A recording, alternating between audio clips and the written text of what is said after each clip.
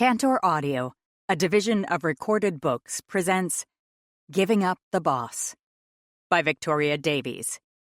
Narrated by Kit Swan. Chapter 1. I quit. The breath left her lungs as she said the words. She'd practiced them a dozen times, but there was a massive difference between talking to her own reflection and saying them aloud to the man of her dreams. Lori lifted her chin and forced herself not to fidget. She was a professional. In theory, anyway. She could survive this. Couldn't she? What did you say? She shivered as Jackson's deep, velvety voice rolled over her.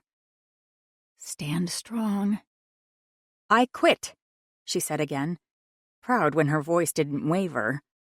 I'd offered to give 2 weeks' notice, but I doubt either of us wants to draw this out. Better if I leave today and make a clean break. I already have a few candidates for my replacement in mind. The man behind the desk said nothing as he studied her. How many times had she been on the receiving end of that piercing blue stare? I can take it one last time. Because after today, she'd no longer be an employee of Sinclair Enterprises, and she'd never again have the intensity of the CEO's gaze centered on her. Chin up, shoulders back. Can't crack now. She wouldn't waver when it had taken so long to finally pull the trigger. Lori was the perfect executive assistant, calm in a crisis, prepared for anything, ready to jump in at a moment's notice. For years, she'd worked alongside Jackson Sinclair, the genius who controlled a billion-dollar empire. Years of seeing him flash his smile as he closed deals for amounts that made her mind boggle. Years of being his patient shadow, ready with all the information he could possibly need at her fingertips. Years of watching him look at everyone but her. And she was done. I deserve more than being the afterthought of a wealthy man. But while that was all true, it didn't prepare her for the reality of standing in front of him, telling him she was walking out of his life forever. I should have done this in an email, or with an HR army at my back. Coming alone was a mistake. Jackson rose slowly to his feet. He rounded the desk, buttoning his black Armani jacket as he moved toward her. The damned thing fit his body as if it had been made for him, which, knowing Jackson, it probably had. It always seemed utterly unfair to her that he'd been blessed with a brain that never stopped and a body that drew every eye in the vicinity to him. How many times had she wanted to brush the dark hair back from his eyes or cup that chiseled jaw? Even in her heels, she'd have to stand on her tiptoes to reach those full lips. And how she'd wanted to. Far too many fantasies had played out on an endless loop in her head. Ones where she'd trip and he'd catch her, pulling her up against that rock-hard chest. Or better yet, she'd lean over him to look at a briefing, only to find herself pulled onto his lap. Or skip the pretense altogether. Just lock the door, pop the blouse, and see where the afternoon takes us. They'd been good fantasies. Her faithful companions for years, really. They'd been the reason she hadn't moved on when other opportunities had presented themselves. The reason she'd turned down invitations to dinner from men much closer to her league. They were the reason she couldn't leave him. Until now.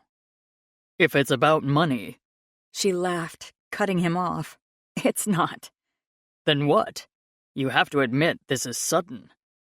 But it's not. If you'd ever paid any attention to me, you would have seen this coming. It's time I moved on, she replied.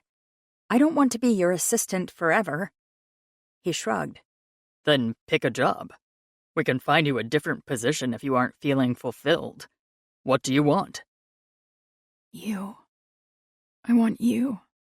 a lifetime with you. But those weren't words she could say. She knew him better than anyone did, and that particular confession would send him sprinting from the room. She was not the woman for Jackson, and it was time she faced that truth. "I want to leave," she said. "Please let me go." He stopped before her, those icy blue eyes seeing far more than she ever wanted him to. I don't let important things slip away without a fight. Things, not people. I'm just an accessory to him. Her heart cracked a little more, even as she lifted her chin higher. She could do this. She just needed to focus and remember the hours she'd spent practicing. Sure, her mirror might not have been the greatest stand-in for Jackson, but the basic routine was still the same. Say your speech and get the hell out of Dodge. Enough of this. "It's time for me to branch out and tackle new challenges," she said. The words wrote. "I will always appreciate my time here and the skills I've learned. I thank you for many good years at Sinclair Enterprises. It will be hard to leave it behind." Then why are you going? "Because I'm moving forward with my life and no longer feel that the goals of the company and my personal endeavors align as they once did." Stop it. He touched her then, his hand cupping her arm as he pulled her closer. Stop talking to me like I'm HR. Her heart beat faster as she stared up at him. You've stood by my side for years. We've holed up in this office working till dawn more times than I can count. Don't you think you owe me more than this? This is a job, and I've given my notice. That's all there is to say. His gaze dropped to the hand touching her arm. She waited in silence as he processed her words and did her best not to let his nearness divert her attention. Focus. Ignore that scent of his. What is it? Ode to Torture by Calvin Klein? Whatever is wrong, I can fix it, he said at last, those eyes returning to hers. No, you can't, she whispered. He couldn't be someone he wasn't. She'd never want him to try. This wasn't on him. It was her stupid heart that had crossed professional boundaries. Her ridiculous crush that was driving her away from the best position she'd ever had. But if she didn't go now, she'd be stuck wasting her life while she watched him from the sidelines, and that scared her more than anything else. An expression she couldn't name raced across his face. Before it was gone so fast, she wasn't even sure whether it had just been her imagination. Don't go. Her breath caught in her throat. He'd never looked at her the way he was now. There was a healthy dose of disbelief, but there was also something else. A desperation, almost, to make her stay. People didn't walk away from the Sinclairs, not without a damn good explanation. And what could she say? Sorry, I've fallen hopelessly in love with you, and I don't think that will lead to a productive working environment. They didn't exactly make Hallmark cards for sentiments like that. Steeling herself against the hardest thing she'd ever had to do, she stepped away from his touch. I'm sorry, she said. I really am. But I'm not staying. All my projects have been either wrapped up or passed off to the right people. A temp is already in my office, and my top interview picks are scheduled to come in tomorrow during your mid-morning lull, so it shouldn't take too much of your time. You'll be fine without me. Have you been headhunted to another company? He demanded. Is that it? Running off to join my rivals? Never, she breathed. He paced around her. None of this makes any sense. Maybe, but you're not the person who needs to be okay with this decision. I am. I don't have anything else to say. No, you came in here with your bland, practiced lines that don't say anything at all, and expected me to, what? Shake your hand and wish you well? She held out her hand to him. Yes. He eyed her outstretched palm like it was a snake. Like hell. Jackson. Give me a damn reason. I can't. With a sigh, she let her hand drop. Closing the distance to him, she allowed herself one tiny slip. Rising to her toes, she brushed the lightest of kisses to his cheek, closing her eyes for the briefest of moments before stepping back. I'll never forget our time together, or the work we accomplished, and I know with all my heart that you will be fine. This is a very small bump in the road for you, and you'll be back on your feet by next week with a new assistant who's even better than I am. Promise. There's no one better. Her heart twisted. Just wait and see, she whispered. You'll forget all about me in no time. Truer words had never been spoken. It was just too bad she'd spend a lifetime remembering him. With a last, long look, she turned and walked from the office. In a daze, she made her way back to her desk and grabbed her purse and the last packed-up box. The rest were already in her trunk. She'd said her goodbyes and exchanged tearful hugs with the other EAs. There was nothing left to keep her here. Her throat was tight as she rode the elevator down to the parking garage. She managed to keep it together almost all the way to her car. But the moment she sat behind the wheel, there was no stopping the torrent of tears that came from a broken heart. She'd done it. She was free. And for the first time in years, she was well and truly alone.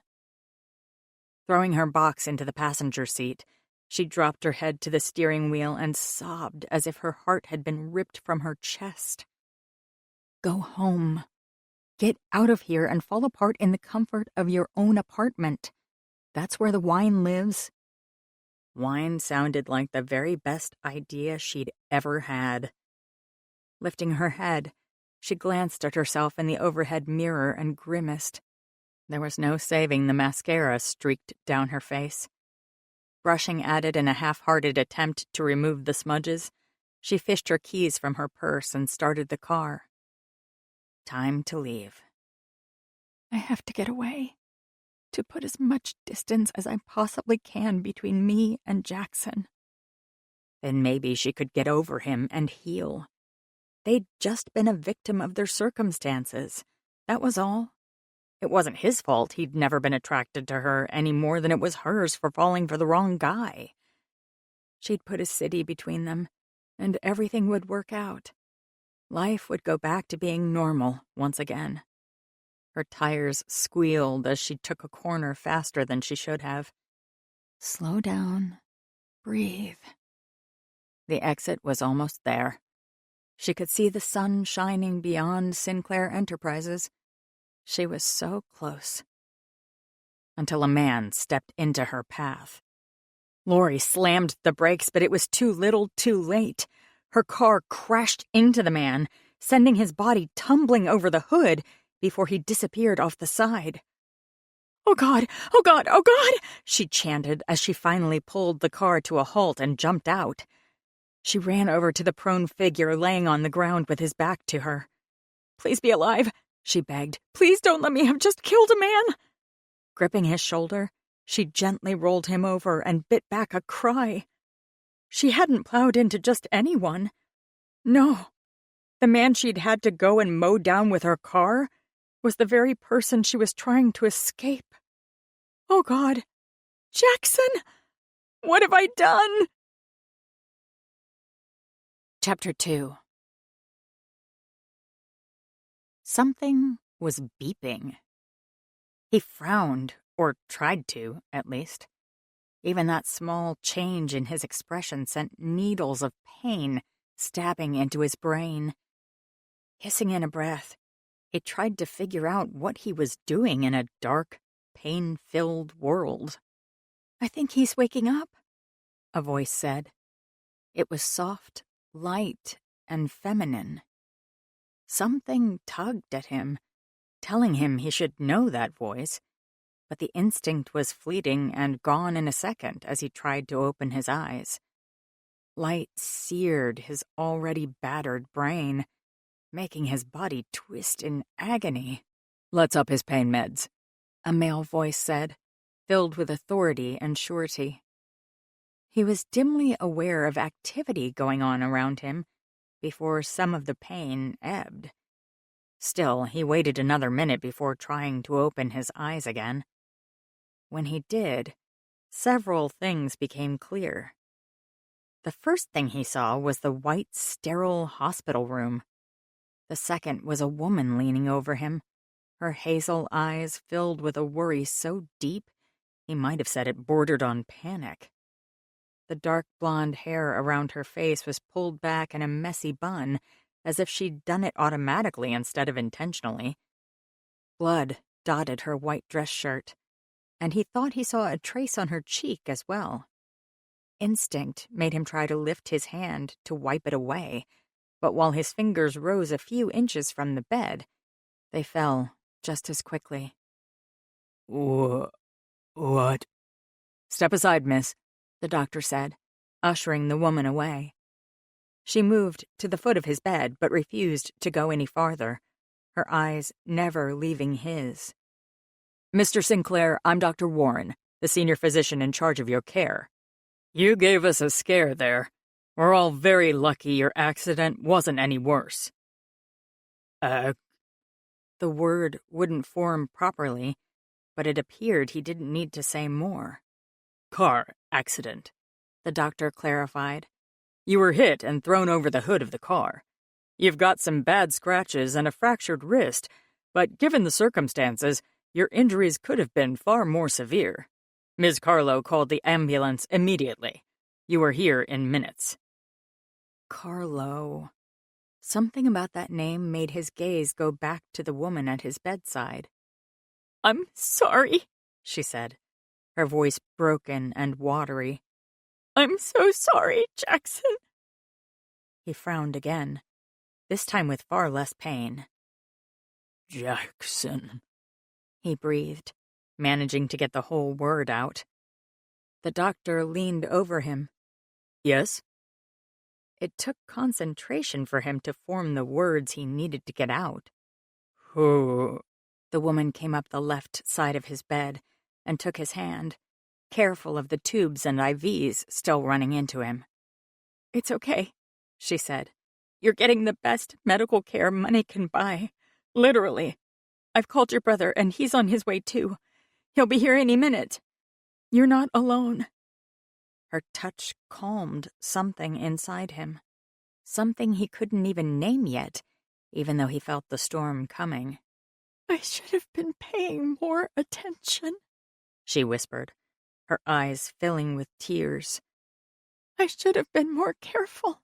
I'm always careful. I think everything through 20 times before I act, and the one time I don't." She hung her head. "I swear to you, I'll make this right. Okay, Jackson? Anything you need." He licked his lips, ready to try one more time. "Good," he croaked. "Then tell me." She raised her head. "What? Tell you what?" Who is Jackson?" "Clearly he suffered some head trauma." "You think?" Lori snapped. Dr. Warren leveled an even stare at her. She merely arched a brow in response. Leaning against the nurse's station, she crossed her arms. "One of the richest men in the country is lying in a bed 10 feet away unconscious, and you want to take issues with my tone?" "My apologies. All I meant is, traumatic events are difficult to cope with." "Tell me about it." She ran a hand over her face. "I mean, it's not every day you run over your boss. And I know some people might think I'm living the dream here, but I actually liked working for him." The doctor reached out to touch her hand. "Accidents happen. Blaming yourself won't do any good." "Trust me, he'd blame me too if he could remember who I was." She squeezed her eyes shut. Oh my God, he's going to kill me when he finally remembers. Dr. Warren cleared his throat. He will remember, right? She demanded, opening her eyes. Amnesia is a hard thing to predict. There is still just too much we don't know about the brain. In all likelihood, yes, he will remember who he is eventually, but I can't make any absolute promises at this stage in his treatment. But what sort of timeline are we looking at? It's hard to say, and I can't get into the specifics of his case, since you're not family. She jerked back, stung. You have no right to be upset. You have no legal claim here. He's nothing to you. Not anymore. You don't even work for him. There must be something you can tell me. I need to know he'll be okay. We're doing everything in our power to take care of Mr. Sinclair, I assure you. But I'm afraid that's all I can tell you until a family member arrives. Talk about making an entrance. They both turned to see a tall, dark-haired man striding toward them. Mark, Lori greeted. Jackson's younger brother barely spared her a glance. I was about to get on a plane to Melbourne when my phone rang. Imagine my surprise to learn my only family is in the hospital, apparently put there by his right-hand woman. I didn't mean to. Finally get tired of jumping to his demands? Mark asked, turning to her, his gaze so similar to his brother's.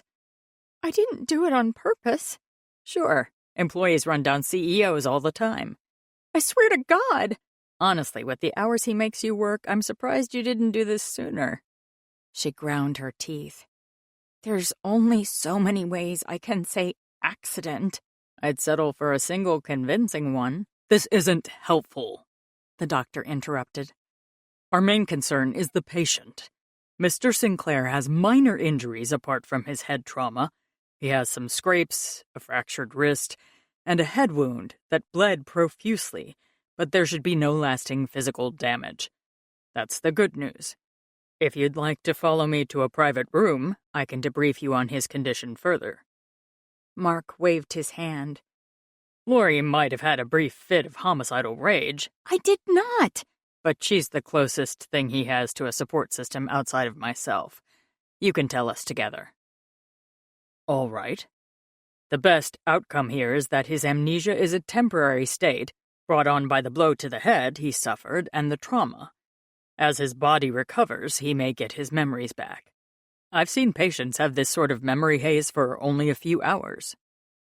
So he could be back to normal very soon, Mark said.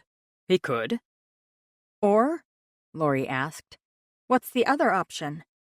Or it could take considerably longer. Some patients take weeks, if not months, to heal.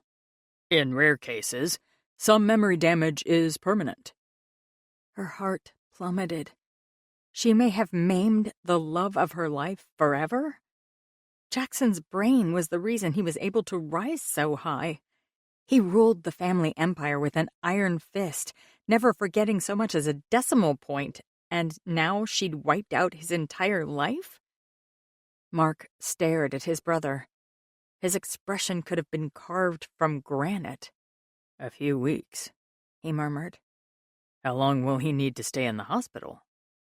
Dr. Warren sighed. Physically, there's not much else I can do for him. I'd like to keep him overnight for observation, but we can have him in his own bed tomorrow. Doctor, we're going to need that private room now, Mark said, his voice grim. She glanced at him in surprise. We do? Of course. Right this way. Bewildered, Lori followed the two men down the hall and into a small room with a few chairs and a table. Have the nurse page me if you have any other questions, Dr. Warren said, before showing himself out and closing the door behind him. Mark waited until they heard the click of the door before rounding on her. We have a problem. What was your first clue? I don't just mean Jackson's accident. You could not have run him over at a worse time. She groaned, collapsing into one of the chairs at the table. I would never have hurt him on purpose. Mark's expression was anything but sympathetic. what I'm going to tell you can't leave this room. Got it? She held up a hand. Wait, I quit this morning. I'm not a Sinclair employee, and you shouldn't tell me any sort of confidential information.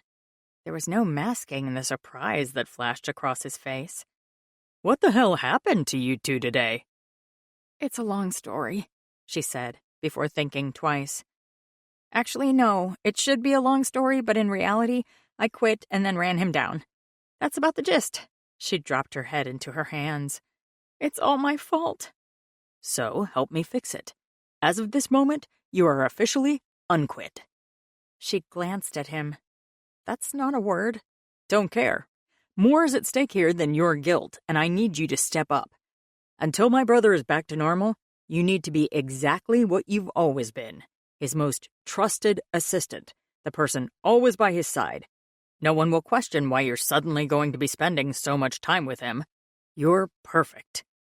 Perfect for what? To help me cover this up. Her jaw dropped. Have you lost your mind? Your brother doesn't even remember his own name, and you want him to, what, run a billion-dollar empire? Yes. Not happening. If it doesn't, we'll lose the company. She blinked. What? He ran a hand down his face. Hindcore is snapping at our heels. The market isn't big enough for the two of us, and they're making moves to take on a merger that would squeeze us out. If this deal goes through, the company my family has spent generations building will be over. Her jaw dropped. Our shareholders can't find any of this out. If they get a whiff they're backing a sinking ship, they could change course and jump to our competitors. Our stock would tank and we'd all be out on the street.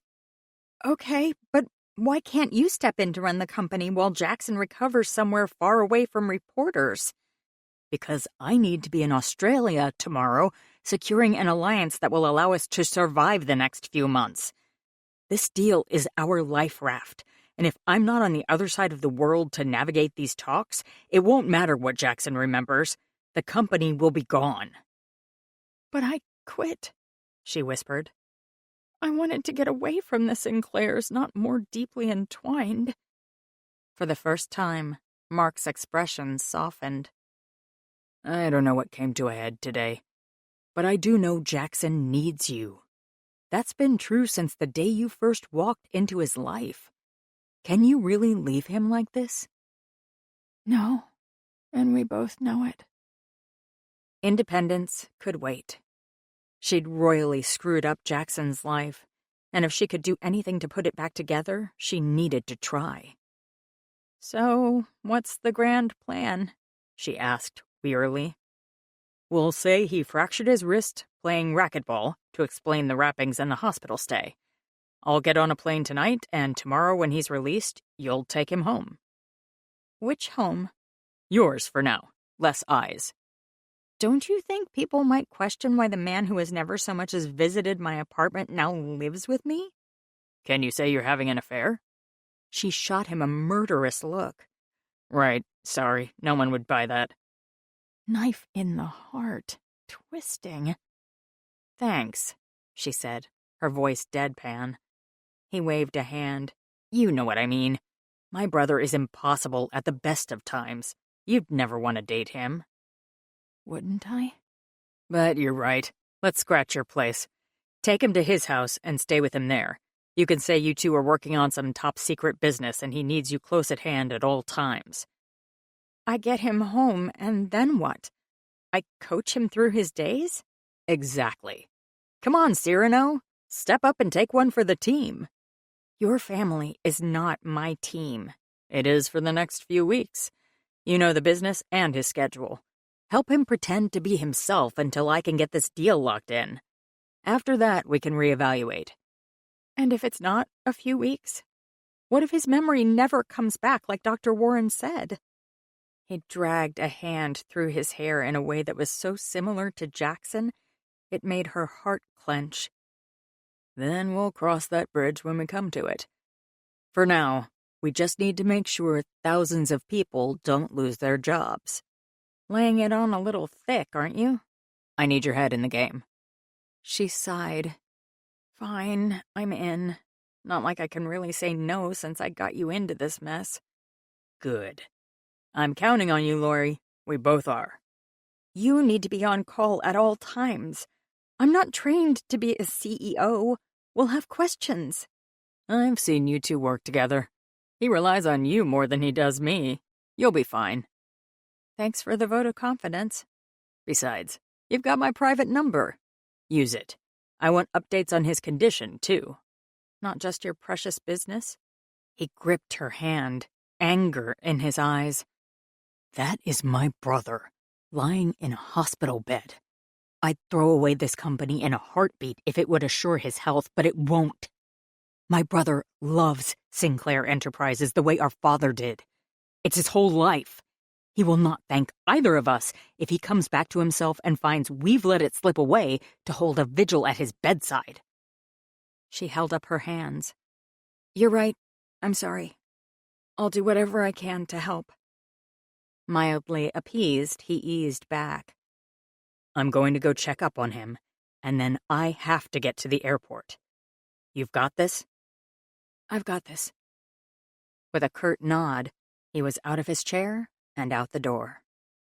Lori followed more slowly to give them some privacy. She waited at the nurse's station while Mark entered his sleeping brother's room. He stood at the foot of the bed, watching his only family breathe in and out. Then he moved closer to clasp Jackson's shoulder, his head bowed. When he finally strode from the room, he didn't spare her a glance. Looks like I'm on my own now. On her own, with a damaged billionaire and a corporate takeover to outmaneuver. It certainly wasn't how she'd pictured this day going when she'd practiced her speech on her mirror. Chapter 3. The world was a jumble of light and sound when he opened his eyes. Jackson held his breath as the world reordered itself, shapes and shadows morphing into objects he could recognize, the main one being the man at his bedside. The doctor glanced at the screens by his bed, jotting something down in a file, before the other man's gaze dropped to his. "Finally awake, I see," Dr. Warren said, closing the file. "I was just checking your vitals. Everything looks good." "What happened?" he asked, his voice raspy. "What do you remember?" The doctor moved around the bed to fill a cup of water before handing it to him. He drained it in one gulp. "I don't remember anything before this bed." "Then good news first, I think. Your concussion hasn't gotten any worse, and shows all signs of healing properly. Unfortunately, that hasn't done anything to reverse your memory loss. Physically, your injuries are all healing properly, so we can get you home by this evening if you feel up to it." "Do I have one?" "You do. And luckily, you also seem to have a guide." Dr. Warren gestured to the chair in the corner. Turning his head gingerly, he found the woman from yesterday curled up in an uncomfortable-looking hospital armchair. "She refused to leave," the doctor said, as he flipped through the chart. "Threatened to bring the power of Sinclair Enterprises down on the nurses' heads if we tried to remove her." "I'd say sounds like her, but I have no idea." "Don't rush yourself. You may find little things are familiar. A person, a feeling, a place. Sometimes memories come back all at once, and other times it's a trickle. I'm afraid I can't be more concrete than that. Amnesia still defies much of our medical knowledge, despite all the research that's been done on it." "Comforting." "I was going for honest," Dr. Warren said with a smile. "Unless you have other questions, I'll go get started on your paperwork. Excuse me." Watching the doctor leave filled him with mixed emotions. He had a feeling he didn't like hospitals much, but even so, the man represented one of the only two people he knew in the world, and the other was sound asleep.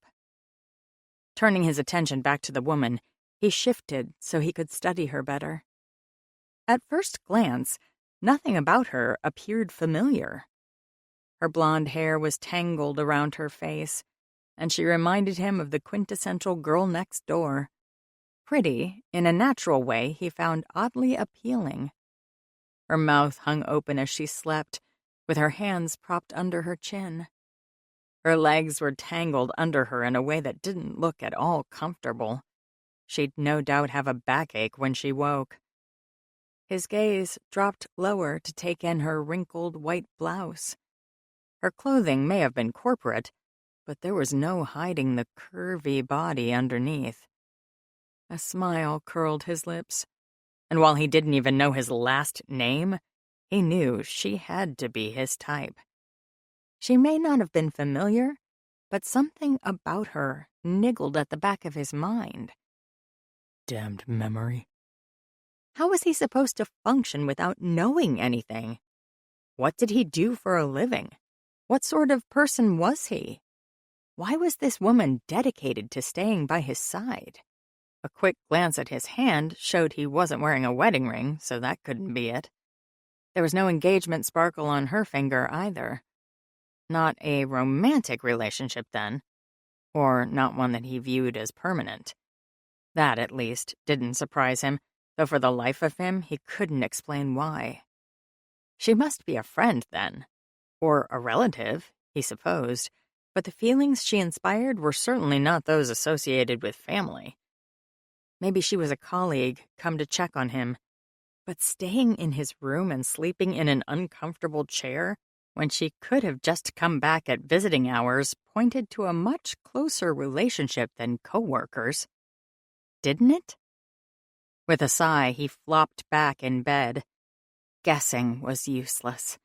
He'd just have to wait until she woke up. I don't wait. He frowned at the rogue thought. Everything inside him urged him to reach out and wake her. She'd had beautiful hazel eyes, and he wanted to see them again. Now. Be patient. The idea rubbed him wrong.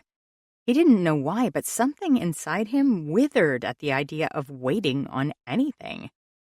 Is this going to be my life now? Have formed ideas and instinct tugging me in different directions. Who am I? Maybe the woman would know. Refusing to hold himself back this time, he rolled as close to her as possible and stretched out a hand.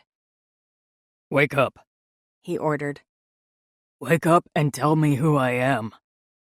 Because I don't have a freaking clue. Wake up!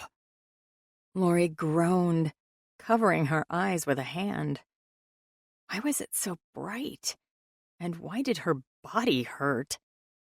She tried to shift, and her foot fell hard to the ground, jerking her body. "What?" she demanded, catching herself before she tumbled off the chair. She blinked, looking around the hospital room. Right. The accident. Jackson. It all came flooding back. You awake? Her gaze zeroed in on the sound, bringing her face to face with Jackson. "Jack," she breathed, bursting from the chair. "How are you?" She flew to his bedside. "Do you need anything?" She poured his cup full of water without waiting for his response, and held it out to him. Thanks. With one arm, he pushed himself up enough to accept and down the water. "How's your head?" she asked. Better than yesterday, he replied, holding out the cup for her to refill. "Do you remember?" He shook his head with a sigh. It's all gone. "Damn," she said. My thoughts exactly. He drained the second cup of water without breaking for a breath. Tugging the heavy hospital chair over to his bedside, she sat. "You must have questions." Hundreds. She nodded. "I'm here to help.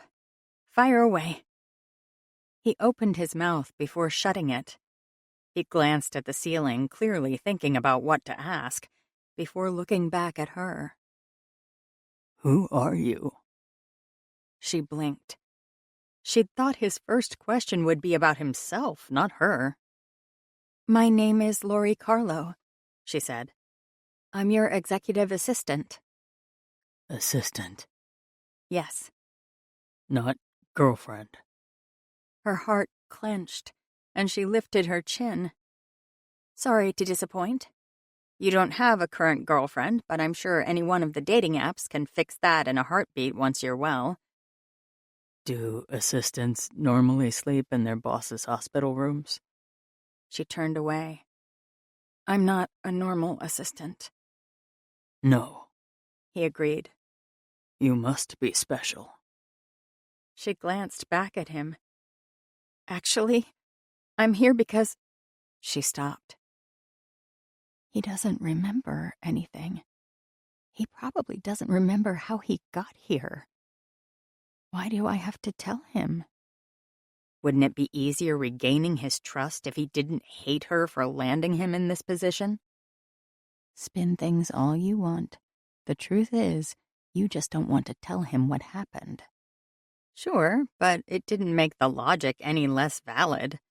They'd be over the moment he remembered anyways. What did it matter if she kept one more thing from him during that time? I'm here because you're my friend, as well as my boss, she amended. What do you remember? He shook his head. Not much. You standing over me, the doctor. The rest is a blur. No memory of me mowing him down. You lost your memories and your wrist is fractured, but other than a few scrapes and bruises, you're healthy. I guess it could have been worse. She tilted her head to the side. Normally, he would have taken issue with his health being anything less than 100% and would have made her call in every senior physician attending on the floor. Was anyone else hurt? Just you. He nodded. Good. She reached out to take his hand. I know this is scary, but you'll get through it. He stared at their clasped hands. Thank you, Ms. Carlo. Lori, she corrected with a tight throat. You call me Lori. Tell me more, He ordered, closing his eyes. She hesitated. Where did she start? Your name is Jackson Sinclair. You have one brother named Mark. Do I like him? She smiled. Yeah, the two of you butt heads over business matters and you don't see each other often, but you love him. I told you that? No, she replied. Still true, though. Blue eyes opened to focus on her again. More. You took over your father's company when your parents died. A heart condition with your mother. I'm told your father sort of faded away the first year without her. Being the oldest, you stepped up and took over his position with the company. By your mid-20s, you were the CEO of Sinclair Enterprises, a telecom empire you've turned into a billion-dollar corporation. So I'm in charge of a company. Yes. And a billionaire. Yes. He nodded before glancing around the room. Where's my brother? Her heart clenched. He found out he had endless wealth, and that was his first question. Mark is in Australia working on a business deal. There's a lot happening that I need to fill you in on. Business matters? She nodded. I think I'm taking the day off work. Of course. All this can wait. We'll get you discharged and settled back at home, and maybe something will jog your memory. Good plan. He agreed. You should find the doctor and get our timeline to get out of here. Right away. She tried to stand, only to find herself jerked back when Jackson wouldn't release her hand. Unless there's something else you need. It's ridiculous. She sat back down. What is? I should know better than this. She cupped her free hand over his. What? His wolf-like gaze found hers. It just hit me. What did? If you walk out that door and don't come back, I'm lost. He shook his head. You know more about me than I do. I don't even know where home is to recover. I'm not leaving you, she vowed. I know. Temporary weakness. Just go get the... My first day, she interrupted. You told me my job would be hell. I'd be on call all hours of the night. I'd be whisked off to international locations with no more than a half-hour's notice. I'd be given endless mountains of work no one could reasonably handle. She smiled. But then you said, if I managed to survive all that, I'd be right next to you when you made decisions with global impacts. I'd see the world through your eyes, and we'd make it better. You grinned and asked me if I was in or out. She tightened her hands on his. I'm still in. Until you get your memory back, I'm not leaving your side. Okay? He reached out with his free hand and brushed back a stray lock of hair hanging in her eyes. Okay, he said, as he tucked it behind her ear. Don't read anything into this. He's sick. He's recovering. He doesn't realize what he's doing. But she did. And as she walked out the room to find the doctor, she couldn't help brushing her hair, just as he had. Chapter 4. Are you sure that's my house, and not a movie set we've accidentally driven into? Lori glanced over at the man by her side, staring up at the 3-story mansion before them. Yep. I live here alone? Not even a cat. He shook his head. Why? I've never heard you complain about it before. You love this place. Sighing, he started down the path to the front door. Come on, let's do this. Maybe you'll remember something, she said, chasing after him. After unlocking the door, she moved out of the way so he could explore his home. There was no hesitation as he strode forward. He gave the grand entrance hall with its elegant crystal chandelier a fleeting glance before veering left into a sitting room. Dropping her purse on a table in the hall, she trailed after him as he navigated the first floor. They moved from the kitchen to library to den without a word. With each new room, he'd look around for a few seconds before moving on, until he was barely pausing as he stalked through his house. Taking the stairs 2 at a time, he raced up to the second floor, while Lori followed more slowly.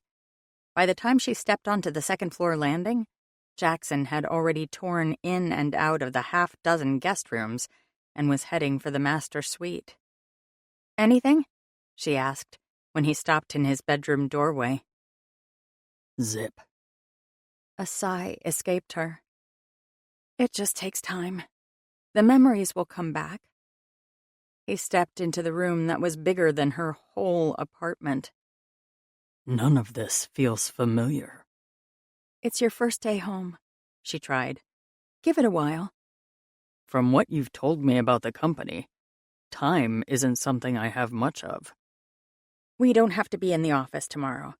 Even Mark understands you need some time before we start this game. People's lives aren't a game. Her lips twitched. The words were utterly Jackson, or the man he'd been before the accident. It gave her hope a piece of the old him was still in there. No, she agreed. They aren't. Crossing to him, she touched his arm. But you also just got discharged. You need sleep. And food. Maybe even a drink. I know I could use one. I'd settle for a shower.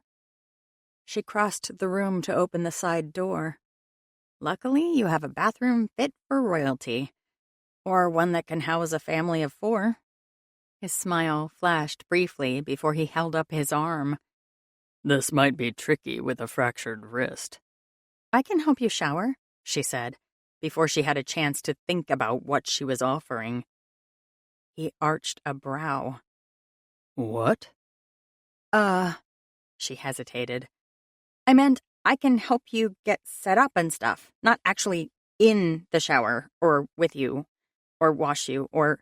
She bit her tongue. The nurse helped you get dressed, and your shirt has buttons, is all I'm saying. This time his smile didn't vanish in a heartbeat. What man would turn down an offer like that? Her cheeks burned as she marched into the white marble bathroom. She selected towels and placed them by the shower. A quick check told her everything he'd need was already stocked inside for him. With nothing left to do, she turned to see Jackson leaning against the vanity, watching her. "What do you need help with?" she asked, closing the distance between them. His lips curved in a lopsided smile. Outside of this room, literally everything. But for right now, I'm good. Go get settled in yourself. Right. Don't look a gift horse in the mouth. Take the reprieve and get out of here. Even if she had been looking forward to unwrapping her boss like a present. Shaking her head, she made a beeline for the door. She'd almost reached it, too, when she noticed Jackson struggling to undo the buttons of his shirt with only one hand.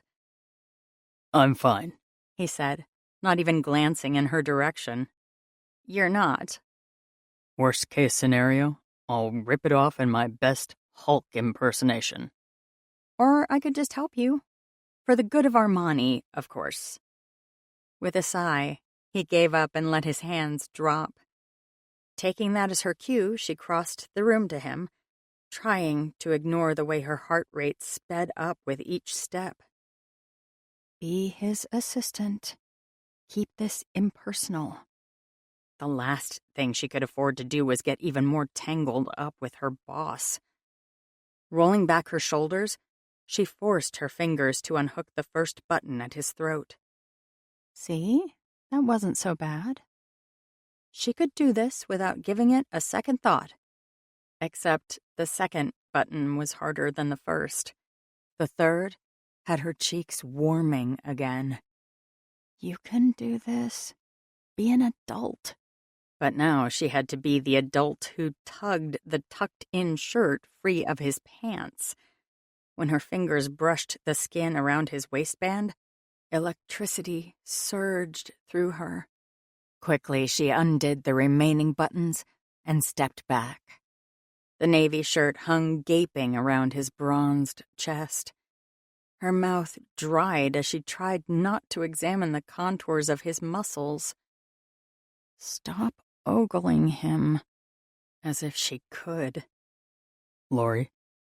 Her glance snapped to his. Sorry, what? I said, thanks for the help. Oh, right. No problem. You should be fine. Her gaze zeroed in to his jeans. There are a few buttons left. He followed her gaze to his crotch and shrugged a shoulder. I might not remember anything about the past, but even I know there are some things you don't ask your assistant to do. What if the assistant offers? His hooded gaze met hers. I said I'd help you, and I will. Steeling herself, she moved back to him. Standing close enough to feel the heat of his skin, she reached for the button of his fly. You can do this. Don't think about how easy it would be to press up against him. Concentrate. She unclasped the button of his fly and unzipped the zipper. There was no mistaking the bulge against her hand she did her best to ignore, even if her breath grew a little irregular. Task accomplished, she was about to step back when she glanced up instead and found his gaze locked on her mouth. Just colleagues, right? His voice was little more than a soft whisper in her ear. Right, she agreed, her voice far harsher than his. Yell if you need help. Steeling herself, She walked from the room before the idiot living within her could offer to do something stupid like wash his back, even if it was all she could think about. Jackson didn't move until the door clicked shut behind his assistant. Even then, he drew a deep breath, looking down at his undressed body with a wry twist of his lips. She'd just been helping, nothing more. It had been a kind and generous offer, considering he was currently a hand down. It would have been a trick and a half to get his clothes off by himself. Still, it might have been a safer option. You can't make a move on your assistant. She said you've been together for years. Clearly, if something was going to happen, it would have. Had he made a move in the past? Did she shoot him down? They must have had some sort of prior relationship that went beyond the office. There was no way he'd have been able to work with a woman like her without considering the possibility. Or would I? Maybe he'd been a different person 2 days ago. Maybe he'd never even noticed Lori. You're sure as hell noticing her now. His grip on the counter tightened. He'd held on to the marble since she entered the room, doing his best not to reach for her. It had been hard when she'd unbuttoned his shirt, standing so close he could inhale the lavender of her shampoo. But he'd survived without too much strain. No, strain had come when she'd reached for his fly, when those innocent fingers had brushed against his cock and sent the blood rushing in the opposite direction from his brain. At least I know all the equipment still works. He just needed it to stop working so readily around Lori. I'm her boss. Not to mention I'm injured. Keep it in your pants. She was his one lifeline. She'd be his memory, whispering in his ear while he ran a company he knew nothing about. Without her, this plan of his brother's collapsed. His injury would be exposed, and their company would fall. All because he'd been stupid enough to get hit by a car. How did it happen? He rubbed his forehead. A headache thrummed in the background of his mind. The doctors had told him the side effect could be lasting while he recovered. One more perk of being the damaged CEO that might take out a prosperous company with a single wrong move. You need Lori as your assistant, more than as your lover. Focus on what matters. Right now, that meant a shower and some sleep. Who knew? Maybe he just needed rest for his memories to come back. Shrugging out of his shirt, he tossed it in the hamper in the corner and headed for the shower. Everything else would keep until he was clean. He'd just take life one step at a time for a while. Stepping into the spacious stall, he cranked up the cold water and did his best not to think about the only thing he wanted to. Lori. She paced Jackson's bedroom, torn. Should I leave? What if he calls out? She twisted her hands in her shirt, unsure of what to do. Walking by a mirror on the wall, she winced at her reflection. Blood still spattered her white shirt from when she'd rolled Jackson back at the parking garage. The sight of the red liquid dripping down his face had sent her into a panic unlike anything she'd ever faced before. The terror had stolen her breath until everything spun before her eyes. She'd been so sure she'd killed him. The world had started turning again the moment he breathed. That breath was my own personal miracle. And now she needed to start paying for it by being his perfect guide for the next few days, which meant she needed to keep her personal feelings private. Jackson might not remember that he had no interest in her, but she certainly did. While the new version of her boss might be a tempting blank slate, he wouldn't remain that way. When he remembers everything, I'll be the last woman he'd ever want. Hell, I'll be lucky to escape all this without him filing charges against me. Knowing the fate that awaited her, she'd be an idiot to fall into his arms. Which is why you should leave his bedroom. She plucked at her dirty shirt. This wasn't her home. She didn't have a change of clothes here. Tomorrow she'd have to head to her place and pack a bag for the foreseeable future. But tonight, she was out of luck. She was still examining herself in the mirror when the bathroom door opened. Twirling, she saw Jackson exiting in a puff of steam, wearing nothing but a white towel wrapped precariously low on his hips. Her mouth went dry. He stopped when he saw her and arched a brow. "Sorry," she blurted. "I thought I needed to be close in case you called out." His lips quirked in a half-smile. Going to help me dry off? "I think you can manage that on your own." His smile grew. Probably. "Clothes," she said, changing the subject. "Let me get you something to wear." Sweats and a t-shirt, if I have it, he said. She practically sprinted to the walk-in closet, which would have been a decent escape, except he trailed after her. Walking through the room that was larger than her bathroom, she bypassed his impressive array of bespoke suits and found more casual wear at the back of the room. "What about these?" she said, grabbing charcoal sweatpants. Turning, she found him directly behind her. That should work, he agreed, taking the pants. His hair was wet, and he hadn't bothered to dry it. She couldn't help watching the droplet that streaked down his neck to trail over his chest. Not until he snapped his fingers in front of her eyes. Her gaze jerked up. "Sorry," she blurted.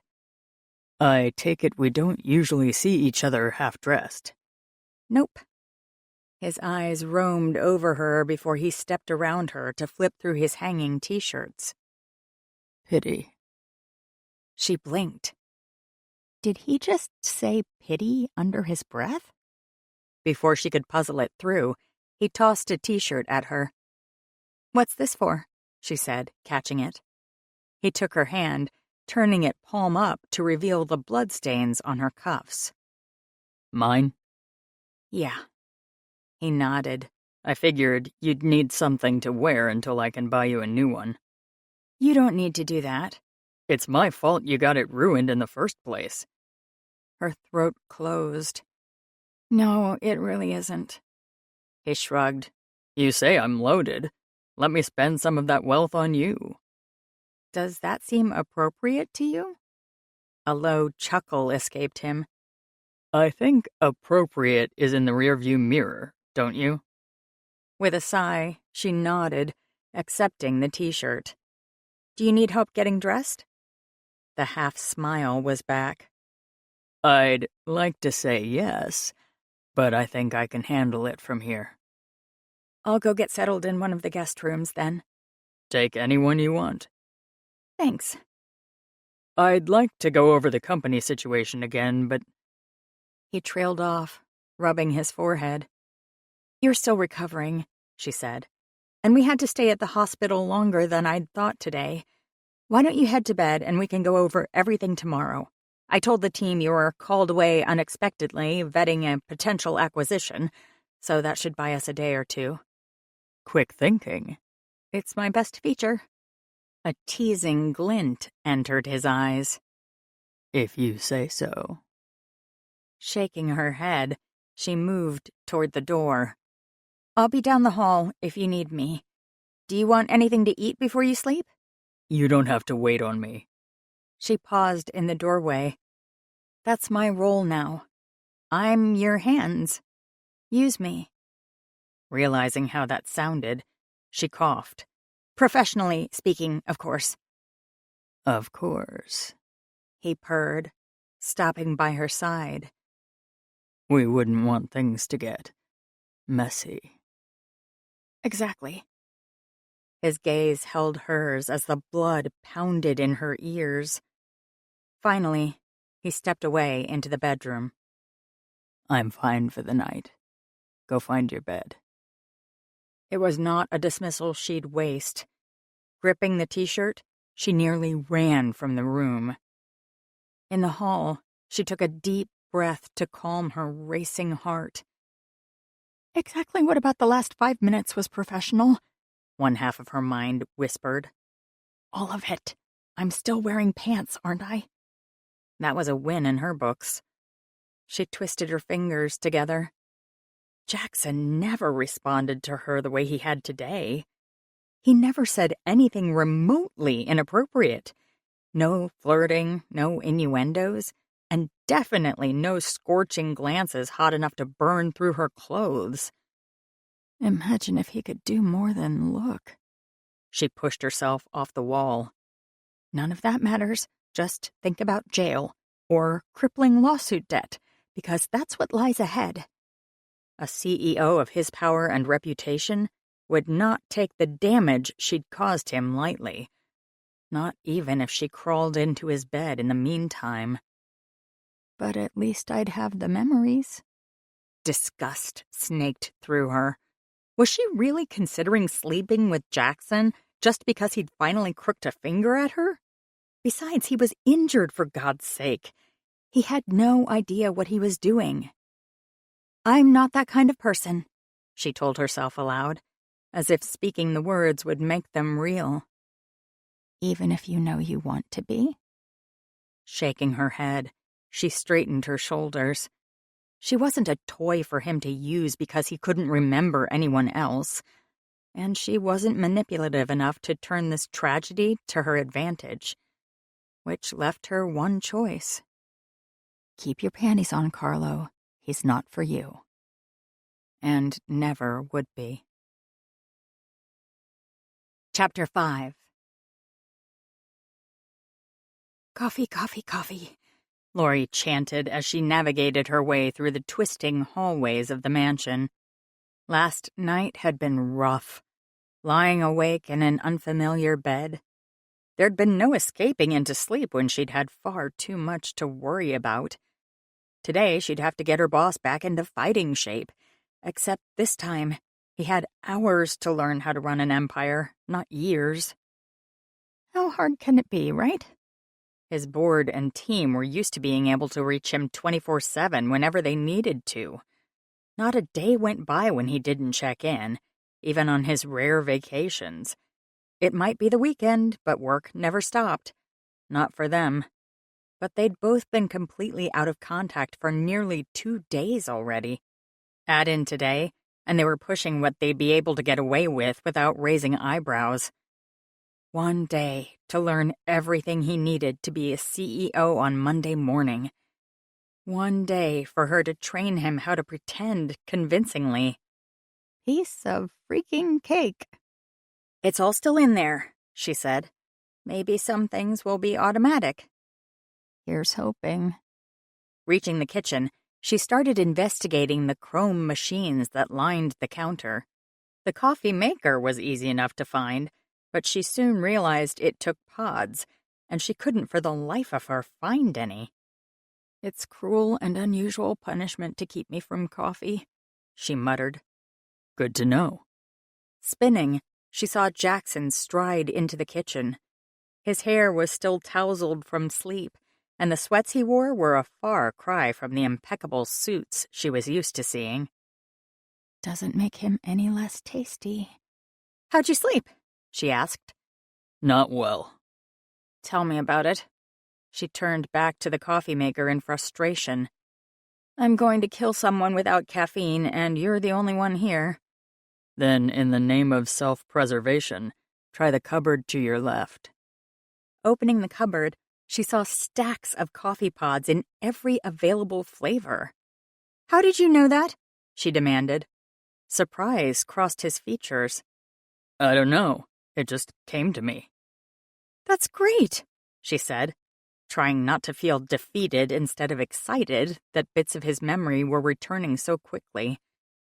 He shrugged, moving closer. Figuring out where I keep coffee falls pretty low on the list of things I'd like to remember. Don't push yourself. she said, as she took 2 pods out and popped the first one in the machine. You'll remember when you're ready. Or I'll be like this forever. He leaned against the counter next to her, crossing his arms over his chest in a way that pulled the already snug t-shirt even closer to his body. Then you'll make a new life for yourself, she replied, putting her mug in place. His silence stretched long enough for her to cast him a worried glance. Not the worst idea, he said finally. What? She said, switching mugs. I was teasing. I went over every inch of my bedroom last night, looking for clues to who I am. Know what I discovered? What? There are no photos of family or friends. No unnecessary knickknacks around the room. Everything is sterile and impersonal. There isn't even an extra toothbrush in the bathroom, which means I probably don't have overnight guests. She started to cut in. Not ones who sleep here, he amended. Think I'm wrong? She thought about the women he'd been connected to over the years, and admitted he might have a point. It was rare the same name ever came up twice.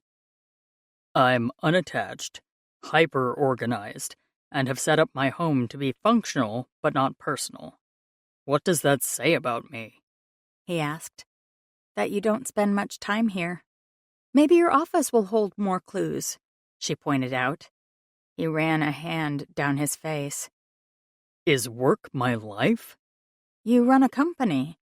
Which means yes. He sighed. But it doesn't feel right. She held out a steaming mug. You're not going to figure out everything in a single day. His fingers brushed hers as he took the mug. These are things I need to know. That's what you have me for, she replied. I'll fill in the blanks you can't. His blue gaze found hers. And you know me better than anyone? Well, plus your brother. He tilted his head to the side as he studied her. Did I know everything about you? Did you know anything about me? She stepped back. I'm your assistant. That's not how it works. Meaning you anticipate my every need, but I have no clue about yours. Pretty much. Are you hungry? She said, changing the subject. I burn boiling water, but I can probably handle toast since you're a hand down. Thanks, he said, dropping into a chair at the table and putting his head in his hands. Headache? She asked, as she took the bread out of the pantry. Always. The joys of brain damage. Temporary amnesia, she corrected. Optimist. I'm not very optimistic about my future right now. You've got a follow-up appointment with Dr. Warren in 2 days, but if you need to go in sooner, just let me know. I'm fine, he said, as she buttered his toast and brought it over to the table. Not a breakfast fan? He asked, as she took a seat beside him without a plate of her own.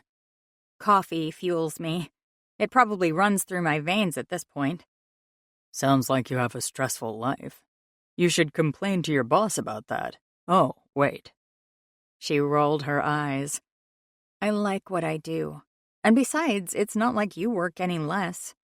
I sound like a great guy to invite to a party. She took a sip from her mug, closing her eyes in pleasure at the familiar taste. You're charming, she said, shifting her attention back to him. You know how to work a room and leave everyone feeling more at ease. You're very good with people. He leaned forward. What else? What sort of person am I? She thought about it, cradling the warm cup. Sometimes you do this thing where you zoom in on a topic. You can work on a problem for hours without even noticing the world around you. Without noticing you. She laughed. Why would you? He didn't share her amusement. What else? Your board says you have an uncanny ability to always know what the market will do. Nothing surprises you. You like to be prepared for every eventuality. She took another sip, thinking about what he'd want to know. You can be a shark when you need to be. If there's something you really want, there's no stopping you from getting it. His gaze was hooded as he watched her. When your dad died, it was before my time, but Mark says you never even hesitated to step up and be what the company needed you to be. I hear you were barely old enough to shoulder that responsibility, but you didn't flinch. You take care of people, Jackson.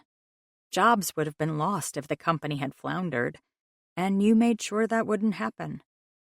She looked back at him. Just as you're doing now. The company comes first, always. Always. You're a good man, she said, reaching over to touch his hand. I wouldn't have worked for you otherwise. Just focus on that. He linked their fingers. Tell me about you. She smiled, trying not to think of how he was touching her. There's nothing very interesting about me. Just treat me like your shadow, and we'll get through all this together. Did I treat you as a shadow before? She pulled her hand away. I'm an excellent assistant. Not an answer. If you're feeling up to it, maybe we should move to the study and start going over the current company holdings and the tasks you'll have to weigh in on this week. Pushing to her feet, she put her empty mug in the sink. We have a lot of ground to cover, and at some point today, I should swing by my place and pack for a few nights. Plus, my car is still at work and I need to get it home. Chop chop, let's dive right in. Without waiting for an answer, she left the kitchen. The last thing she wanted to do was tell him about their relationship, or lack thereof, because he was right. She knew everything about him, and he barely glanced at her. But the new Jackson didn't look through her, and even knowing the reality of their situation, she wanted to hold on to that for as long as she could, before she had to give him up for good. She said I'm a good man. But her description of his life made him wonder. Jackson stood more slowly. He added his mug to hers in the sink, loath to go to the study. The person she'd painted was that of a successful businessman. Looking at his home, he saw the truth of her words. He was obviously good at what he did, but he didn't seem to be anything beyond that. Numbers, strategy, position. Was that all his life was? Boring. He must love it to make it the center of his world. More than people, apparently. Do I like being alone? All signs pointed to yes, but that truth was like an itch in his mind he couldn't quite scratch. Was this really the life I always wanted? If it was, he'd better not screw it up. A temporary shift in his perspective shouldn't ruin the rest of a career he'd apparently spent years building. Eventually his memory would come back, if the doctors were to be believed, and when it did, he'd want this house and this life again. Sounds like the only thing I won't want is Lori. He frowned. How was that possible? She didn't sound like she viewed herself as being important to him at all, despite the fact she was a staple in his business life. What sort of man was he that he'd ever have made her feel that way? He rubbed his forehead, wishing the aspirin he'd taken would kick in. Get over it, he told himself. Do your job and get through the memory loss. What other option was there?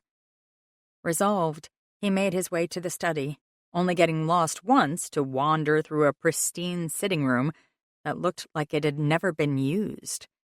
Lori was already at his desk when he found the right room, shuffling papers as she made piles before his chair. We're going most important to least, she said as he entered, not bothering to glance up. Let's start with what you'll need tomorrow and work our way out. What's tomorrow? He asked, sinking into a well-worn chair before the desk. We need to go back to the office. Too much time off the grid and talk will start. I know it seems fast, but hopefully we can hole up in your office and not have to see too many people. That's a plan I can get behind. The rough parts will be any meeting you have to go to that I'm not invited to. He shrugged. Easy. You're invited to everything. Case closed. She dropped into a chair by his side. Not so easy. I can't be in meetings with the board. It's above my pay grade and people will talk. I've canceled as many as I can and pushed out what I can't, but there will be times in the next few weeks when I'm not beside you. And I need to be convincing enough not to give us away. Exactly. All right then. Get me up to speed. Today will be a lot of studying, I'm afraid. She handed him the first pile. You need to know all this before we go in. If you get through that stack, we'll move on to what you need for the rest of the week. Stern taskmaster. I'm just getting started. I'll have to bring an apple for the teacher tomorrow. Trying to butter me up? She asked. Maybe you'll give me less homework. Which would make time for other activities. A brief smile curved her lips. I know it's a lot. But it's important, he said. I get it. Let me know if the reading becomes too hard, she said. You're not 100% yet. Don't push yourself more than you should. What will you do? Read to me if my head hurts? He teased. Yes. Because she's the perfect assistant, used to catering to my every need, even if that means spending hours reading mind-numbing budget reports aloud. Something twisted in his chest. He didn't want her bending over backward for him. She was his lifeline, not his servant, even if he'd only ever treated her that way before. That stops now. Not necessary, he said, trying to channel the billionaire persona buried somewhere deep within him. I'll be fine here. See you at dinner. She blinked. What? You don't want me to go through all of this? I'll call you if I need you. But what about the... From what you've told me, I'm a smart man. I'll let you know if I have questions. You said you needed to grab your stuff to stay here. Go do that. Shock danced over her features before her face smoothed into an unreadable mask. Fine. You've got my number. Rising to her feet, she swept from the room before he could tell her he was trying to help her, not push her aside. Smooth move, Sinclair. Piss off the only person who's got your back. He shook his head. He'd keep things professional, and he'd stop treating the one person who appeared to care about him as an afterthought. The rest, he'd figure out as he went.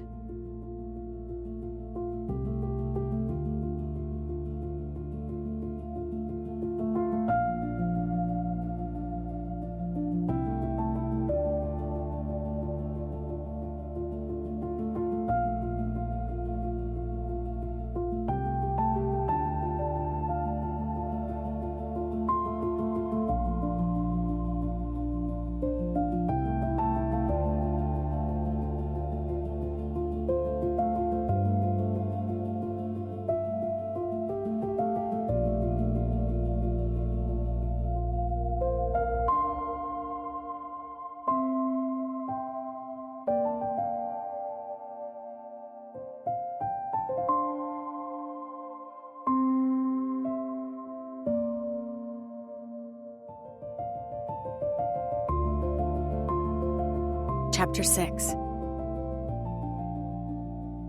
He doesn't need me. Lori sat on the couch, staring sightlessly at the TV that could double for a small movie screen. Every channel imaginable was at her fingertips, yet all she could think about was Jackson. Today had been the slowest she'd ever worked with him. He lived his life constantly on call, so she had to as well.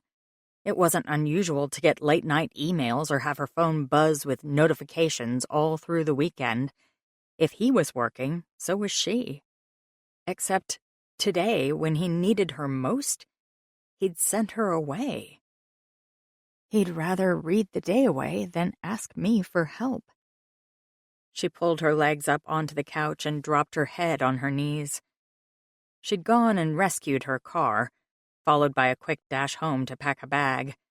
Then she'd moved into her new guest room and gotten set up and organized. After that, all she could do was wait. Wait and hope he'd ask for her help. Except he didn't. Was it because of how she'd reacted to him last night? Mark had been insistent that she handle this. It was her mistake, it should be her fix. But how did she fix a problem she couldn't get near? He doesn't even know about the accident, and he still doesn't trust me.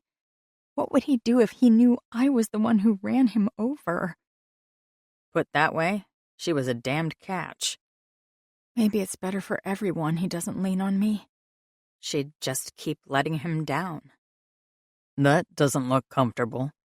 She lifted her head to see Jackson walking into the living room, rubbing the back of his neck. I don't suppose there's anything to eat? I sent the staff away to give you more privacy, she said. He dropped onto the couch beside her. Toast for dinner? Pushing her dark thoughts away, she focused on solving the task at hand. I think we can do better. Grabbing her phone, she dialed one of her most called numbers. Hi, it's Lori Carlo calling. Yes, exactly. Can I get our usual order plus some extra fortune cookies? Great, thanks. Hanging up, she told him, Chinese will be here in half an hour. He eyed her phone. I take it we do this a lot? Your chef isn't on every night, and we often work weird hours. It's become our routine. Because you know everything I like. A good assistant should know what you need before you do. She frowned. Actually, I should have made that call before you even came out of the study. I promise to keep your secret and not tell the governing board of executive assistants. She rolled her eyes. I think moving in to help my boss puts me in excellent standing. His gaze flicked in the direction of the hall. Did you get everything you needed today? My suitcase is upstairs. I took the bedroom at the end of the main hall. He nodded. Silence descended. She should probably ask about his studying, but every instinct within her wanted to avoid the subject. But without work, what did they talk about? They rarely spoke of anything else. Jackson had asked if he'd known about her life before the accident, and the truth was, he really didn't. In their years together, the odd personal conversation had popped up, but usually they had clear lines governing their relationship. Maybe I don't know him as well as I thought I did. It wasn't like they ever braided each other's hair talking about hopes and dreams. Could I have built everything up in my head? Or had she fallen in love with the only side of him she knew? The CEO. What are you thinking? The soft words cut through her musings. What? You're frowning. He reached out, tracing a light fingertip across her brow. Bad thoughts? No, I was just wondering about dangerous things. She cleared her throat. Want to eat in here, or should we set the table? You do that a lot. Ask questions? Deflect. I have no idea what you mean. I'm sure. She dropped her eyes, not enjoying the piercing stare he'd leveled on her. It was almost as if he sees me. In a way he never had before. You didn't answer my question, she said, trying to steer them back to calmer waters. That's my line. I wasn't thinking about anything interesting. You don't know what I find interesting anymore. Neither do I. Screw it. Talking about the business is better than having the spotlight on me. How about the company? Did you find your studying interesting? A small smile tugged at his lips. Back to safe ground, eh? I have no idea what you mean. Mm-hmm. But he took pity on her and leaned back with a sigh. I went through the stack you left me for tomorrow, and the ones for the rest of the week. Surprise sliced through her. That's a hell of a lot of information. Turns out I'm a fast learner. The deeper I went, the more things felt almost familiar, as if my brain was functioning in a way that is automatic, instinctual. The more I read, the more I could see how the pieces fit together. I get the strategy, and I get how to survive the next few days. Where I stalled was the personal side of this. What do you mean? The people, He said. I understand the basics of the business, but I need you to walk me through the people I'll meet tomorrow and what they'll expect from me. You need me? A warm glow lit in her chest. Of course. He cast her a quizzical look. Why wouldn't I? Well, today, I just thought... Her words trailed off. If he had work for her that he trusted she could do, that was enough. No need to rock a boat that was already taking on water. I'm going to get the table ready. There'll be too much food to fit out here. Rising to her feet, she headed for the kitchen, only to get stopped when he followed her and caught her hand. What were you going to say? She turned, staring at his chin rather than his eyes. It's Nothing important, he finished for her. Tell me anyway. Jackson, she sighed. You were never this pushy before. The benefits of recovering from a trauma. I get to cross lines for a while. He's got a point. Please. His other hand slid up her arm. Let me know you better. His smile was self-deprecating when he added, For the time being, you're my whole world, Lori. She swallowed hard. But today you sent me away, she whispered. He frowned. You had things to do. You were my priority. What I had to do was help you. And you are. How? I needed time to go over all the briefings you put together. They were very comprehensive. I could have done that with you. She looked away. I could have helped you. Hey. Soft fingers touched her chin, turning her face back to his. I was trying to be nice and not take advantage of you. Take advantage? He nodded. The way you talked about the me before my accident, His words trailed off. it didn't seem like I treated you well. She frowned. Why would that matter? See?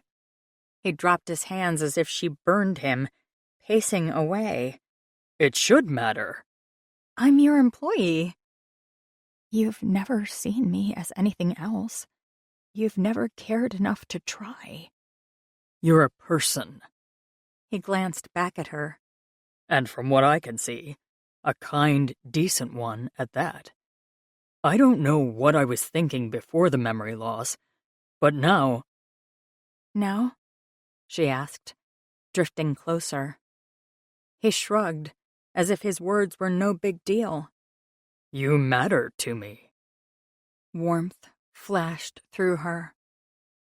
But the way I acted yesterday, I thought you had questions about my professionalism. The crooked smile was back. I don't complain when a beautiful woman watches me. Her cheeks burned at the endearment. Beautiful, huh? The words were supposed to be light, teasing, but instead they came out breathless. Oh, yes. He closed the distance between them. Did the other me never notice? Without a word, she shook her head. Idiot, he said, his gaze running over her. We didn't have that sort of relationship. She paused. We don't have a connection like that. His gaze dropped to her lips. As I said, pre-run over me was a moron. She tried to laugh off the words, aware of just how close he was to her. Just wait till you see some of the women you've been associating with in the past few months. Then you'll understand why we were only ever professional with each other. Impossible. She rolled her eyes. Supermodels and actresses, and he wrapped an arm around her waist, pulling her up against his chest. Her words died as her palms flattened against his firm body. And where are they? He asked her. The only person I see who gives a damn about me is you. It's about time I returned the favor. This is a bad idea. But her words were barely more than a whisper. Push him away. Nothing good can come from this. But he'd never looked at her the way he was now, and it had her toes curling. None of this is real. Once he gets his memories back, it's game over. Was there any harm in enjoying a tiny taste before that happened? We should keep things professional, she tried one last time. I don't see you leaving. I should. If I was smart, I'd...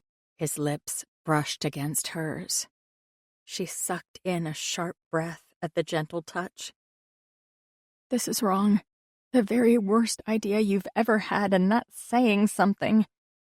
He drew back to stare into her eyes, waiting for her to decide. Be smart. Walk away. Her feet refused to move. This might be the only chance I ever have. What is the harm in one tiny touch? She could be a professional assistant tomorrow. Right now, she was a woman who wanted to know what it'd be like to kiss the man of her dreams, even if it could only ever be once. Giving in to temptation, she wrapped a hand around the back of his neck and pulled him down to her. She kissed him the way she'd dreamed of, slanting her mouth over his. Closing her eyes, she tried to memorize how it felt to be in his arms. It was a perfect, gentle kiss. Until he took over. Hauling her up against his chest, he twined one hand through her hair, tilting her head to give him a better angle. Butterflies erupted within her, and she gasped against his lips. Taking advantage of the opportunity, his tongue tangled with hers, sending another shiver racing down her spine. She twisted her hands into his shirt to help keep her balance. Hands roved over her hips as his mouth dominated hers. Her head swam as she tried to get a handle on the lust burning through her. Had she ever wanted anyone the way she wanted him? It'd be so easy to slide his t-shirt up, run her fingers along his bronzed skin. It'd be so easy to get a taste of what I've always wanted. Except Jackson didn't know the whole truth. He didn't know it was her fault he'd lost his memories, and until he did, this crossed a line. Her heart cried out as she forced herself to step back, with one last brush of her lips against his. We can't, she said. His eyes blazed as he watched her. We clearly can. You're injured. This isn't the time. Because you're not attracted to invalids, your reaction would say otherwise. She rolled her eyes. Because I'm trying to put you first, idiot. He reached for her once more. I don't want to be first. Put me last if that will get you back in my arms. You're like a little boy with a toy, she said, shaking her head. Then come play with me. I'd love to. I don't think that's a good idea. Apparently, I'm brilliant, and I think it's great. You also have no idea what you're walking into tomorrow. She dodged his hands. I'm the only person you know, but that will change once we're back in the office. Let's just concentrate on getting through that. And if we get through the week, and I still want you to distraction? Her jaw dropped. You don't. Beg to differ. You can't. He looked down at his sweatpants ruefully. I assure you, I can. I didn't mean physically. I know. His smile was bright as he teased her. The rules we seemed to follow before don't apply anymore, Lori. I'm not the same man I was. But you will be. His sharp eyes narrowed. Isn't that the hope? She looked away. Of course. Silence stretched before he murmured, I see. More than I want you to. Let's just focus on tomorrow. One step at a time, right? She said. With a sigh, he nodded. Fine. Catching her hand, he flipped it over and pressed a kiss to her palm, his gaze holding hers. But we're not done with this conversation. That's what I'm afraid of. The ringing of the doorbell saved her from having to respond. Slipping around him, she went to get the food, and hoped she could survive the new Jackson that seemed to have taken over her boss's body. It had been hard enough to leave him when he hadn't wanted her. How much harder would it be to leave him when he did? Chapter 7. I greet the doorman Sam every morning, Jackson recited as they sat in the back seat of his town car. Walk through the lobby to the elevators on the left behind the indoor ferns. Go to the top floor and take the first right.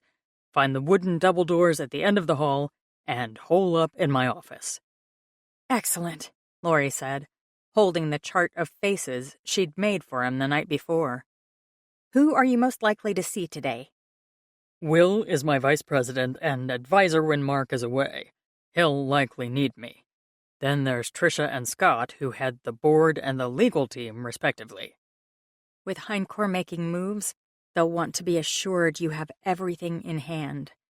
I'm aware of the situations and have taken steps to course-correct the company. Please bear with me while these countermeasures come into effect, he recited. I think you've got it, she said. What do you do if you meet someone you don't know? Stall until you jump in with a name and then follow your lead. I'll be by your side all day. Just run your hand through your hair if you need me to step in. The car pulled to a stop in front of a silver and glass skyscraper. Are you ready for this? She asked. An expression of steely determination crossed his face. Yes. With a nod, she got out of the car. The moment Jackson stepped onto the sidewalk, it was as if another person took over his body. One she knew far too well. He buttoned his black suit jacket, standing tall as he surveyed his empire. Without glancing at her, he strode forward like he owned the place. Which he does. Falling into her usual spot a step behind him, she trailed him through the lobby.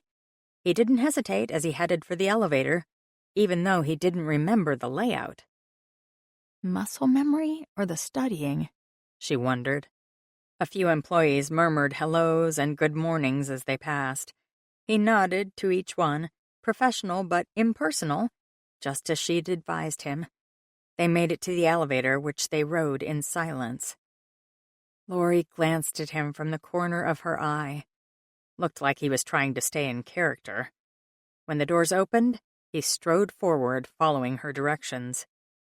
Nearly there. They were almost at his wooden doors and safety when a member of the R&D team raced to meet them. Jim! Lori greeted before Jackson had to say anything. How are you doing today? Trying to solve a problem, actually, he replied. Sorry to bother you, Mr. Sinclair, but we've hit a snag on the software that should be rolling out at the end of the month. What happened? He asked. Jim handed over the file he was hugging to his chest. There's a loading glitch we need to iron out. I figure an extra 3 weeks is needed. Jackson flipped through the briefing doc. I see. What would you need in order to meet the original deadline? Jim laughed. 2 new programmers? Done. He snapped the file closed. I'll send the request through myself and have some temporary programmers at your door by tomorrow. Jim's jaw dropped. Thank you. It's an important project. That deadline needs to be hit, so if you run into any more snags, I want to be informed immediately. Will do. Thank you again, Mr. Sinclair. The team will be thrilled. With a curt nod, Jackson strode into his office. I'll follow up with you this afternoon, she said to Jim. Email me the requirements you're looking for, and we'll see what we can do. Right away! Grinning, he raced off, no doubt to inform his team Christmas had come early. Shaking her head, she entered the office and shut the door behind her. Do you know how hard it will be to find decent programmers willing to take a 1-month contract? She asked. He dropped into his chair with a sigh. No clue. It sounded CEO-ish, though, didn't it? Very in keeping with what you'd normally say, although you would have made them hit the deadline and pay overtime for whatever hours they needed to work to do it. Damn, he said. That would have been easier. Yep. She took her usual seat on the other side of his desk. I'll call HR and see who we can find. Don't worry. Once again, I'm making more work for you. I'm used to it, she joked. I sound like a real prize. She opened her briefcase, pulling out the files they'd need. You are in charge of running a company. My job is to make that easier.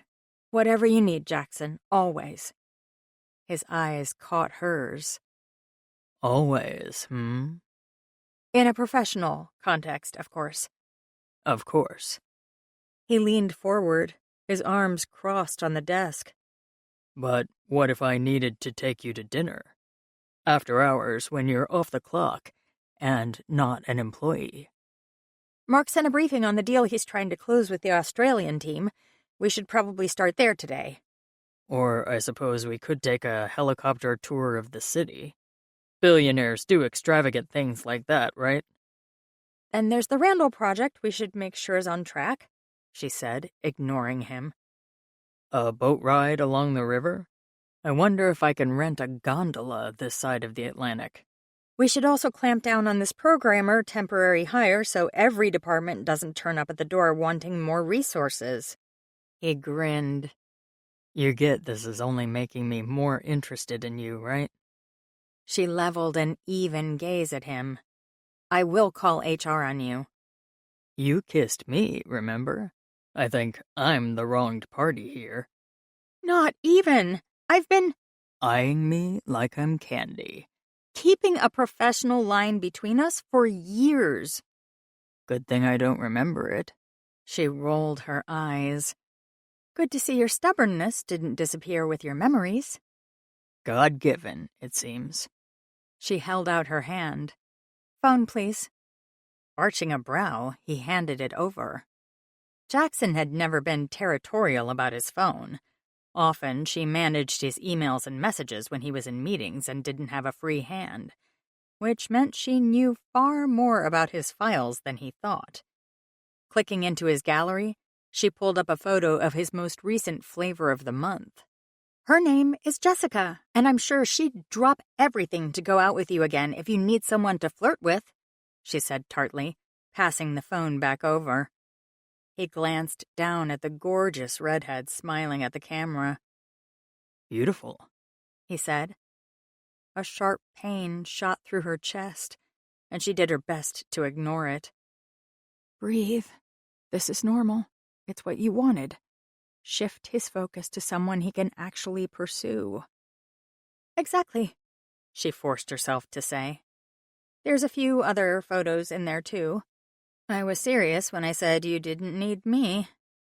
He swiped through a few pics in his gallery before setting the phone down. Very pretty, he agreed. Too bad for them, you're far more intriguing. I'm really not. Agree to disagree. Can we please just focus on work? She asked, ignoring the pleasure coursing through her at his words. He sighed. Yes, but only because you're a captive audience while this amnesia wrecks my life. and I know where to find you to wear you down. You can try, she said, flipping through some papers. But I'll let you in on a secret. I'm just as stubborn as you are. His teeth flashed as he grinned. Challenge accepted.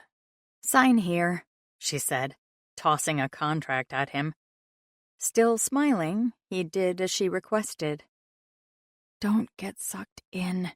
His interest won't last. Stand strong. And deny herself the one thing she'd wanted for years. Jackson rubbed the bridge of his nose. All the reading and staring at computer screens today was making his ever-present headache worse. Lori glanced up from her work and frowned. Fishing into her purse, she handed him a bottle of aspirin without a word and went back to her computer. He stared down at the painkillers he hadn't asked for, but wouldn't refuse. The perfect assistant.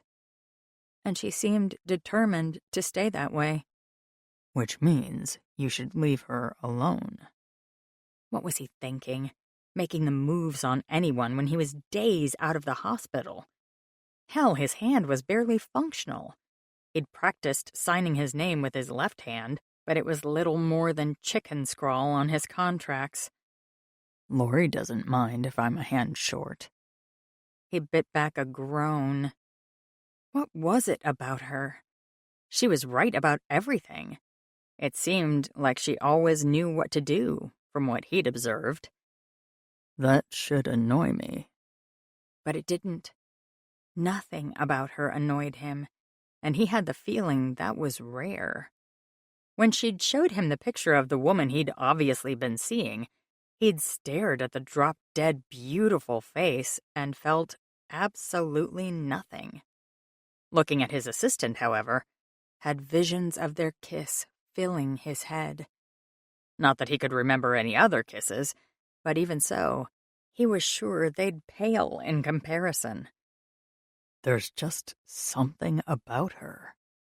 Something he couldn't put his finger on. An itch in his brain that told him she was far more important than the women in his phone ever could be. Women who apparently hadn't even noticed he hadn't contacted them in days. Not that they'd cared enough to check in, either. Superficial relationships. Was that all he had? With everyone except Lori. He glanced at her again, popping the painkillers. Why wasn't he dating her? What had been the barrier when he'd had his memories? Did I really not want her before? It seemed inconceivable. I was a different man. He wondered which version Lori preferred. With an inner sigh, he turned his attention back to his work. She'd told him he used to love days like this, ones filled with paperwork and research. Now, however, he wanted to run in the other direction. There must be more to his life than this. What did he do for fun? Or did he just not have any? The door banged open, admitting a flustered-looking man. Jackson! Where the hell have you been? I recognize that face. Think of the chart. Who is it? His brain ran through the list of possibilities before landing on the right match. Will, he greeted, standing. Good to see you. Just wait till I'm done with you, his VP said, striding forward. You haven't been answering your phone all weekend. He lifted his braced wrist. Hospital. That stopped some of Will's bluster. What happened? Racquetball accident. Good thing the ball didn't hit your head. If you only knew. I've had to take it easy the past few days. What's going on? Surprise flashed in the other man's eyes. You don't know? Misstep. Try again. I'm aware of the situation. I meant, is there more you need to add in person? Will dropped into one of the chairs on the other side of his desk, so he took his seat as well. He noted the other man didn't even glance at Lori as if she didn't exist. She really is just a shadow. His shadow. and it bothered him that others viewed her that way. What is this I keep hearing about Hindcore? Handle this carefully. They want our market share. We need to be bigger and stronger to survive this threat. Which means what? Mark is looking into options for us. You didn't want to handle this personally? I can barely walk to an elevator. High-stakes corporate mergers would be impossible. I have utter confidence in my brother. That makes one of us. Mark is in constant contact with Jackson and speaks on his behalf. He's not acting alone. He'll get the information we need, Lori put in. I don't need to hear the cheerleader version, Will said, not even looking in her direction. He bit back a growl. Lori has been working equally hard on this. I value her input, he snapped before he could call back the words. Shock flashed across both Will and Lori's faces. All right, looks like I don't stand up for her. What the hell kind of man was I? Trying to recoup the slip, he changed the topic. I'm expecting an update from Mark tomorrow. I'll brief you then.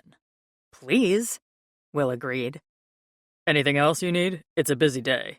He lied. Yes, I hear we're hiring some help for R&D today. That decision will haunt me.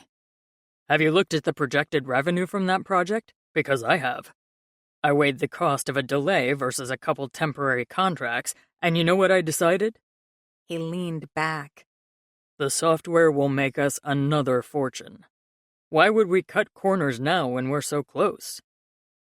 Fair enough, Will said, nodding. You're the boss. Yes, I am. Apparently. I'll leave you to it then. Let me know what Mark says. Once we hear tomorrow, I'll send you an update, Lori said quietly from behind him. Great. Will didn't even glance at her as he left. She's invisible in my world. Had she been invisible to him, too? Good job, she said when the door closed behind Will. It was like you were your old self. Mostly. All thanks to your coaching. She smiled slightly. Maybe it's just ingrained in you. The memory loss took your history, but it can't steal your personality. Is that true? He wondered. He'd play-acted his way through the day, pretending to be a character that was alien to him. What happened if he never got his memories back and he was stuck pretending for the rest of his life? He glanced at Lori. He didn't know which man he should hope to be. The old CEO who didn't give a damn about anything but business? Or his new self, who couldn't look away from the woman in front of him. Chapter 8. I can't believe we pulled that off, Jackson said when they were safely in his town car. I know the feeling, she said. Part of her couldn't believe they'd gotten through the day without anyone realizing what they were doing. Jackson had been incredible. She'd only had to jump in a few times when he'd signaled her by running his hands through his hair. The power of his brain continued to astonish her. Surely another man would not have been able to pull off this charade so expertly. One day down, she said. Far too many to go, he replied with a sigh. Just relax this evening. You've earned it. He glanced her way. I should study, and we both know it. She shrugged. If you want to play hooky for an hour or two, who's going to know? I've got a strict handler these days, he teased. Maybe I can put in a good word with her. He flashed a grin and reached over to rap on the divider to get their driver's attention. Sir, the chauffeur said, as the divider slid down without a sound. We're going to make a stop before heading home. We are? She asked. Where to, sir? Somewhere with food. There are several 5-star restaurants in the area that I can... No. He cut off the driver. Not 5-star. Something cheap, fast, and in a part of town no one will recognize me. Lori saw the driver's brows rise in the rearview mirror. "Of course, sir. Give me a couple minutes and I'll find somewhere appropriate." Jackson sat back in his seat as the divider went back up. "What was that about?"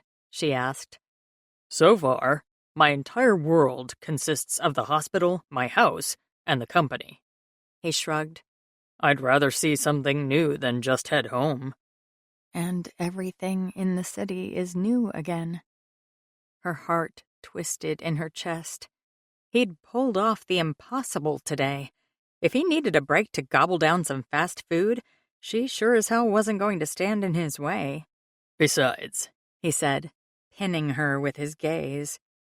If you won't let me take you out to dinner, this is the next best thing. She rolled her eyes. I'm in the same car as you. Where you go, I go. This isn't a dinner date. It's low-key kidnapping. Let's hope the food makes up for it then. I could point out you have a personal chef on speed dial. We could ask him to come in and whip something up. I don't want fancy sauces and exorbitant cuts of meat. You always did before. Jackson didn't allow himself many liberties, but he'd always loved good food. How different a man is he now? Ignoring the unsettling question, she stared out her window and watched as the high-end stores around the financial district were swapped for the colorful signage of the city's Little Italy. Bypassing the more expensive, standard go-to restaurants of the area, Jackson's driver took them down a side street she'd never noticed before. He parked in front of what could only be called a hole-in-the-wall location. "Best gnocchi in the city, in my opinion," the driver said as the divider came down once more. "When would you like me to pick you up, sir?" "Give us an hour," she said. "We still have work to do tonight." All work and no play, Lori, Jackson said with a sigh. "Just go get your pasta."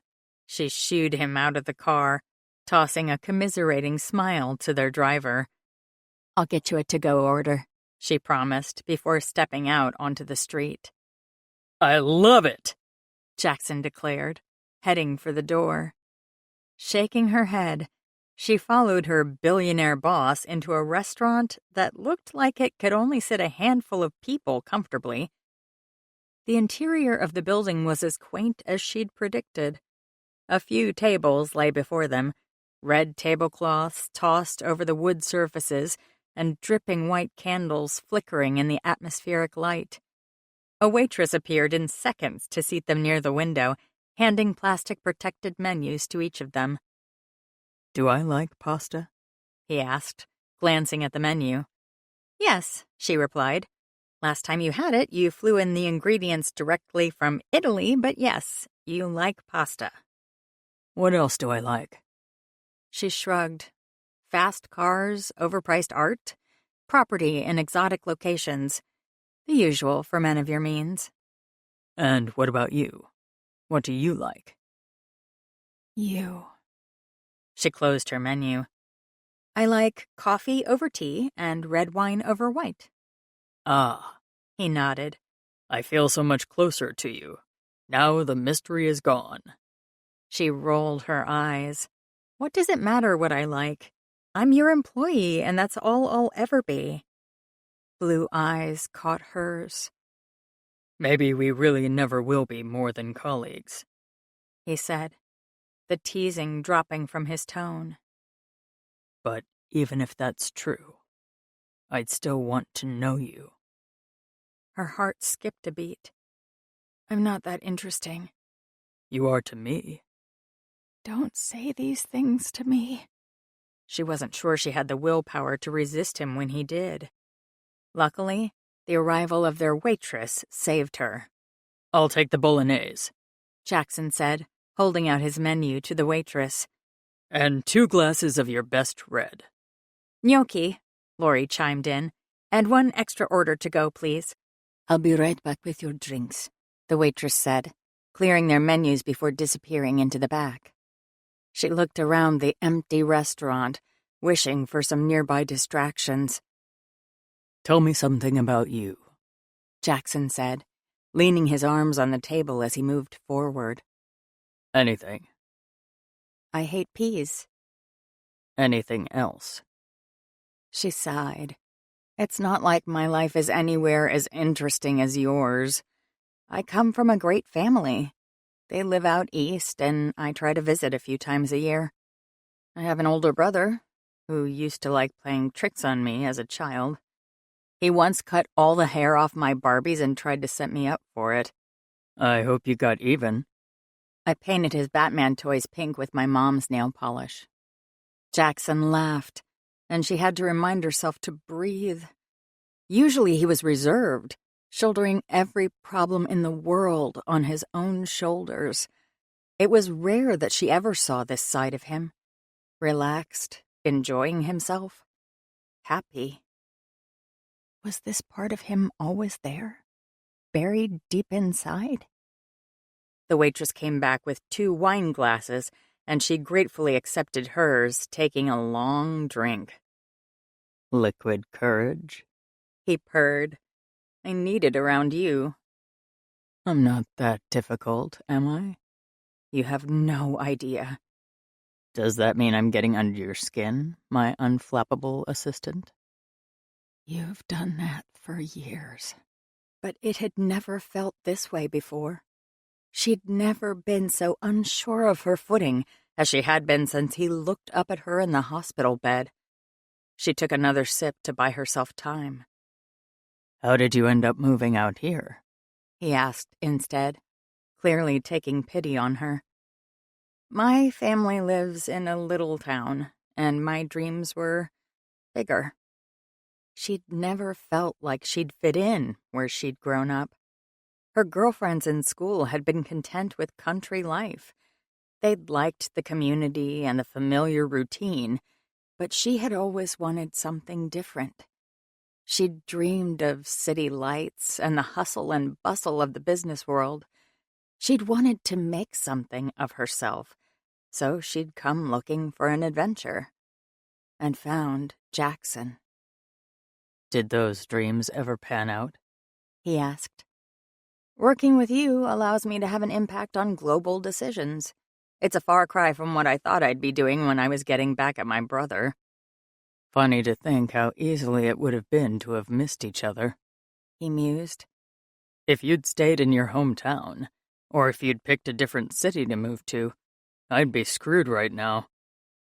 No, if I'd gone somewhere else, none of this would have happened, and you'd be yourself.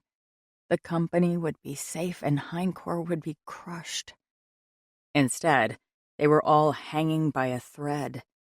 Put that way, she was quite literally the worst thing to ever happen to him. I'll make it right. I wonder what I dreamed of being, he said, glancing around the restaurant. Don't suppose I ever mentioned it. Sorry, she replied, shaking her head. Maybe I wanted to be an astronaut. He rested his chin in his hand. Or a pilot. Or maybe you wanted to take after your father and run the company. He smiled. I would have been a very boring child if that's true. I'm sorry I can't fill in more of your personal past. He shrugged. Seems fitting. I didn't know anything about yours. We may have spent every minute of the day together, but in some ways we clearly weren't close.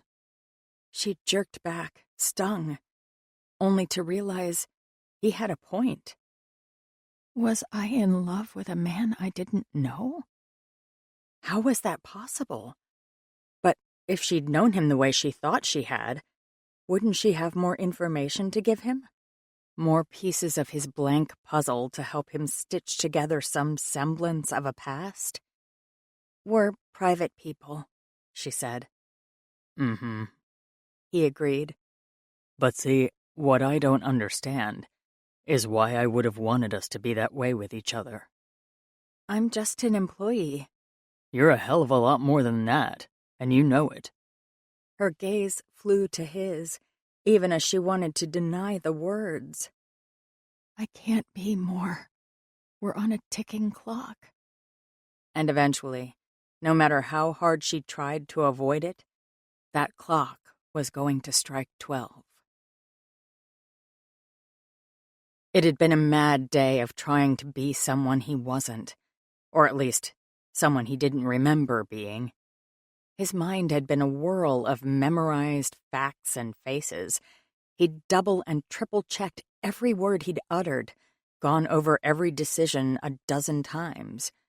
But right now, in a middle-of-nowhere restaurant with the only person to know the truth, the weight on his shoulders drained away. Jackson sipped his wine, not even registering the flavor profile. It didn't matter. The only thing that did was currently sitting uncomfortably in front of him. She doesn't like personal questions. She's hard to know. And yet, every newly awakened instinct within him said she was worth the effort.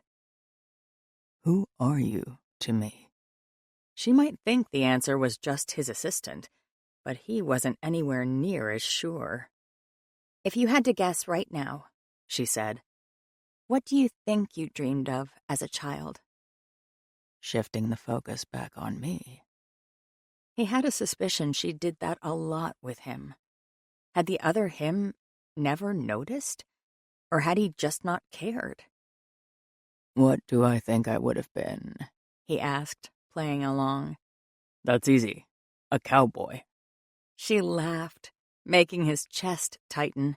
I can't imagine you on a horse in one of your $1,000 suits. Until I'm shown evidence to the contrary, I choose to believe I'm an excellent rider. In fact, I'd go so far as to say I once tried out for a rodeo. Yeah? She said, crossing her arms on the table to lean toward him. And what happened then? The usual. I fell in love with a rodeo clown. She broke my heart, took my horse, and I returned to the big city a disgrace to my family, never to strike out into the wild, wild west again. Or, she suggested, you studied like a madman all through high school, went to a fancy college to get an impressive degree, and only ever rode horses from the stables at your summer home. My fake past is way more exciting than your fake past. My version is probably a lot closer to the truth. Maybe. He glanced back around the tiny restaurant. But if my memories never return, I can be anything I want. I can have whatever past I choose. Fingers touched his. Jerking back to her, he realized she'd reached out to take his hand. Your memories will come back, she told him, her eyes earnest. You will remember your real history. And when you do, it will be better than any fake story could ever be. He squeezed his hand around hers. I hope I remember more about you. She laughed lightly. I hope you remember enough of your MBA to save us all from hindcore. Deflecting again. Was that why they'd never moved beyond work colleagues? Had the other him thought she wasn't worth the effort to unravel? Moron. Anyone could see a woman like Lori was worth the wait. But then what? What do I have to offer right now, except a broken shell of someone she used to know? He was damaged goods. A man with half a brain. He couldn't afford any distractions if he was going to be convincing in his role. And Lori was one hell of a distraction. I might have to guess at your past, she said, cutting into his thoughts. But I do know your future. Hit me, he said. Mark will get the alliance we need. You'll save the company. And one day soon, you'll wake up with all your memories. You'll use them to create the most powerful telecom empire in the country. And when you take your customary 1-week vacation, you'll go ride horses over your sprawling acreage up north. And best of all, you'll be happy and successful for the rest of your days. She squeezed his hand before slipping hers from his grasp. And you? He asked. Where do you fit into my future? A shadow passed over her expression. before those hazel eyes dropped away from his. "I'll be there cheering you on, of course." As my assistant. She looked away. "Yeah." What am I missing? But their food arrived before he could probe further. Leaning back, he reached for his wine as the waitress laid out their food and made small talk with Lori. Just wait. I will figure you out. Because of all the current mysteries in his life, Lori was by far the most fascinating. Chapter 9. "I'm not a miracle worker, and I can't force him to talk to you," Lori said into the phone as she lay across her guest bed. "I don't know why he doesn't want to call you, Mark, but I'm all out of magic wands to wave." Mark sighed on the other end. It's because I wasn't there when he woke up. My brother can hold a grudge like no one's business. She thought of the uncertainty she'd seen in Jackson's eyes when she'd told him she was going to get an update from Mark tonight. Longing had flashed in his eyes before he'd informed her he wanted to look over the plan for tomorrow instead. "I don't think that's it," she said. I know my brother. He's always been stubborn. "That's certainly true." His chuckle was rusty. Tell me how he's been doing. "Amazing," she said truthfully. "He's made it through a few days at the office, and no one has noticed he's not himself. There were a few slips, but he always recovers quickly. Our secret is safe." I expected no less. Well, I sure did. She hadn't expected him to take to his old job so easily. Even without his memories, he had a knack for business, making decisions on the fly that aligned with what the old Jackson would do. Sometimes they were a little more liberal, a tad riskier, but he managed to get through each day, so she wasn't complaining. "When are you coming home?" she asked. 1 week had been hard enough. Surely his talks must be wrapping up. He sighed. Things haven't been going as smoothly as I'd hoped. I need another week here, at least. "What? How long can negotiations last? We're talking about an international merger to help us undercourt hindcore. There's enough billions involved to make your eyes cross. It's not like I can rush this." "I know," she said, "but Jackson needs you too." He hasn't needed me since he was 12 years old. She sucked in a breath. The words were said in an even, off-handed tone that made her heart throb. "He's hurt and alone," she said quietly. "I think you'd be surprised." He knows how to reach me. I even got an impersonal email this week asking for updates. Put yourself in his shoes. Email is easier than facing someone you've grown up with and showing them a stranger. I don't care about that. She shrugged. Maybe he does. There was another long sigh. I can't do anything from here. If he won't talk to me, I can't make him. "I'll talk to him," she promised. Please. How is the rest of it going? Does he know you quit? She sat on the edge of her bed in the large, white guest room. "No." Ah. I assume that means he doesn't know about his accident. "Do you want me to tell him?" she asked, her voice thin. "I didn't think he'd want me helping him if he knew." There was a long pause. Before, I would have said... He stopped. But before doesn't matter, does it? With me on the other side of the world, he needs you. Keep your secret. Something twisted inside her. She'd half been hoping he'd tell her to confess the truth, that Jackson would forgive her.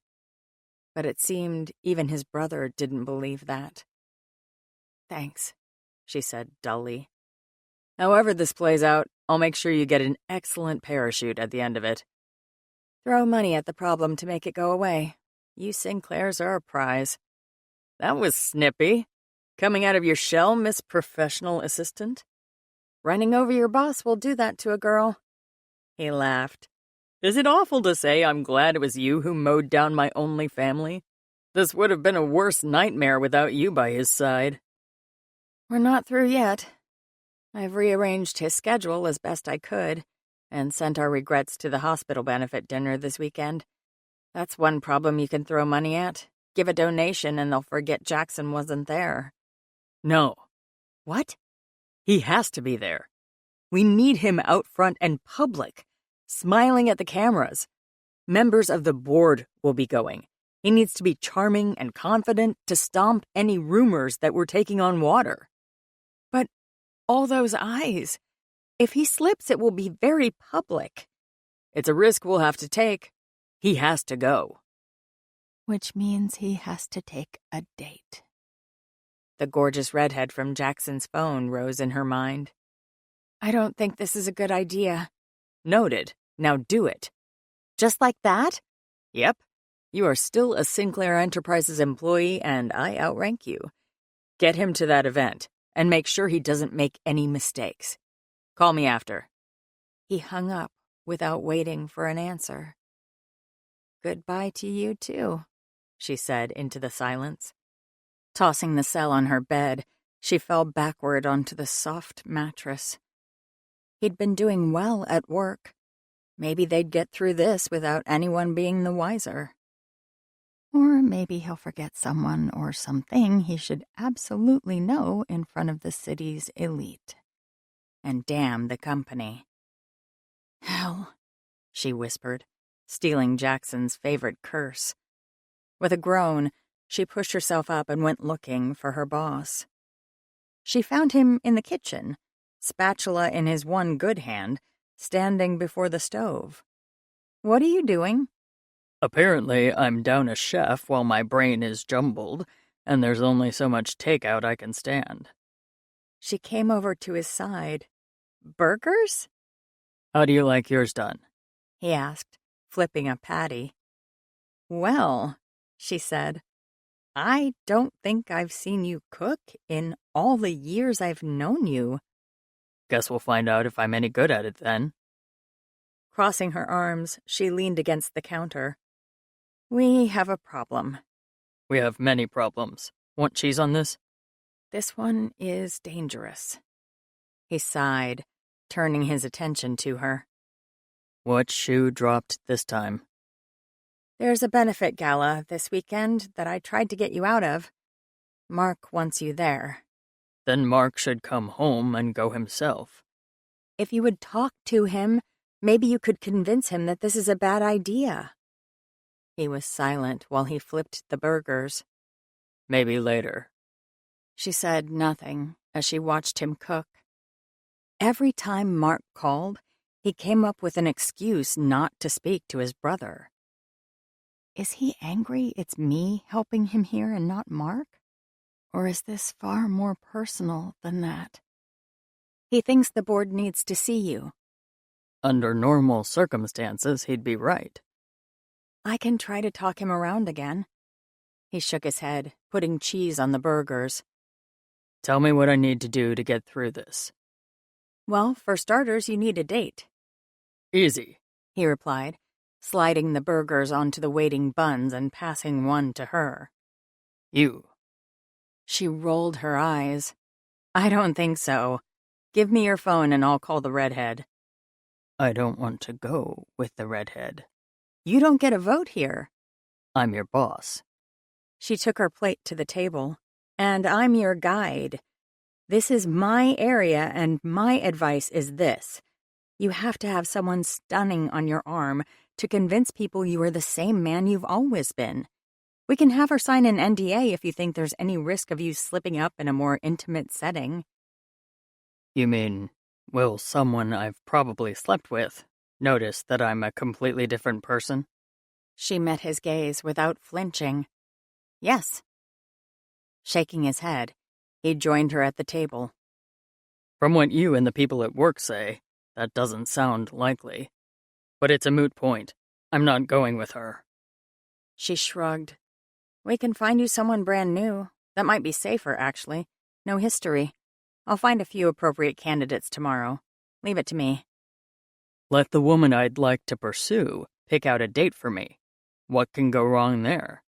We've had this conversation. Just wait. I'm going to win this time. She leaned back in her chair. Try.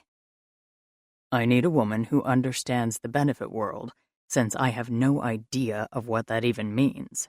Yes, a socialite can show you the ropes. Or a woman who has helped with these events before and understands how they work, even if she hasn't been to them personally. I get invited every now and then too, thanks. When your boss needs you to be there, right? Like now? She bit her lips. He had a point. The only time anyone ever sprang to pay for her plate was when Jackson needed a direct line to her brain and couldn't afford to have her anywhere else. Then she ate and stuck to the sidelines while he charmed the crowd. But last time, he noticed me. She remembered the gala they'd gone to the year before. She'd been twiddling her thumbs in the corner like normal when someone had tapped her shoulder. Turning, she'd seen Jackson behind her with a glass of champagne. He'd handed it over and told her she'd done a brilliant job that evening. And then he smiled. That smile that makes my heart skip a beat. Shaking her head, she banished the memory. I can still go, just not as your date, she said. I'll go as your assistant. No one will think twice about it. But I'd have to balance entertaining a date when we both want me focused on not calling anyone the wrong name or doing something the old me would never have considered. Those programmers you hired turned out to be a godsend. We got lucky there. How far do you want to test our limits? The tasty burger turned to ash on her tongue. He was right. There were only so many slips they could explain away. You've spent days at the office. You can do this. Days with you jumping in every time I run my fingers through my hair. People are going to think I have a problem with my scalp soon. You've barely needed me, she said. Well, I need you now. It's not just business associates at a benefit, is it? There will be people there who know me socially, and I will look right through them without your voice in my ear, guiding me in the right direction. The redhead isn't you. The fight drained out of her. Don't let him get to you. You know this is a terrible idea. If she showed up on his arm, there would be talk. Right now, they wanted to avoid speculation, not cause it. But how much worse would it be if he ignored people he should be attracting, or slipped in front of board members with the power to vote him out? This isn't my world, she said. The glitz and glamour of being a billionaire is all you. I'm the one standing on the sidelines, and I like it that way. He set down his burger. Do you? She looked away, pretending to misunderstand. You know how many hors d'oeuvres don't make it into the center of the room because I eat them all? I'll be fine, promise. He touched her arm when she reached for her burger again. What if I don't like having you in the shadows? She wanted to look away, but there was no escaping the intensity of his gaze. I'm just an EA, she told him softly. People will talk if you take me. I'm a billionaire. Why would I give a damn? Because you're a billionaire protecting his company. Put it first. Instead of you. He shook his head. If I'm going to run this company, then I need to care about all my employees. That means you. Jackson. That's my price, he said, his thumb tracing the inner skin of her wrist. You want me there? Then you walk in by my side. No more hiding. This is a bad idea. He shrugged. Not from where I'm sitting. I don't even have a dress. Take my credit card. She shook her head. What do I know about fashion? This will be bad. Mark my words. His eyes swept over her, a heat simmering within them. You could always let me dress you. I'd love to help you out with any activity that involves fewer layers of clothing. She wagged a finger at him. Boundaries, Mr. Sinclair. His grin was lopsided. Beginnings, Miss Carlo. There's a difference. Ignoring him, she went back to her meal. Mark won't like this idea. I'm devastated. The board will wonder what's going on. Let them. So will you when you get your memory back. Those eyes were back on her. When I remember, I'll also have the memory of this conversation and will know without a shadow of a doubt that I talked you into this, not the other way around. Just lean in, Lori. We need to do this. What's one more bad idea in a list that is rapidly growing longer than Santa's? I'm on record as saying you'll regret this. Noted. Now eat your dinner. It's bad enough I have you on call 24/7 these days. Can't let you waste away. She laughed. I think it'd be quite a while before I was in danger of that. She'd never been a small person in any way, and while she'd grown to love her curves, she had no illusions that there were far more beautiful women than her in his life. Jackson was quiet long enough that she glanced in his direction. He was studying her, taking his time. I happen to adore the way you look, he said at last. Which means I need to feed you so that not a single thing about you changes. Surprise surged through her as he went back to his own meal. Surprise and a warmth in her chest she had no business enjoying. Jackson rubbed his eyes, glancing at the clock on his computer. He should be sleeping, not studying in the middle of the night. Lori may have grudgingly accepted that she needed to be his date to the benefit, but she sure as hell wasn't going to make it easy. If we're going into the lion's den, then we need a way back out, she'd said, pulling up page after page online with the bios of dozens of the wealthiest men and women in the city. Before they went to this event, he needed to be able to recognize them all. My brain is going to melt. There were so many more interesting things he'd rather be doing than memorizing the city's elite. Like convincing Lori to kiss me again. His lips curved at the memory. The past few days it had been nearly impossible to keep his hands off her. He knew it was wrong. She'd made it clear there was a line between them that they didn't cross. But all I want to do is jump over it. He'd bet she did too if he were a gambling man. Which he might be. What did he know? That's what makes this so hard. He wasn't one to chase a woman who didn't want to be caught. But Lori didn't seem to know which direction she wanted to sprint in.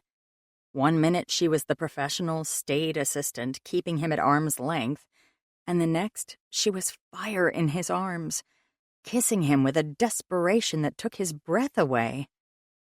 How do I forget about that? She thought he didn't realize the times she glanced over at him with an expression on her face he'd almost call longing. While he may never have noticed before, this week, that desire was all he could see. She wants this too, but something has her running scared. He didn't think it was the amnesia. If anything, that seemed to give him an opening he'd never had before. No, there was something else standing between them, and he couldn't remember what it was. He snapped his laptop shut with just a little too much force.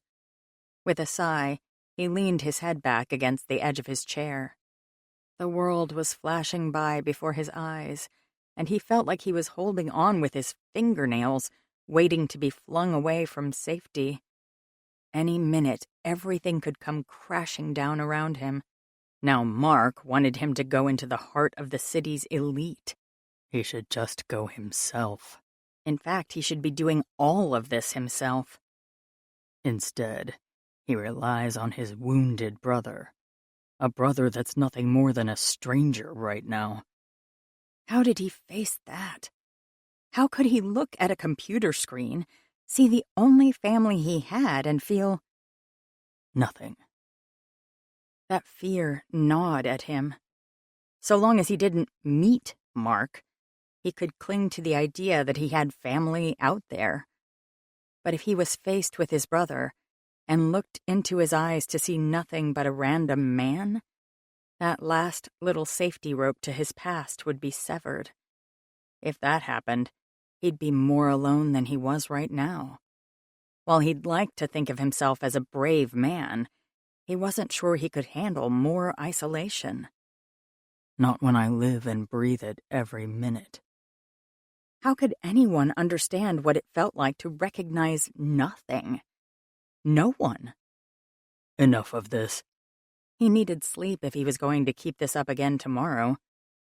Leaving his office on the first floor, he was heading for the stairs when he saw a soft glow from the kitchen.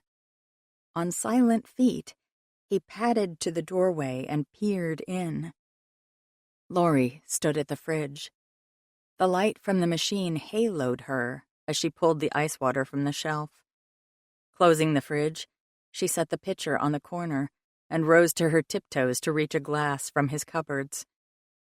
He inhaled as her shirt rode up, treating him to a hint of skin before she found her glass and sank back down. Walk away. She doesn't know you're here. Leave her alone. But his feet wouldn't move. She filled her glass and put the water back in the fridge. When she turned, he caught a flash of a word on her shirt in the light from the outer hall. His lower abdomen clenched as he realized what she was wearing. That's my shirt. A little cry escaped her as she nearly dropped her water. "What are you doing up?" she demanded when she righted herself. "It's 2 a.m. I was studying. We need to be at work in 5 hours. Get some sleep like a normal person." Like you are? I just needed a glass of water. So I see. Now that she'd moved closer to the light from the hall, he could see a whole lot more. Her pajama shorts were cute, striped, and best of all, they showed off a hell of a lot of leg. But his favorite thing about her wardrobe was the fact that nearly a week later, she was still wearing the shirt he'd loaned her on her first night here.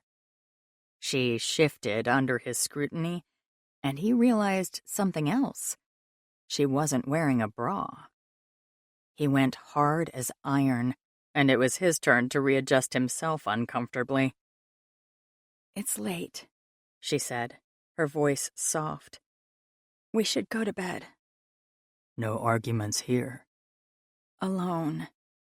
Now there, I have an issue. Her grin was brief. "I'm too tired to go through this dance." Dropping her gaze from his, she tried to walk past him and didn't see him step forward into her path. "Jackson," she sighed in exasperation. He ignored her, cupping her face to run his thumb along her cheek. Her smile vanished, her hazel eyes watchful as she held still under his touch. You're barely holding her. She could step away if she wanted to, and she's still here. His heart sped up at the knowledge. Lori was the master of holding him at arm's length, but right now, she seemed as unwilling to move away as he was. I might never have an opportunity like this again. Visions of their first kiss danced in his head. She was so close. Everyone kept telling him he liked to take risks, and Lori was more than worth this one. He lowered his head. "Jackson," she whispered, before his lips could touch hers. He stopped, raising his head to meet her gaze. "I know you think you want me." Think? "But there's just too much you don't know about me. Us." He studied her silently. "This isn't fair," she said. To you? Because if that was her argument, how did he fight it? saddling her with a damaged man with no past and a rocky future. None of this was fair to her. But she slowly shook her head. To you. What am I missing? How can she be so sure I don't want her?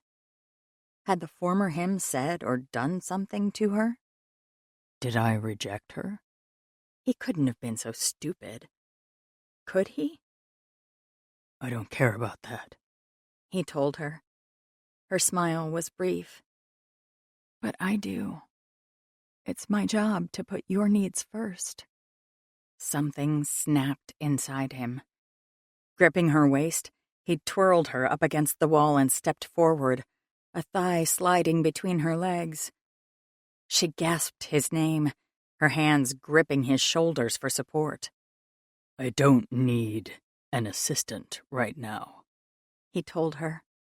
And I'd love to put your needs first all night long.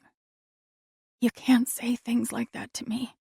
Because you're my employee? She shook her head.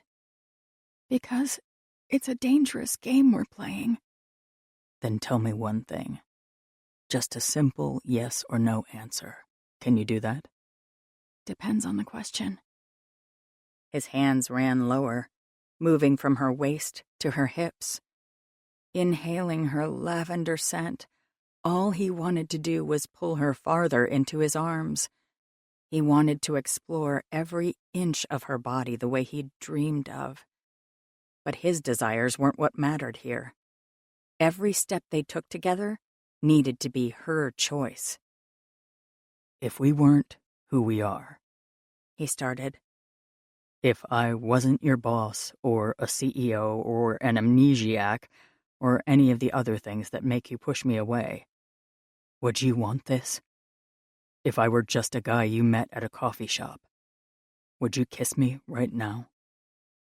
The breath escaped her in a huff. Jackson. Just tell me. Yes or no. Give me this at least. She chewed on her lower lip. None of this matters. You're not just a normal guy. It matters to me. I really shouldn't. Please. Her words stopped. You don't say that word often, she whispered. Guess this must be important then. Taking a deep breath, her gaze dropped from his to focus on his chin. Yes, she said, so softly he nearly missed it. If you weren't you and I wasn't me, if we were just two people, yes, I'd kiss you. Every chance I got. It was his turn to stand frozen before her. Her confession thrilled him, sending hope churning through his body. But there was something more. Somewhere in the deep, blank recesses of his mind pulsed an indescribable joy that he didn't understand. What were we before? She says we weren't anything, but that doesn't feel... True. But whatever had happened before was gone. He had no choice but to be this new version of himself, and that was apparently a man Lori wanted.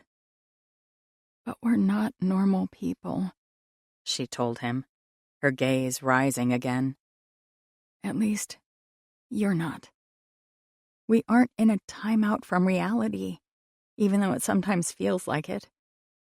We have to make the best decisions, and if you can't do that because of your injuries, then I need to step up. That's my job, and I'm good at it. Doesn't it get tiring? He asked. Always doing the right thing? Yes. So stop making it harder. He tucked a piece of hair behind her ear. See, here's the thing. Sometimes I get these little glimmers of what my life used to be like. They're so tiny I can't hold on to them. But when I think about you, I don't know what we were, but I know you were important. Which means I'll do anything for you. But Lori, Don't ask me to do this. Don't tell me to walk away when kissing you was the only thing that's made sense since I opened my eyes. She inhaled sharply. Do you really want me to step back?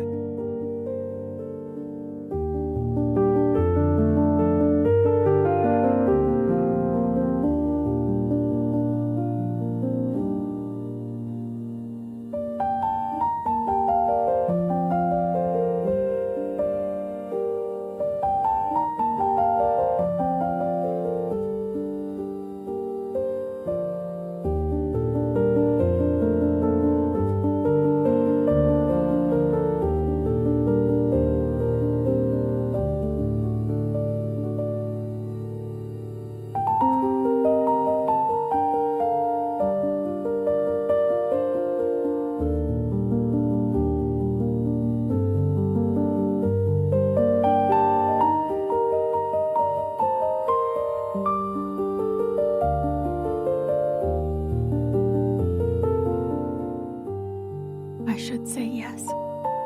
Tell him to let me go and head back to bed. Alone, when the man who'd featured in all her daydreams was standing in front of her asking to be everything she wanted. There's only so much a woman can take, after all. Morals were nice to have, but damn, how often did opportunities like this come around? Jackson watched her in the dim lighting. He pressed against her, closer than ever before, and she couldn't help enjoying the weight of his body against hers. Is there any harm in just a minute or two? I won't let it go too far. All she wanted was another taste, another kiss. Just one. Selfish. Yes, but hadn't she earned it? She was living a lie to protect a man who would likely press charges against her the second he could. No matter how this played out, this idyllic opportunity was time-limited. Soon he'd be back to his old self. And he wouldn't push me against kitchen walls or trail his fingers across my bare thigh. The way he was right now. Screw nobility. Kiss me. The words left her in a rush, but his smile was slow and sure. Then he did what she asked. She sighed against his lips, wrapping her arms around his shoulders. His hands ran up the sides of her body, making her painfully aware of her decision to leave her bra draped over the chair in her bedroom. He ran his lips over hers, sending a shiver down her spine. Closing her eyes, she relaxed, enjoying the feel of him against her. Maybe taking a time out from reality wasn't the worst idea ever. I could have more moments like this. Any time she wanted. Emboldened, she ran her fingers through his dark hair, meeting his desire with some of her own. He slipped one hand under her t-shirt, and electricity shot through her at the touch of his hand against her bare back. It would be so easy to want more. She could push him back to the table or the island, pull off the shirt she'd borrowed from him, one she'd never been able to give back. She liked sleeping with his sandalwood scent wrapped around her. But this can only be a kiss. Anything more was dangerous. It flirted with a moral line she didn't want to cross. His hands moved back to her hips as he trailed his lips over hers one last time before drawing back. Thank you, she whispered. My line, he replied, his tone equally soft. She bit her lip before saying, I'm going to go to bed now, alone. We have a long day tomorrow. A wry look crossed his face. 1 step forward, 2 steps back, eh? It has to be this way. Tell me why. You'll hate me if I do. Just trust me. A low chuckle escaped him. You're the only one I trust. Stepping back, he gave her a last, tender smile before walking away. Laurie stood for a long time in the near darkness, staring at the glass of water on the counter that had started this mess. If only she had the luxury of making different choices. Chapter 10. Lost in thought? Jackson glanced at his VP. Sorry, did you say something? Will tossed the papers he was reading on the desk between them. Rough week? He forced an easy, relaxed smile to his face. One hand, you know, He said, showing off his bound wrist. I hate being at a disadvantage. Understatement of the year. Fair. I fractured my ankle once. All I can say is, it will get better. Not even we can rush healing bones. Thanks. And besides, a little birdie tells me you have an extra set of hands to help you. He leveled an even stare at his VP. Something you want to ask, Will? I thought you said Laurie was off limits, and now you've moved her in. I said that? She's helping me, He replied. It's strictly professional. Even if we might make out in kitchens every now and then. There's good assistance, and then there's this.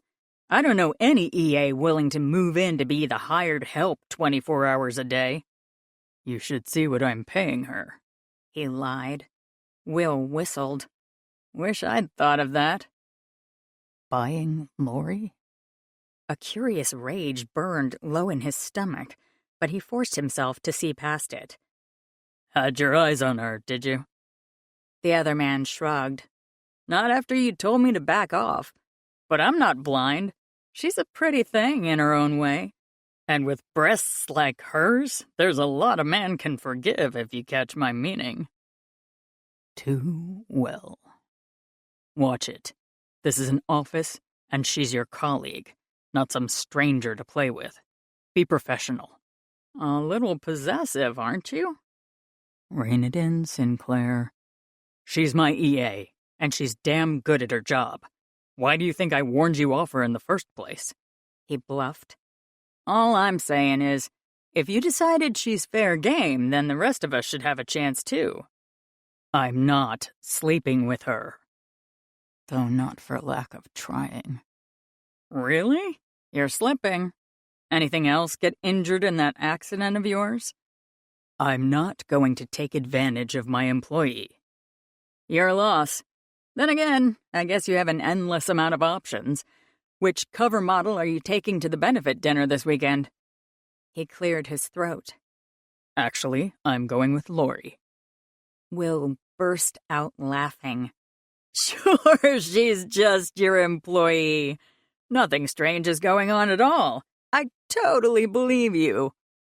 The last thing I want to do is go to a benefit, he said. Especially a hand down. I'd rather take some pain pills and relax on my Saturday night. Sue me if I'm choosing the path of least resistance here. Laurie knows the crowd and she knows me. She'll make the evening easier and end faster. Show me a cover model who can do the same. Then buy an extra plate for Laurie and bring her along. You've done it before. Then you get both her expertise and a gorgeous model on your arm.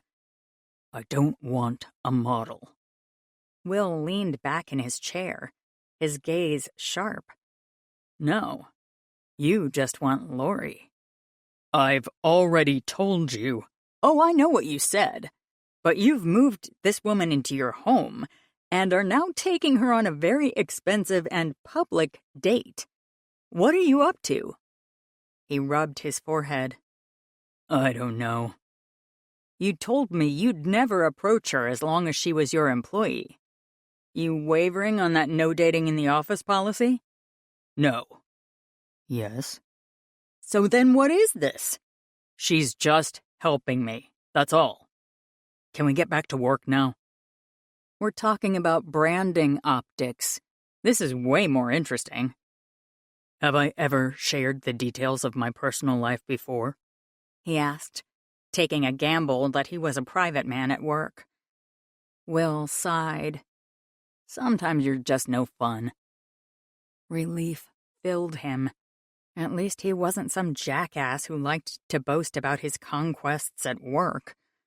Mentally, he crossed off another attribute from the list of possibilities.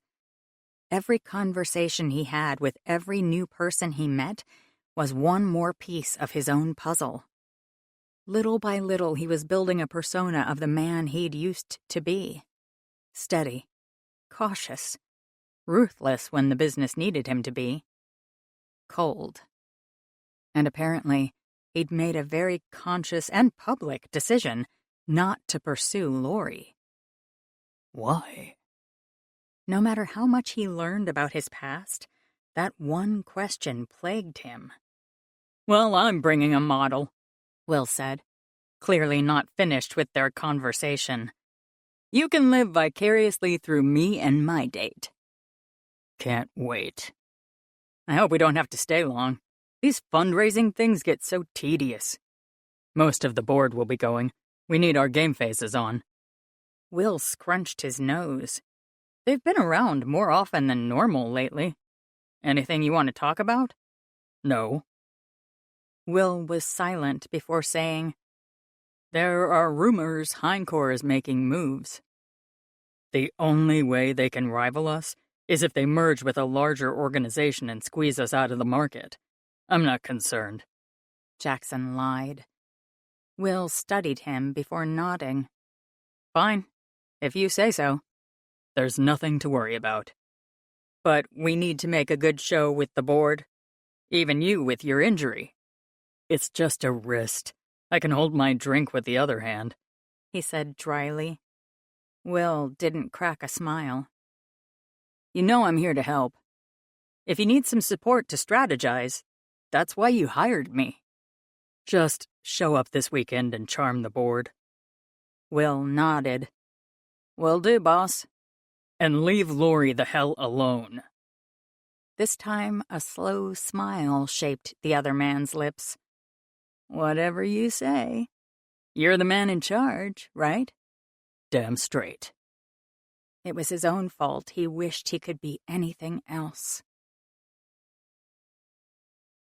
Lori, Carlo, you have some explaining to do. She glanced up to see a trio of women at the door of her office and sighed. What'd I do now? The other women piled into the room surrounding her desk. You've been holding out on us, one said. Yeah, we want the inside scoop. She leaned back in her chair. About? Last week, you said goodbye to all of us. She glanced at the speaker. Curly blonde hair rioted around Audrey's face. Next to her, Will's EA, Teresa, folded her arms, waiting for an answer. Behind her was Lily, who worked with the head of marketing. The assistants of the top executives stood in her office, and every single one of them could smell a lie a mile away. They were sharp, or their employers wouldn't keep them around. They were her team as much as Jackson was. And she couldn't tell any of them the truth. Here we go. Jackson made me an offer I couldn't refuse. The trio exchanged a glance. Didn't you say there was nothing he could offer that you'd accept? She shrugged. I was wrong. So what was it? Are you making a hell of a lot more money than us now? Yep, she lied. Good news, you're all invited to hang out on my new yacht. Audrey dropped into one of the chairs at her desk. I heard a rumor you two arrive to work together in the mornings now. Plus, I've never known you to be very mercenary, Teresa pointed out. Are you dating him? Lily asked last. Did it finally happen? Lori sighed, putting her computer to sleep to focus on her colleagues. Jackson was in an accident, she said. It wasn't serious, but his right wrist is fractured, and he needs some help until he's healed enough to take care of himself. All their brows rose as they spoke all at once. Accident? Is he okay? How did you get roped into that? She held up a hand. Racquetball. He's fine. And I offered. Lily chewed her lip before saying, That sounds like a really bad idea. I've had worse ones. Case in point, does anyone have a gown I can borrow? You're going to the hospital benefit this weekend? Teresa asked.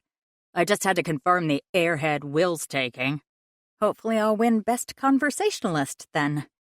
Why are you going? Audrey asked. Jackson isn't 100% yet, and he asked me for help. I wasn't going to say no. I think that's the problem here, Teresa said. You haven't been saying no a lot. If only you knew. I want to help him. Because you like doodling Mrs. Sinclair in your binders, Lily teased. Lori tapped her foot in annoyance. Not quite.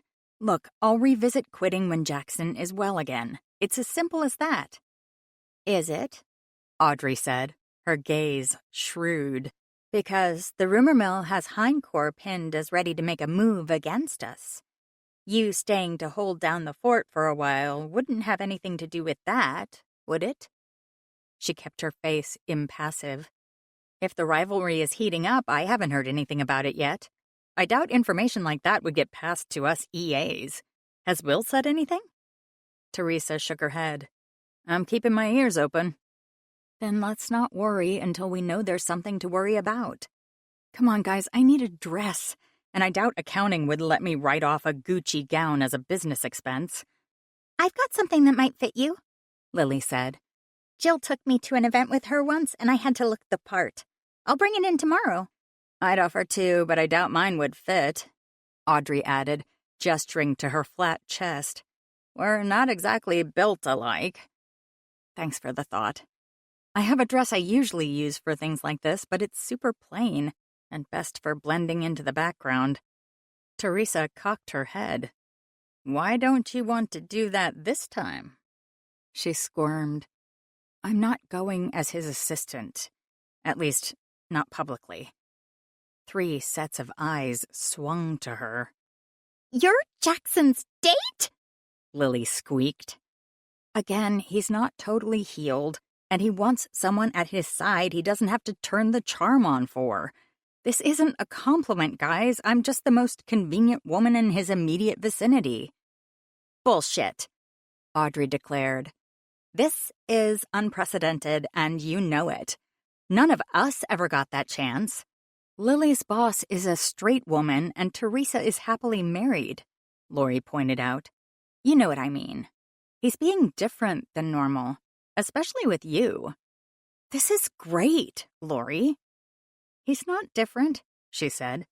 He said good morning to me yesterday, Lily said. I don't think he's spoken to me in years. He asked Cammie in accounting about her baby because he noticed the picture on her desk when he was down there, Audrey added. And Will says he's been a little shorter-tempered with him than usual. Will's an ass, can you blame him? Lori said. The point is, something is up, and everyone can feel it. That is very bad news. She'd been so sure they were pulling this off. In many ways, he was the man he'd always been at work. Decisive, intuitive, strong. But there was a new streak of kindness in him that needed to be put back in its box, particularly where she was concerned. While her inner voice might applaud his championing of her this week, it was out of character. If these 3 had noticed, they were running out of time before the gossip mills started churning. No one is their best self when they're in pain, she tried.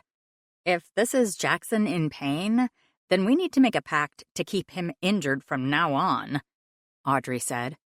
The others nodded their agreement. Unease filtered through her.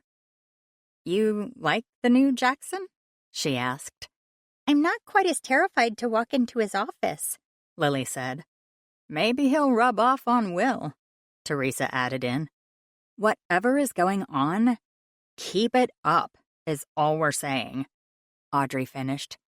And if this is your shot to go from assistant to girlfriend, freaking jump at that chance.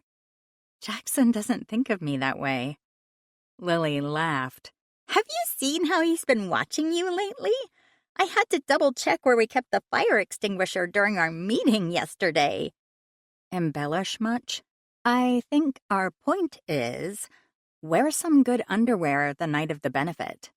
A girl should always be prepared. She tossed a pencil at Audrey. Thanks for the pep talk. You guys can leave any time. Now, you know we're rooting for you, Teresa said.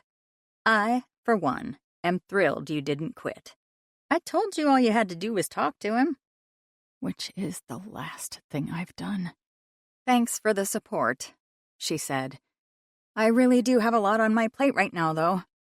Say no more, Audrey said as she pushed to her feet. We want updates on your date on Monday. It's not a date, she called, as the trio headed for the door. Sure it's not. Teresa gave her a wink before closing the door behind them. It's not. Even if I might wish otherwise. And if what the girls had reported was correct, they had bigger problems than her wayward heart. Chapter 11. Jackson closed his eyes, breathing in the night air. He leaned against the rail of his patio and looked out over the dark grounds that stretched around the property. Despite the city address, he'd clearly picked this place because the size buffered the house from any neighbors. He almost felt like he was alone in the universe, standing out here. Not like that's different than usual. Tomorrow was the benefit, and while he shouldn't be dreading it more than a normal day at work, he was. When people let their guards down and the alcohol was flowing, things could get dangerous. At work, he could bluff his way through a business dilemma he'd planned and practiced for. But social small talk was different. He couldn't remember if he'd already told the same anecdote, or whether he was hobnobbing with someone he'd shared memories with. There were too many ways for this to go south fast. Sighing, he rubbed his forehead. His blasted headaches refused to go away. In his other hand lay his phone, just waiting to make a call he'd put off for too long. You need answers. Make the call. Gritting his teeth, he unlocked the cell and pulled up the one number he'd added into the memory. Before he could change his mind, he tapped the number. Dr. Warren speaking, a man said as he answered. It's Jackson Sinclair, he said. Sorry about the lateness of the call, Doctor. Mr. Sinclair, of course. Not a problem at all. With the donation your brother made on your behalf, please feel free to call me day or night. We appreciate your support. Hush money. His brother was a smart man. How can I be of service? It's been some time since the accident, he said. But these headaches I keep having refuse to go away. Dr. Warren paused. Any other symptoms? Any memories returning? None, he said. Or at least nothing concrete. Sometimes I get these feelings like I should know something, but my history is still a blank page. And the pain pills I sent you home with won't help? They make me fuzzy. I can't use them at work. The doctor sighed. I wish I could give you an answer. Why don't you make another appointment and come in? I'll run some tests, get some scans. Maybe more is going on than we thought. Or this could just be how my body is adjusting. He could almost hear the other man shrugging. Unfortunately, yes. It might just be a side effect of the head trauma. I can prescribe some sleeping pills for you to use at night, but beyond that, there's not a lot we can try. Not the answer I was hoping for, Doc. Let's get you in so I can examine you, just as a precaution. The last thing I need is more time off work or more time in a hospital. The talk is bad enough with just a fracture. He could imagine how his stock would plummet if anyone discovered the CEO of Sinclair Enterprises was getting a head CT. But then again, he didn't want to do anything to make his condition worse. Is that the only option? Mr. Sinclair, I really must insist you don't let this wait. Any number of things could be wrong. We need to rule out more severe alternatives. Fine. I'll carve out some time to come see you in a few days. We can run your tests then, he said, turning at the sound of the sliding glass door to the kitchen opening. Lori stepped out, 2 glasses in her hands. Of course, Mr. Sinclair. I'll make the appointment as fast as possible, Dr. Warren said. I appreciate it. He disconnected the call as Lori reached him. Who was that? She asked. No one. Her eyes narrowed. Was it your brother? He hissed, looking back to the garden. No. You're going to have to call him eventually. Don't you think he can help with the benefit preparation? There's only so much my flashcards and charts can do. He went to these things with you. He'll know what conversations you had and with whom way better than I will. I'll take that under advisement. She sighed, obviously seeing the lost battle for what it was. Fine. Here. She held out a glass to him. Pleasantly surprised, he accepted the scotch and knocked his tumbler against the twin nestled in her own hand. Together, they took a sip in the darkness, and he nearly groaned at the welcome taste. Maybe the liquor could dull the pounding in his head. So, you want the good news or the bad news? Do we ever have good news? She shrugged. You made it nearly a week without blowing your cover. I'd say that's pretty incredible. I sense a but coming. But we have another problem to add to the pile. That pile is growing damn fast. I was talking with the girls today. Who? The other top EAs. We banded together to survive all of you executives. I'm sure that will be good information to know when I get my memory back. She smiled. Anyway, they were grilling me about you, and they all mentioned you seemed different this week. He sighed. Hell.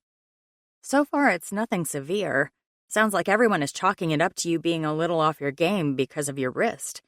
Pain pills are a good excuse if it ever comes up. You might want to take a few publicly tomorrow to give the story some support. I don't like using them. Throw back some Tic Tacs, then. She took another sip. Are you sure you're okay not using them for real? My wrist doesn't hurt that much anymore. I meant your head. I'm fine. He lied. Mm-hmm. She didn't sound convinced, but he didn't care. He'd dumped every problem he had at her door. This, at least, was the one he didn't need to burden her with. If Dr. Warren had no solution, Lori wouldn't be able to do anything but worry for him, and her pity was something he wanted to avoid at all costs. You'd tell me if something was really wrong, right? Worried about me? He asked, turning to face her while leaning a hip against the rail. Of course, she said, staring down at the amber drink in her glass. Because I'm your boss. I think we both know you're more than that, she replied, her voice soft. But the point is, I'm here if you need me. I always need you, he replied. And not just because of my head. Those hazel eyes flicked to his before sliding away. Knowing he had to be careful how far he pushed her, he added, You could always try needing me, too. Her gaze flew back to his, eyes wide with that same longing he'd noticed before. His pulse sped up at the sight. Lori opened her mouth, but no sound came out. She's not sure what to do. His assistant, who always had an answer to everything, except, it seemed, when it came to him. Reaching out, he smoothed the flyaway strand of hair back behind her ear. How do we adjust my office presence? He asked, giving her a lifeline. Because while he may never have tried to get to know her before, he did now, and work was a safe haven for her. Relief flooded her features.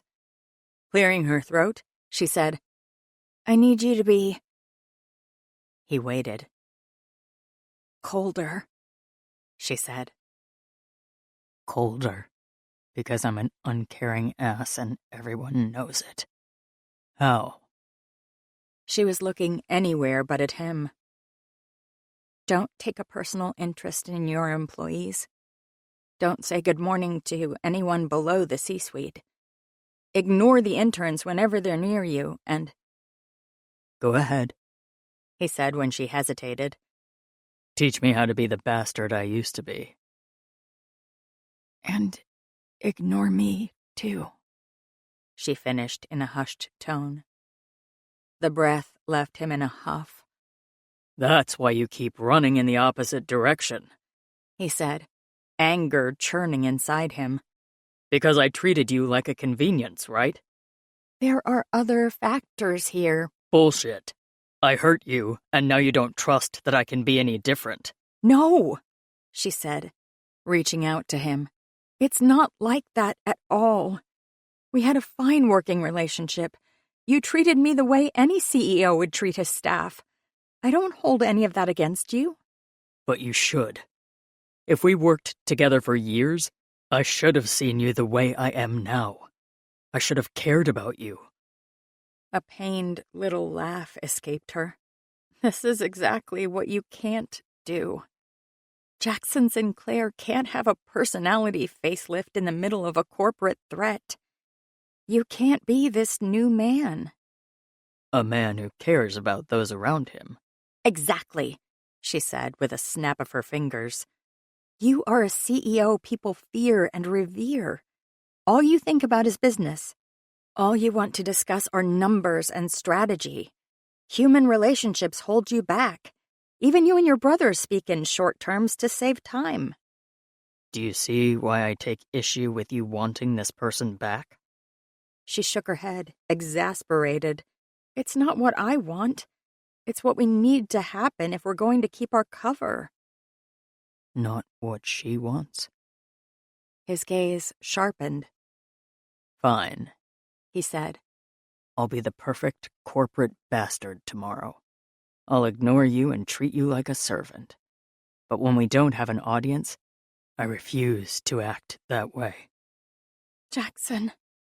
He stepped closer. Would you really want me to be the man you're describing right now? Her eyes were conflicted as she stared up at him. I should want that. But you don't. No. The word was barely a whisper. I don't. Admit it. He said, leaning closer. You like the new me. She was silent before her shoulders caved in defeat. Too much. The confession burned through him. Every second of the day, he felt like an inferior shadow of the man he'd once been. But the only person he cared about liked him as he was, damaged and all. He pressed her back against the rail, bringing their bodies together. If it helps. I like you too much, too. That doesn't help at all. In fact, it made everything harder. The heat of his body infiltrated her light sundress. The scent of his sandalwood-spiced skin wrapped around her, trapping her in the near darkness. If he were anyone else, she'd rise to her tiptoes and kiss him. She'd guide him backward onto the patio lounger and straddle his hips, freeing herself to touch him any way she wanted. The scotch swirled in her head, whispering that her inhibitions were a mistake. He doesn't know the truth. Does he need to? The liquor taunted. If she was damned either way, couldn't she enjoy her road to hell? You shouldn't care about me, she tried. Too late, He said. You won't later.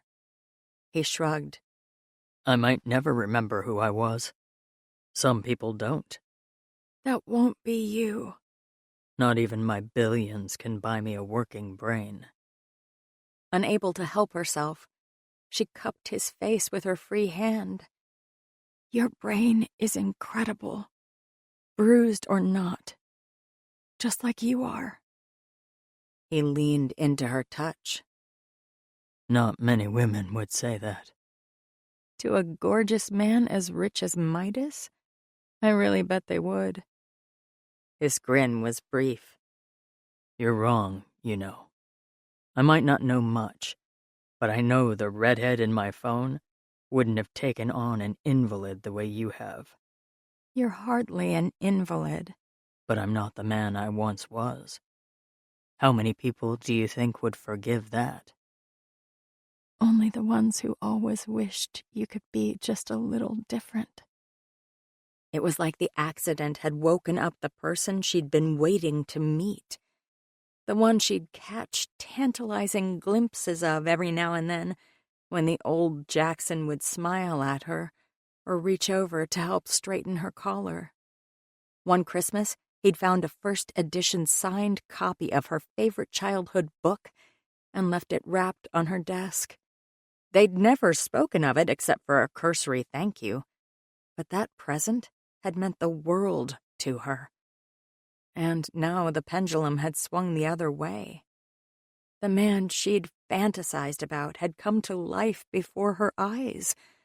But while he was far more tempting, he wasn't complete either. If he can ever fully integrate the two sides of this life, he'd be the man of her dreams. But he'd be that man with the redhead, or some other woman. At work, I have to play a role, he said. You're doing it well. I'm acting, lying my way through the days. He took her empty glass and set them both on the ground before coming back to her. The only time I'm ever honest is with you. She swallowed hard. I'm good at keeping secrets. Couldn't this be one more? He asked, his gaze dropping to her lips. No one has to know what goes on behind closed doors. It's not that easy. His hands wrapped around her waist. Sweetheart, nothing is easier than desire. His mouth claimed hers before she could protest.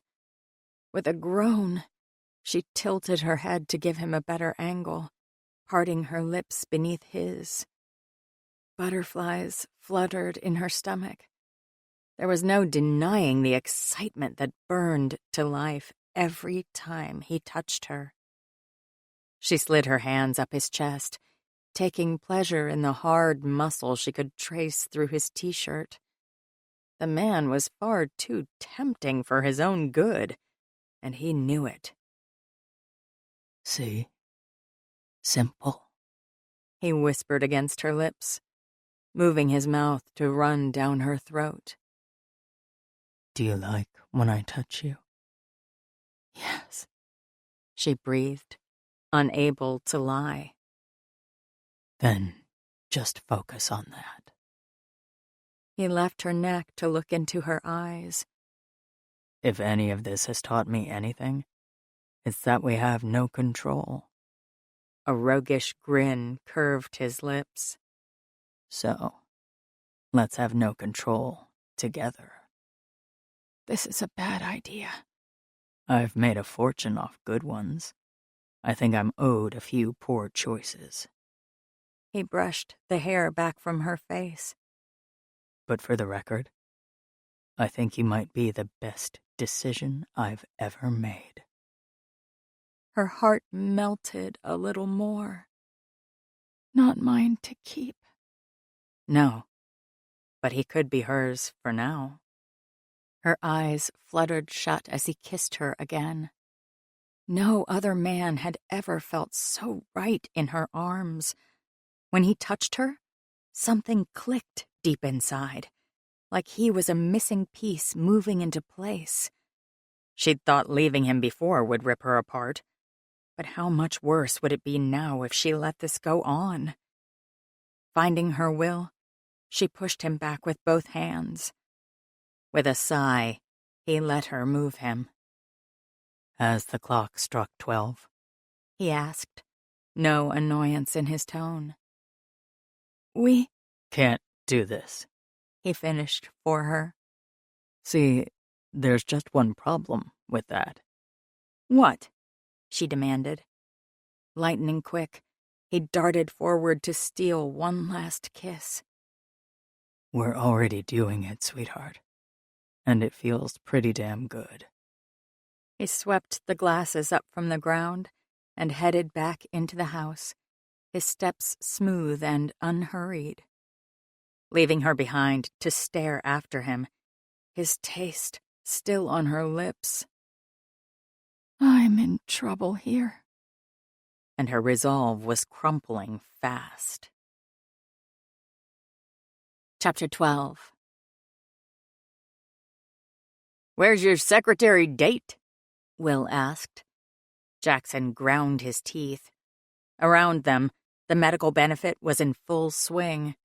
The massive hall was filled with the city's richest and brightest, donating to support cutting-edge medical research. He'd already handed over an impressive check Lori had assured him was mandatory. The room was decorated with more twinkly lights than he'd ever seen outside of a Christmas display. White and silver lined each table, with a raised stage at the end of the room that he had no doubt would lead to tedious speeches at some point this evening. It's not a date, he said, mimicking the words Lori had repeated over and over. Not that he'd seen all that much of her today. She'd been avoiding him whenever she could, and it was beginning to wear on him. What the hell am I missing when it comes to her? A whole lot, apparently. She didn't want to arrive with me, he continued. I'm sure she'll be around here somewhere. Please, God, let her show up soon. He glanced around. The cocktail hour was easy enough to bluff his way through since no one ever said much of anything important as far as he could tell. Tonight was just an excuse to let the elite pat themselves on the back and feel good about giving to the hospital. But once they sat down to dinner, he was going to need his secret weapon. Will whispered something in his date's ear, causing her to let out an irritating giggle. He did his best to ignore her. The woman might be gorgeous in her questionably plunging black gown, but she wasn't the one he wanted to see. Turning, he scanned the room, searching for a familiar hazel gaze, when his breath caught in his throat.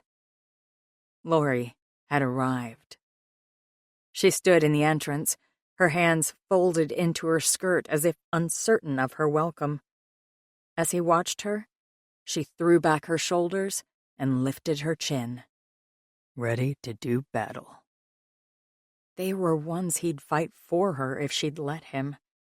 But even after the little time she'd been in his life, he knew that wasn't a request she was ever likely to make. She stepped forward in higher heels than he'd ever seen her wear. Her body was draped in a deliciously clinging cerulean gown that hugged all his favorite curves. It was strapless, showing off her long neck that was unadorned in a sea of diamonds. Her hair was pulled back in a simple updo swept away from her face, and a little black clutch completed her outfit. She was both out of place and easily the most attractive woman in the room. And she's here with me. He was moving before he even registered the impulse. Weaving his way through the crowd, he came up behind her. She glanced around, clearly searching for someone. Looking for me? He breathed in her ear, running a light hand up her arm. She twirled, bringing her a step closer. "Jackson," she said. Expecting someone else? He asked. Did you line up a couple dates tonight? "One is about all I can handle," she replied, her tone dry. "Sorry I'm late. Ran into a hair emergency." You look beautiful, he said honestly. A rosy blush colored her cheeks. "Thanks." She glanced away. "Should we find our seats?" We have a few minutes, he said, lifting 2 glasses of champagne from the nearby waiter carrying a tray of them. He handed one to her before tapping the glass with his own. Cheers. She hesitated a split second before raising it to her lips. "I was debating drinking," she said. "But if I have to keep up with you tonight, I need all the liquid courage I can get." I don't know about that. You seem capable of taking out dragons all on your own. Despite his words, she tipped the flute to her lips and downed her champagne in a few gulps. Watching in amusement, he held out his own glass to her before swapping out the empty glass for a new one with the server. "Are you ready for this?" she asked, as they walked forward into the crowd. We'll be fine, he replied. I already checked the seat assignments. Will and his date are to your left. A man called Richard Lurig is to my right. She hissed. "Richard. I've never met him personally, but you've told me stories. Okay, let's see. He's a tech mogul. Designed some sort of app that skyrocketed. Cashed out high and now travels the world enjoying his wealth. I think you went to the Hamptons together last summer." Hell. He swore. Then he knows me well. Well enough that he'll pick up on a missing memory. Then we'll have to be convincing. She nodded. "Clear your throat if you want me to jump in." He placed his hand on the small of her back, guiding her toward their table. At first, she stiffened at the touch, but it was only a few seconds before she was relaxing into his hold. "I made something for you," she whispered as they walked. Opening her clutch, she pulled out a small sheet of paper that she casually slipped into his suit pocket. "A cheat sheet of the most important names you'll need tonight, just in case." He bit back a smile. She'd spent hours with him drilling these names into his head. And yet, even after declaring him ready, she went out of her way to provide him with one more safety rope. You're amazing, he whispered into her ear. She glanced up at him with her wide, deep gaze, and something clenched in his chest. I wish we were anywhere else. If they didn't have hundreds of eyes on them, nothing would have stopped him from kissing her. "Ah, you found her," Will interrupted. Blinking, he realized they'd made it all the way back to his table. "Hello, everyone," Laurie said, smiling easily, but he noted the strain around her mouth. She wasn't looking forward to this any more than he was. "I'm Mimi," Will's date said, holding out her hand to Laurie. "A pleasure," his assistant murmured. "You look incredible." Not as incredible as you do. But they were words he wasn't allowed to say. "You didn't miss much," Will said. "It's been tedious already. What do you say, drinking games throughout the speeches to keep us entertained?"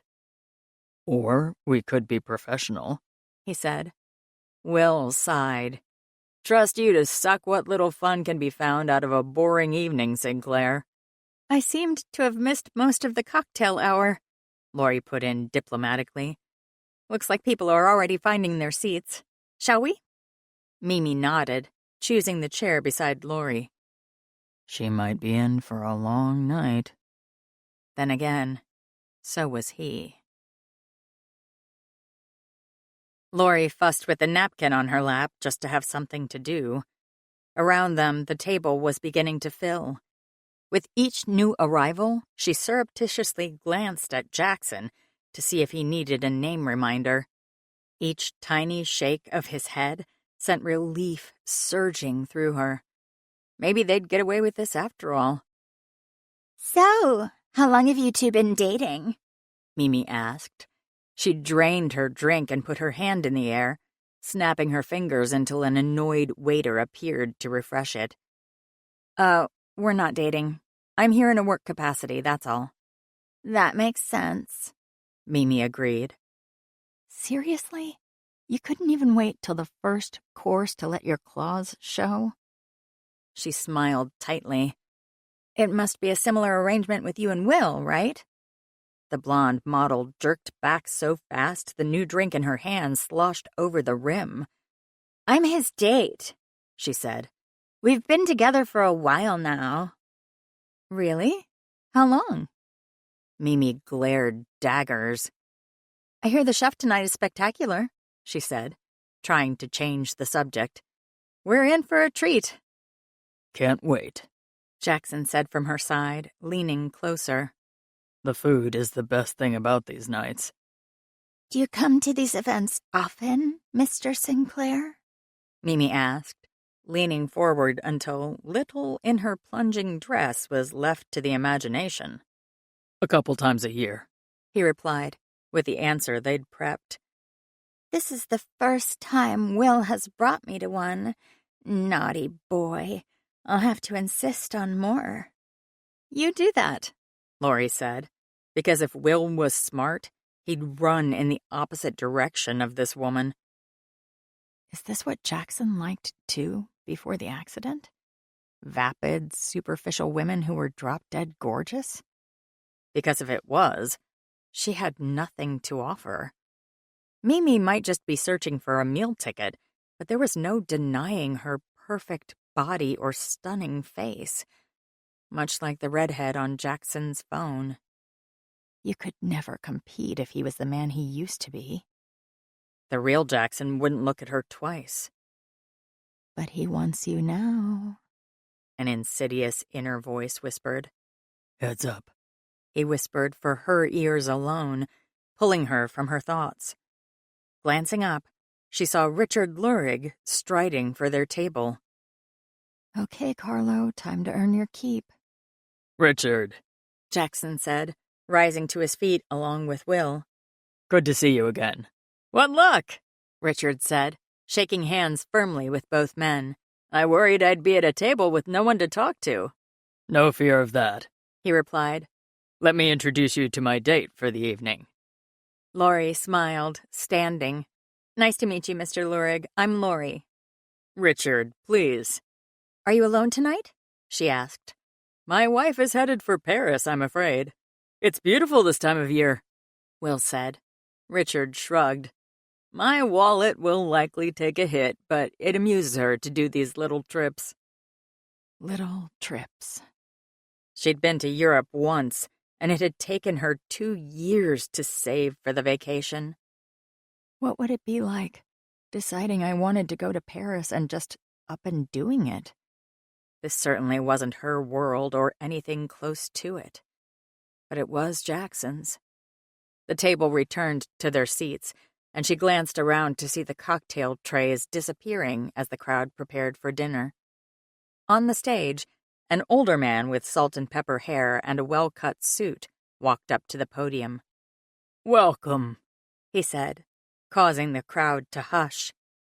Thanks for joining us tonight as we celebrate the advancements in medical science and the life-saving research that wouldn't be possible without your generous support. Laurie listened to the hospital MC go on with half an ear. She was more interested in scoping out the crowd than a fawning speech. As unobtrusively as possible, she checked out the other tables, noting a number of familiar faces. Few would be a true challenge, she realized with relief. Many were socialites or independently wealthy couples who wouldn't know Jackson beyond his reputation at best.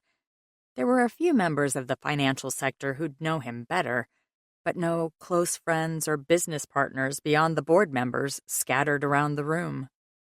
We might make it through this after all. So long as they didn't tip their hand. The introduction speech wound down and she clapped politely.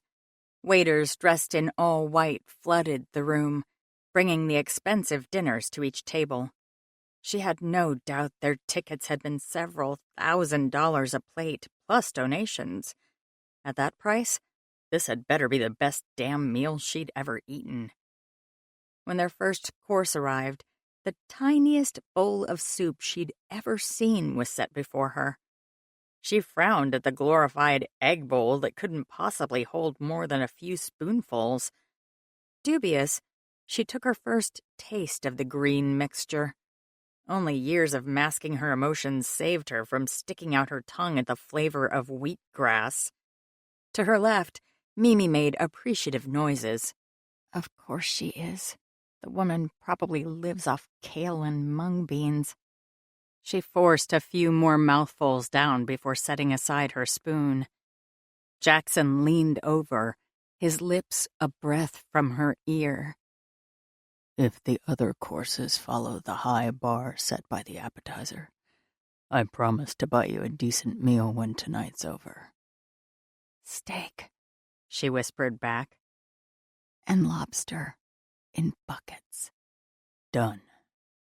She hid a smile as her bowl was cleared. So, Jackson, how long has it been since we spent any time together?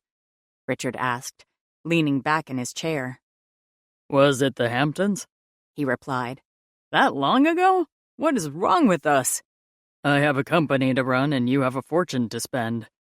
The other man laughed. You might be onto something there. Follow my lead. Life is far better than it was when I was in the corporate rat race. Some of us like building our own personal empires, he said. If you've forgotten how it feels, maybe you've been out of the game too long. She reached for her drink as she listened in. He's doing well. Light, fun, impersonal. Perfect. Just like the real Jackson would have done. Ah, my friend, I forget nothing. But I grew my company in my bachelor days. He saluted her with his drink. Just wait till you realize there is more to life than the daily grind. Laurie's just a work colleague, he said as dismissively as she'd advised. I see, Richard said, his gaze jumping between them. My apologies. You look so comfortable together. We've worked together for years, Laurie said. Every now and then Mr. Sinclair prefers to bring me along, particularly when there are other members of our company represented, as there are tonight. How very practical of him. You know how it is. Work first, Jackson said with a smile. But the tech mogul just shrugged. Just wait. Someday, it'll be a woman first, and you won't want it any other way. My Kaylee is my world. I don't miss what I had before I met her at all. A romantic billionaire. If only there were more like him. She glanced at her partner, only to find his blue gaze on her. Interesting idea, Richard, he said, without taking his eyes off her. Just wait till it happens to you. Wouldn't that be something? Finally, he turned away from her, his attention returning to the man at his side. On to other subjects, then, Richard said as waiters brought out the next course. Have you seen Downey lately? I can't seem to make our schedules line up. There was a beat of silence before Jackson cleared his throat, dabbing at his mouth with his napkin. Downey? Who the hell is that? Her brain jumped into overdrive, trying to run through the Rolodex of business contacts in her head. Who could have a nickname that was similar? But all she was drawing was a blank. Downey, Jackson said to buy time. Can't pin him down? Richard frowned. Him? Did I say that? He corrected smoothly. Slip of the tongue. Perhaps I should slow down on the scotch. Richard laughed. At an event like this, I'd say the better bet would be to speed up. Downey is a woman. Who can it... Oh, Margaret Downton? Didn't you have lunch with her last month, Jackson? She asked, reaching under the table to squeeze his thigh. Well, hell, you're right. See? I'd forget my own name without Laurie's help.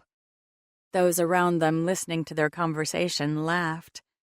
Under the table, his hand found hers, giving it a squeeze of thanks. Warmth filled her as she reclaimed her hand, and started in on the petite chicken that had been set before her. Again, everything was in mini form, including the artistic swirls of the Duchess potatoes and bite-sized carrot nibs. Apparently, rich people cared more about form than substance. She shouldn't be surprised. As the table began to dig in, a series of speakers took to the stage. None of the speeches were particularly memorable, but at least with all the attention focused at the front of the room, there wasn't much for her to worry about. Richard had turned to whisper to the man on his right, leaving Jackson in peace. As subtly as she could, she slipped her cell from her clutch and checked the time. Are you going to turn into a pumpkin? Jackson whispered in her ear. It's still early. We have a long way to go. We'll be fine, he said, brushing her arm in a light touch. Thank you for being here. There was no biting back her smile.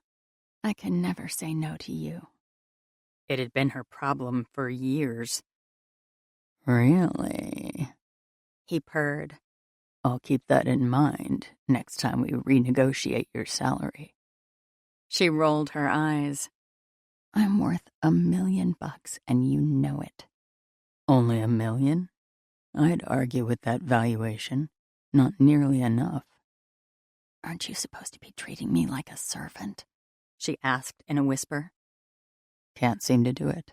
Sue me. I won't, but if this all goes south, your other employees might.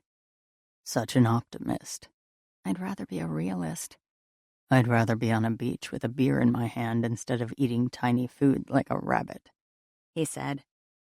Tiny food you paid a ridiculous amount for. I've always been an avid supporter of... What sort of research are we fundraising for? I'm not sure anyone in this room cares. Not as long as they're photographed handing over a check, he agreed. Why, Mr. Billionaire, that was pretty cynical about your own crowd. He scanned the room. This can't be my crowd. How would that have ever happened? I think it's called success, she said. This is not my definition of success. No? She finished her food and pushed the plate away. What is, then? His gaze came back to hers. I think Richard and I might be more alike than I thought. She swallowed, glancing away. Maybe once everything is back to normal, you can turn over a new life and search for a wife who likes to go to Paris for the weekend. How are your travel tastes? He teased. Expensive, she replied, lifting her chin. His grin flashed wide. What a coincidence. I happen to know a man with deep pockets. Yes, but Richard is taken. He clutched his chest. Straight to the heart. A smile tugged at her lips. Just listen to the speeches while we wait for what's likely an equally tiny dessert. Sure enough, 10 minutes later, she was staring at a 2-bite brownie with ice cream and a mint sprig on top. Imported French vanilla, Mimi put in when she tasted it. You can tell it's organic. So good. Lori arched a brow and popped half of the beautiful, if unsatisfying, creation in her mouth. While it was the best thing she'd eaten that night, it wasn't saying much. What's next? She whispered to her date. Sweetheart, you are so asking the wrong man. Around them, people started to get to their feet and mingle. Looked like they'd hit the socializing portion of their evening. On cue, the band started up, and couples began heading for the dance floor. Are they waltzing? She asked in disbelief. Who knows how to waltz in this day and age? A strange expression crossed Jackson's face. I think I do. Her eyes narrowed. Don't even think about it. We're playing a part, remember? Look, Will and Mimi are already ahead of us. I can't waltz. I took one class with some girlfriends, but that was a really long time ago, and I'm reasonably sure wine was involved. Let's hope you have a better memory than I do.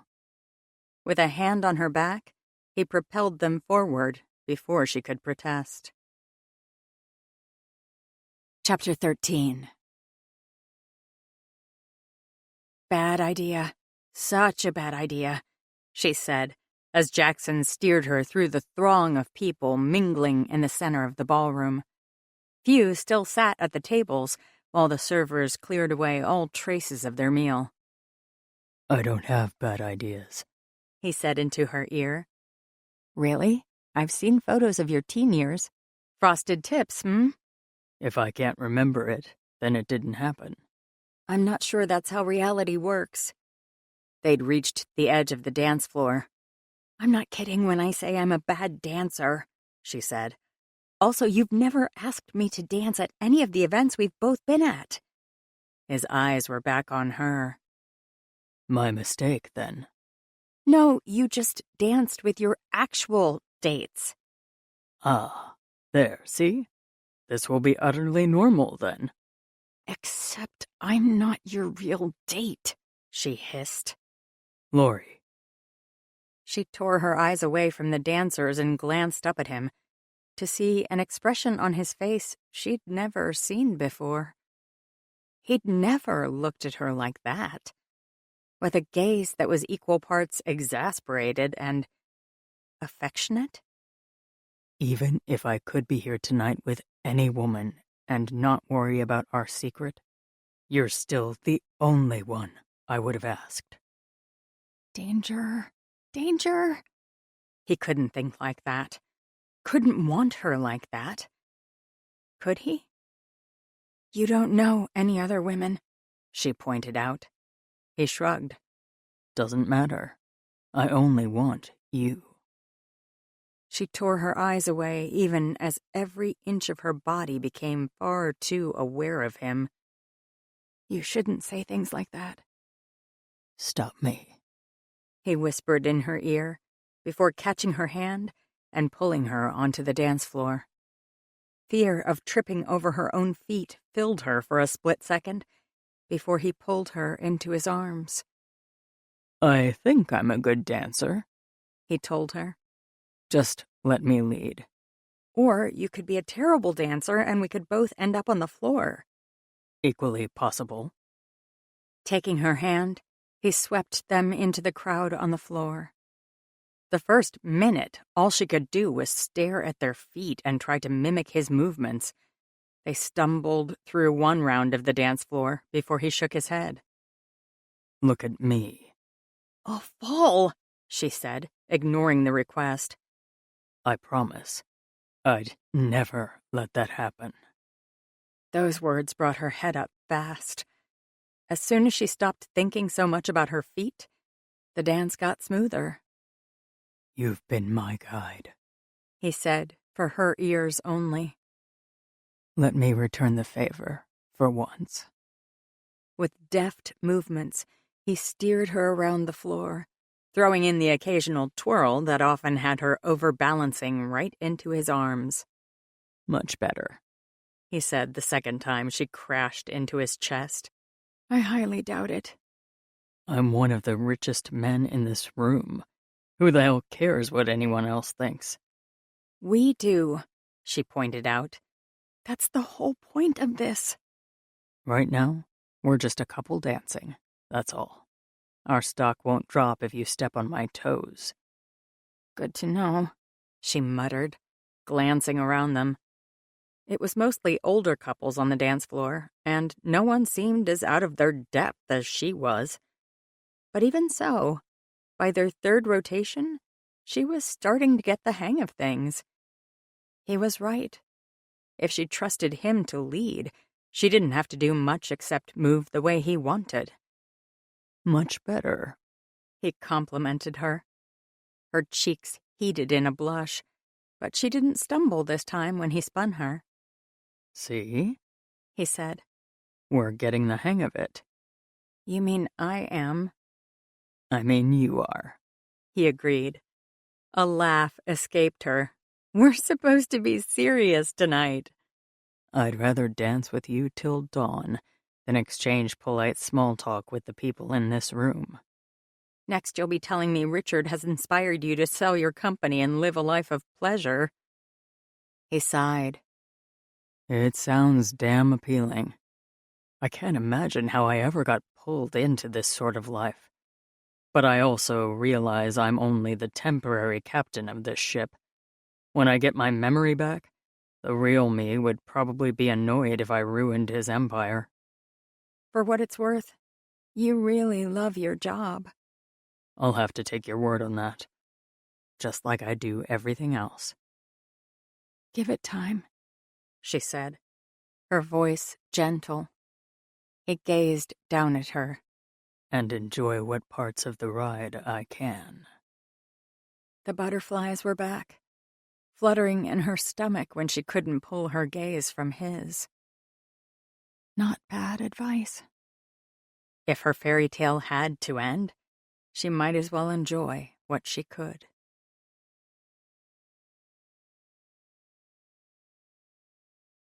She's perfect in my arms. Jackson spun his date once more, deftly maneuvering them out of the path of another couple. This was the most normal he'd felt in days. Even for a few minutes, he didn't have to wear a mask or play a part. He could just be a man enjoying the company of the woman in his arms. I want more moments like this. With her. It couldn't last. Soon the music would end, and they'd head back into this shark tank of a benefit dinner. But until then, he could pretend he wasn't a poor stand-in for the man he should have been. Lori stumbled on their turn, but instead of dropping her gaze back to their feet, she looked up at him and laughed. "Klutzes should be banned from dancing," she said. You dance beautifully. I don't, but you should see me at a normal club. Then my dance moves are just, well, probably equally awful, but at least there's tequila shots involved, so no one cares. Or remembers. That too. The music slowed to a stop, and he reluctantly twirled her one last time. The other couples were making their way off the floor, but he didn't want to let her go. She seemed to feel the same, her arms still wrapped around him. "Thanks," she said. "I would never have tried that, but it was really fun." I'd say we could do it again, but we should probably go find the board members. Yeah. But she didn't move. Neither did he. "Jackson," she said, her voice no more than a breath. We need to be responsible adults, right? He asked. We can't duck out and just go home. For a second, her eyes brightened at the suggestion, before she sighed. "No, we can't leave. Not yet. Come on." She stepped out of his arms, and he tried not to care about the loss. What is it about this woman? Matching her stride, they walked back to Will and Mimi, who were chatting with a woman who looked vaguely familiar. "That's Trisha," Lori whispered to him. "Head of the board, and your colleague for at least 10 years, I think. You trust her. Or you did, I guess." Who's her date? "Her husband, Gordon. You've met him a few times." Got it. They reached the little group, and he gave Trisha an easy smile. Good to see you. Enjoying the evening? Trisha nodded. "It's been a decent evening. Good food, at least." Out of the corner of his eyes, he saw Lori's head whip toward the other woman at those words. At least the two of us are in agreement that tiny portions don't make a meal. Gordon, good to see you again, he said, holding out his hand to the graying man by Trisha's side. Likewise. They shook hands firmly. "Perhaps we could leave our dates for a bit of shop talk," Trisha suggested.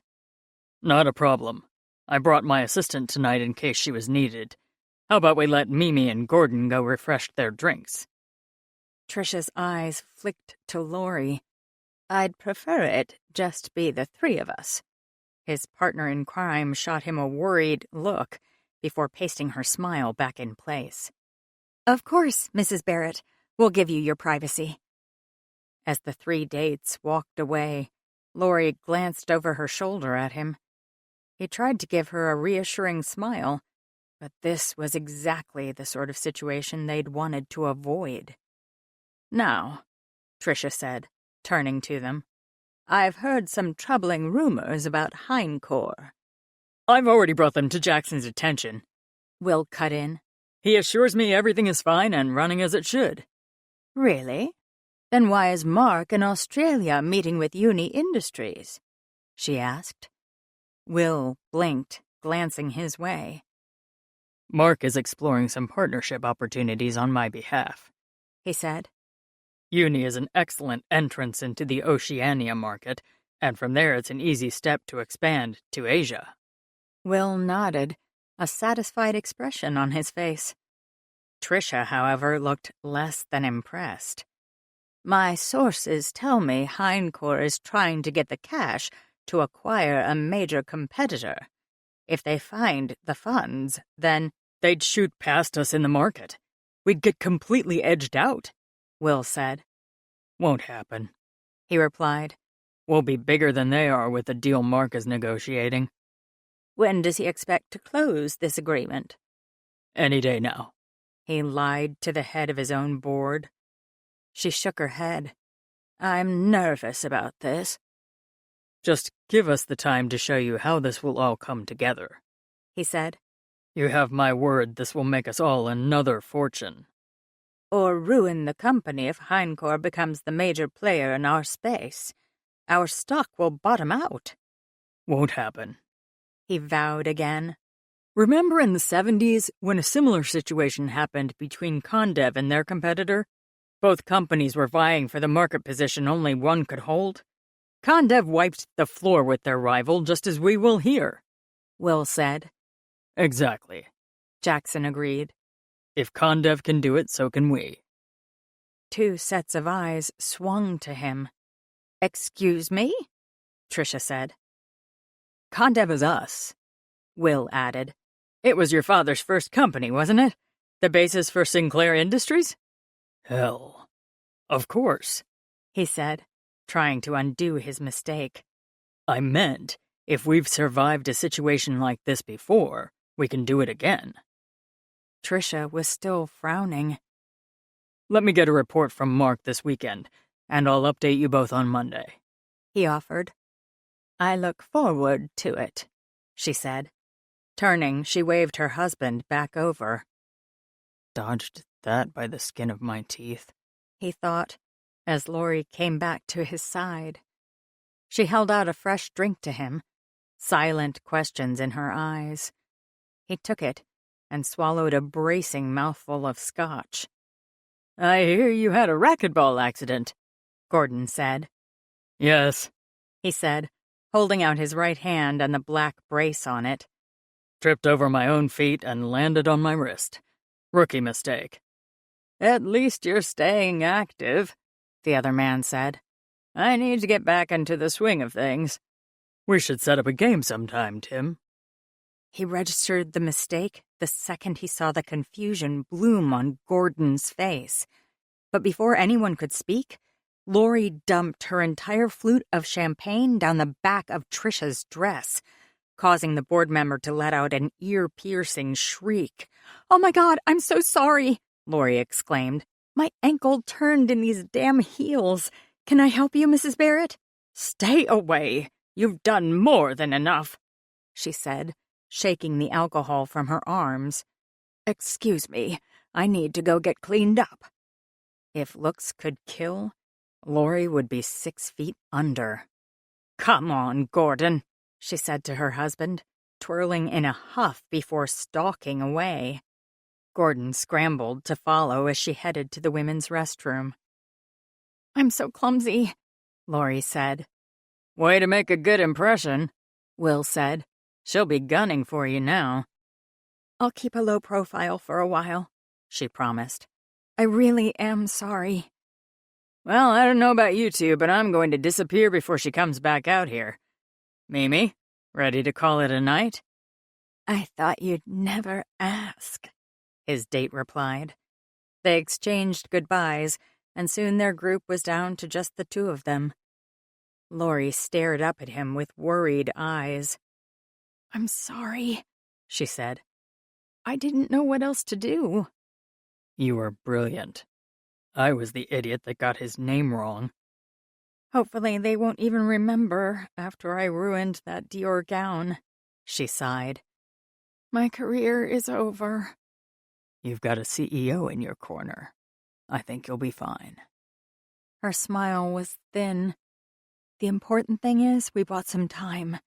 Let's follow Will's lead and get out of Dodge before she comes back. I thought you wanted me to rub elbows with all the board members. She's the most important.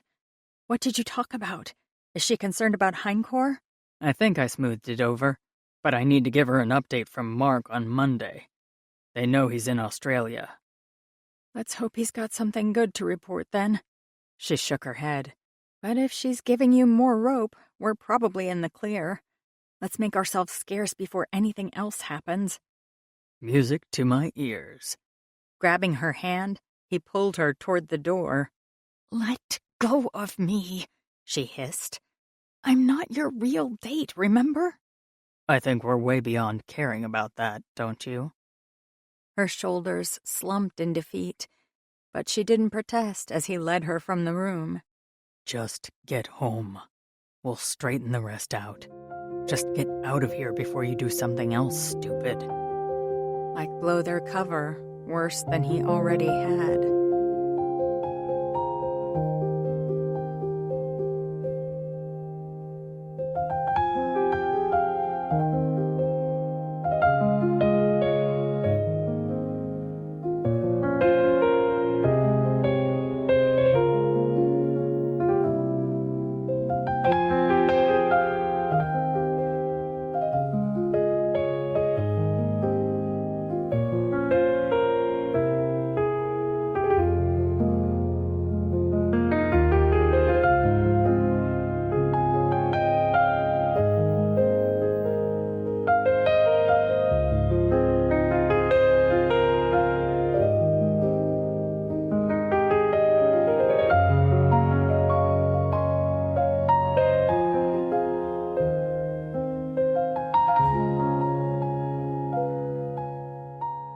Chapter 14.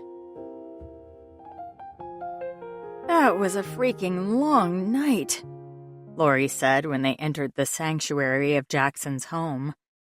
You can say that again, he said, collapsing on the couch in the living room. How do you think it all went? She asked, as she perched on the side of the sofa. He ran his hands down his face. Hard to say. There were a few slips. We knew it was a risk we had to take. Mark should have come. She slid down to sit on the cushions. He couldn't, and you know why. I know, but he's got to be better at this than I am. I always got the sense that you were the business genius. He didn't fight you for control when your father died. There was no doubt in anyone's mind you were the right man for the job. That was before. He pushed to his feet, pacing the length of his spacious living room. I'm not the right man for the job anymore. Unable to watch him, she crossed the distance between them. Hey, she said, catching his hands in hers. It's not your fault you have amnesia. No one can blame you for that. They can blame me for hiding it. Man has a point. It's for the good of the company. We all agreed. Funny how the best laid plans fall apart once you're in the middle of them. We did this wrong. Notifying the board should have been our first move. With everyone racing to merge before our rivals do? The board could have weighed the benefits and potential profit losses and put a for sale sign on our door. Is that what you want? To lose the company your father founded? Maybe it would have been the right move. If Hindcore pulls this off before us, we could lose everything, including pensions. Maybe we should have folded to protect people's lives. And put thousands out of work across the country. Better that than losing everything they have. Hey! She pulled him toward her with his hands. Stop it. It's too late to go back now, and the plan is working. Buy time for Mark, appease the board, keep up the charade. You can do it. His dark gaze rose to hers. You mean, we can do it? Her smile was slight. I'll do whatever I can to help. Because you care about the company. I do. And because you care about me. She drew in a sharp breath, but finally nodded. I do. The words were soft, but it wasn't like they were a secret anymore. When the real Jackson returned, he'd remember everything that happened. Every kiss, every touch. She'd have no place to hide anymore. But between running him over and dumping champagne on Trisha, it's not like I have a job to protect anyways. Just her pride, battered as it was. I hate that I don't know who I was before all this. You were a good man. He looked away. A better man. No. The word was so soft, she wasn't sure he'd heard. But when he turned back to her, there was something unreadable in his eyes. No? She dropped his hands and stepped back. You've been doing exceptionally well. Give yourself a break. This is an impossible situation. She walked back to the couch. It's late. We should call it a night. But when she turned to go, he caught her hand. Which me do you prefer? He asked, ignoring the rest of her words. Who I was before, or the man I am now? Not fair, she said. You're the same person. Same, and yet different. Yes. Can't you even give me this much? What good would it do? She demanded. If I say I liked you better with your memories, you'll be hurt. And if I say I like you more now, it's only temporary. You will get your memories back, Jackson. And when you do, questions like this will be moot. It's not moot now. In fact, I have a feeling it's incredibly important. Seriously? She said. Yes. And I've been told I have excellent instincts. For business? Splitting hairs. He pulled her closer. So, tell me, would you have kissed the old me on my patio? No. The kitchen, then? She shook her head. Nowhere. I would never have done that. Then what changed? A helpless sound escaped her throat. I don't know. Without your memories. What? She dropped her head. You didn't remember how little I mattered to you. The breath left him in a rush. How? He demanded.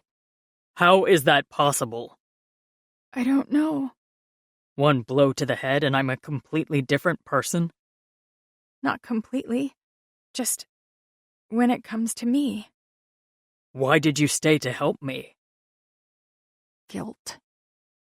I always admired you, she said instead. I didn't need to be your lover to be impressed by the world you were creating. I wanted to help you in any way I could. He was silent for long enough that she lifted her head. I don't understand a hell of a lot that's happening.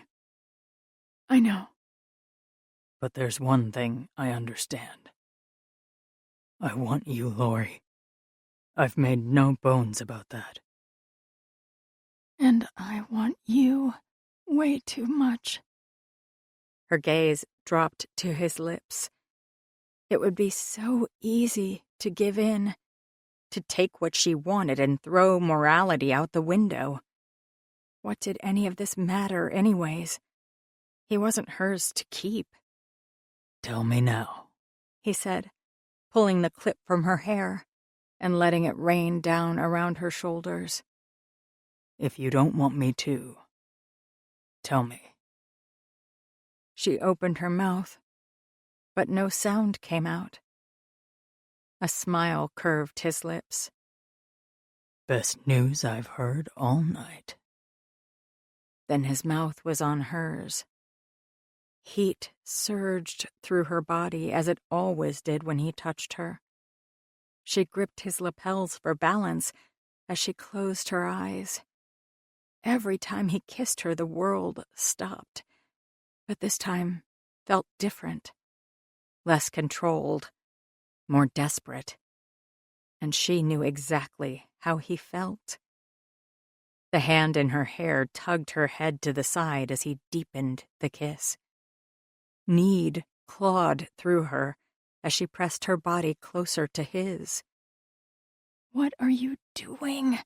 her conscience whispered. "Shut up," she snapped back. She slid her hands inside his jacket, running them up his chest and over his shoulders.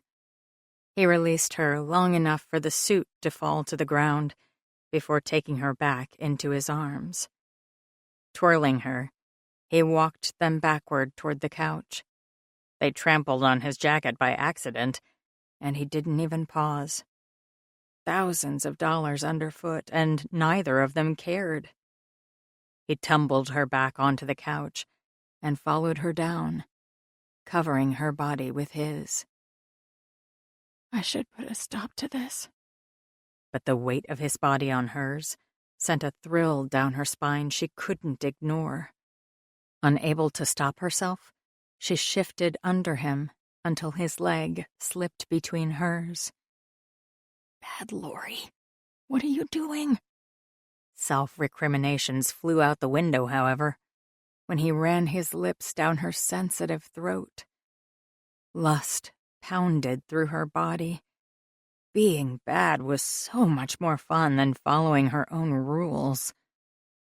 Throwing back her head to give him better access, she tried to immerse herself into the experience, but something held her back. This was her wildest fantasies come to life. She should be ecstatic.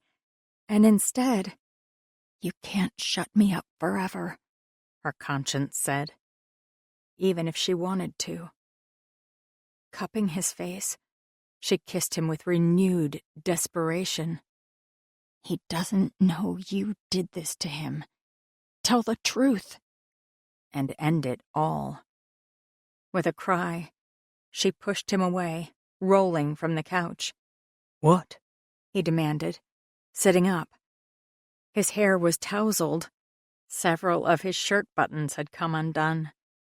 There was a wild light in his eyes as he stared at her, demanding an explanation. "I can't," she said, tunneling her fingers through her hair. "I can't do this." Because of my memories? He asked, pushing himself up. I'm telling you, I don't care. You're not taking advantage. I'm not an invalid anymore. "No," she whispered. "It's much worse." You don't want this? Me? A pained laugh escaped her. "Trust me, that's not the problem." Then what? She turned to see him there, on the couch, watching her with confusion stamped on his face. "It's not fair." He had no clue why she'd pulled away. He didn't know that he'd hate her once she told him the truth. "This is wrong." It wasn't the sort of person she wanted to be. She was honest and kind. Right now, dealing with the most important person in the world to her, she was neither of those things. Her heart clenched. If she told him the real reason, she'd never get to touch him again. Never get to help him. "But he can survive without you now. There's no excuse to keep silent." She owed him better than this. Sweetheart? Her heart broke. Returning to the couch, she cupped his face and took one last selfish thing. If this was the last time she'd ever get to kiss him, she'd better make it count. She could feel his surprise in his touch, but he was more than willing to follow her lead, wrapping his arms around her. He feels so good against me. Like they were meant to fit together. Her throat grew tight at the fanciful thought. With a last brush of her lips over his, she drew back. Not that I'm complaining, but what's happening? Nothing, She whispered. nothing will happen after this. Swallowing, she forced herself to release him and move back on the couch. I have to tell you something. His expression grew sober. Sounds serious. Yeah, she agreed. It is. He nodded. Like a Band-Aid, then. Rip it off. Her voice gave out. Steeling herself, she tried again. There's something you don't know about the accident. Okay. Now or never. Do it before you chicken out. It was me, she said in a rush. I'm the reason you can't remember. I ran you over. His jaw dropped. What? That day, I quit, she said, bearing it all. I was done. We were finished. I was leaving the building forever and going far too fast. I don't know why you were in the parking garage, but I hit you. I didn't mean to, but it was still my fault. I hurt you, Jackson. It was me. She dropped her gaze to her hands, twisting them together. I know I can never make up for it. He was silent for a long time. The seconds ticked by, each rubbing her nerves raw as she waited for the axe to fall. You quit, he said. She glanced up. That's what you took from my confession? Why? He asked. It doesn't matter. The point is I hit you with my car. Because you were upset. I'd done something so bad. You left a job you obviously love. She threw up her hands. Stop it! Don't rationalize this away. Don't you understand? I cost a billionaire the brain he needs to run an empire. I damaged the company. When you get your memories back, you are going to hate me. You'll press charges and I'll deserve it. She pushed herself even farther back on the couch. I can't let this happen, knowing you'll see it as one more betrayal later. Even if I want to. And do you want to? She hung her head. Far more than I should, knowing what's coming. Charges. Yes. He nodded and stood. She watched him grab a pad of paper from his briefcase and come back with a pen. He wrote quietly before handing the paper to her. I, Jackson Sinclair, being of sound mind, waive all potential charges in the matter of my accident. Lori Carlo is absolved of all fault. The waiver went on, with his signature scrawled on the bottom, but she let it fall from her fingers before she finished. You can't do this. It's not binding. He shrugged. I think it is. I'm an amnesiac, not mentally unfit. But you can't forgive me. His gaze sharpened. Why not? Because I'm guilty, she cried. I'm the victim. Pressing charges is my decision. And you are the very last person I would ever want to hurt. You won't feel that way. Not once you remember. That's the crux, isn't it? Her eyes jerked to his. What? The accident isn't the only reason you kept me at arm's length. You're afraid of what will happen when I remember everything. I know what will happen, she said, her voice soft. Trust me. You won't want me once you get your memories back. I don't believe that. Pain cut through her as she realized she had one more explanation to give. He thought he wanted her when she knew full well he didn't. I'm going to have to talk the love of my life out of pursuing me. Maybe this was her punishment. She rolled her shoulders back, preparing herself for the most painful conversation she'd ever have. The you before I ran you over, she started. He was a very different person. Yeah, that's been made clear. No, I don't mean with the business.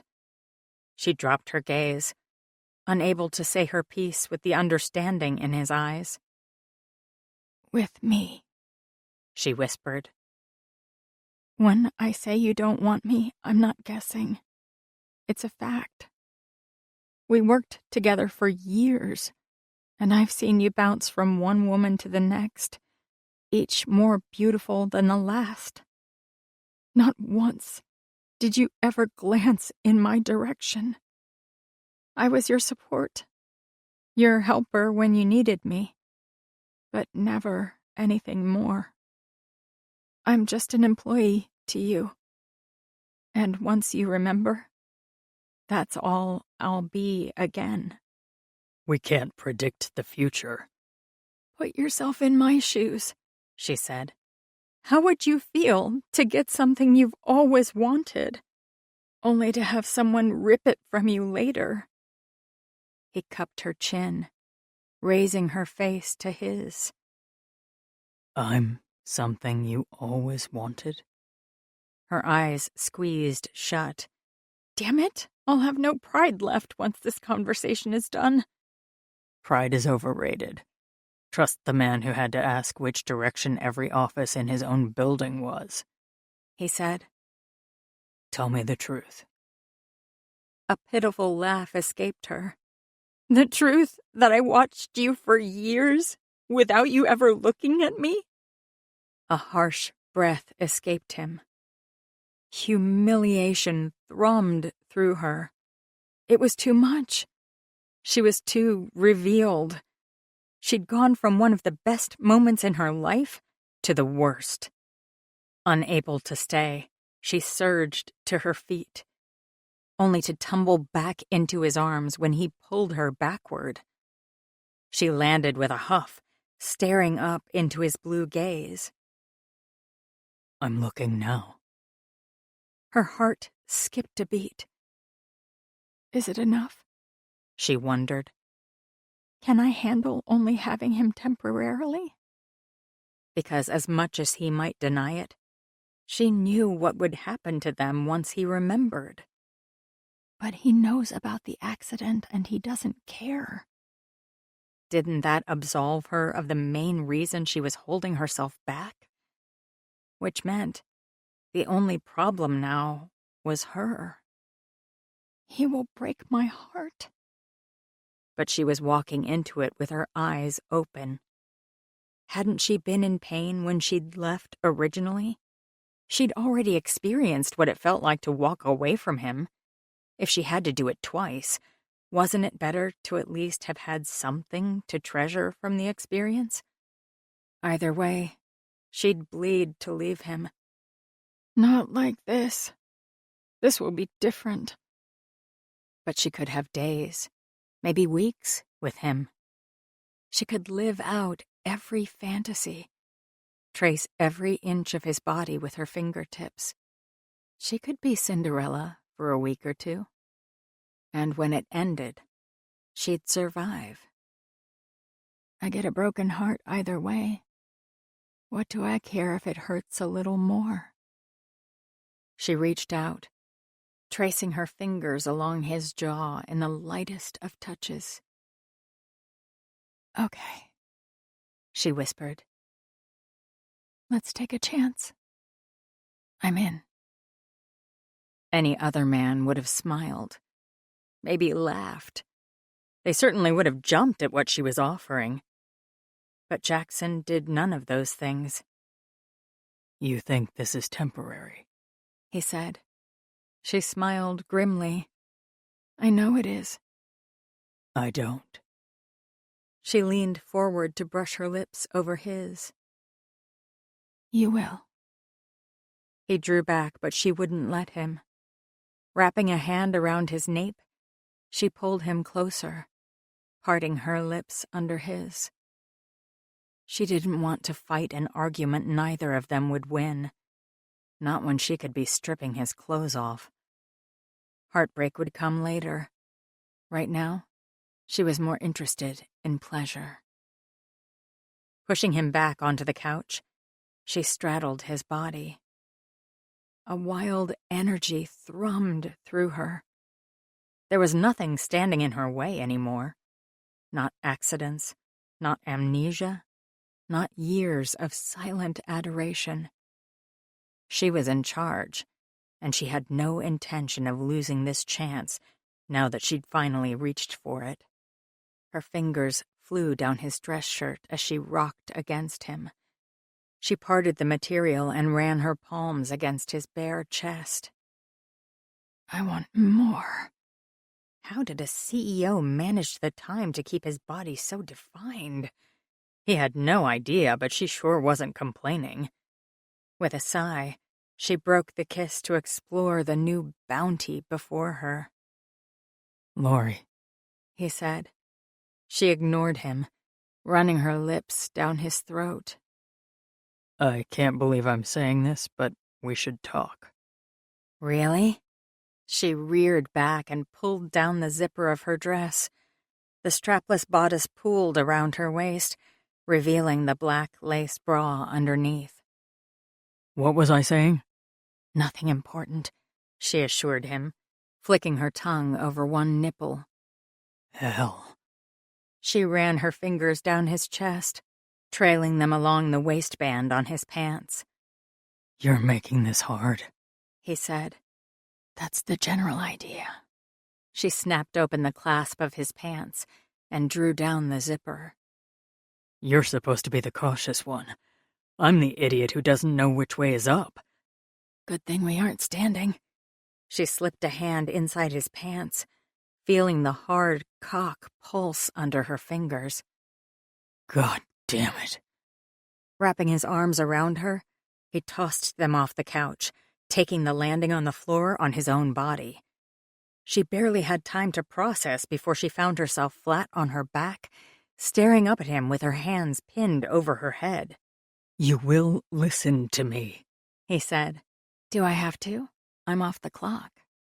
His lips quirked in a smile. If we are going to do this, then you owe me 30 seconds. With a sigh, she relaxed beneath him. If you talk us out of this, I might never forgive you. Sweetheart, you will be screaming my name before the sun rises. Then why are we talking? He slid a leg between hers, making her gasp as he rocked against her. Because you need to hear this. He stopped moving. I'm not going to change my mind. I want you, Lori. I'm in too. The fight went out of her. I believe you believe that's true, she said. He hissed out a breath. When I get my memories back, if I get them back, I will remember what I'm saying now. You'll remember, she agreed, but you won't care. Lori. Stop, she said. We have a break from reality. Something I never thought was possible. Can't we just enjoy it? With you waiting for the axe to fall? I know you, she said simply. He touched his forehead to hers. The more I learn about my past, the more I want to be someone else.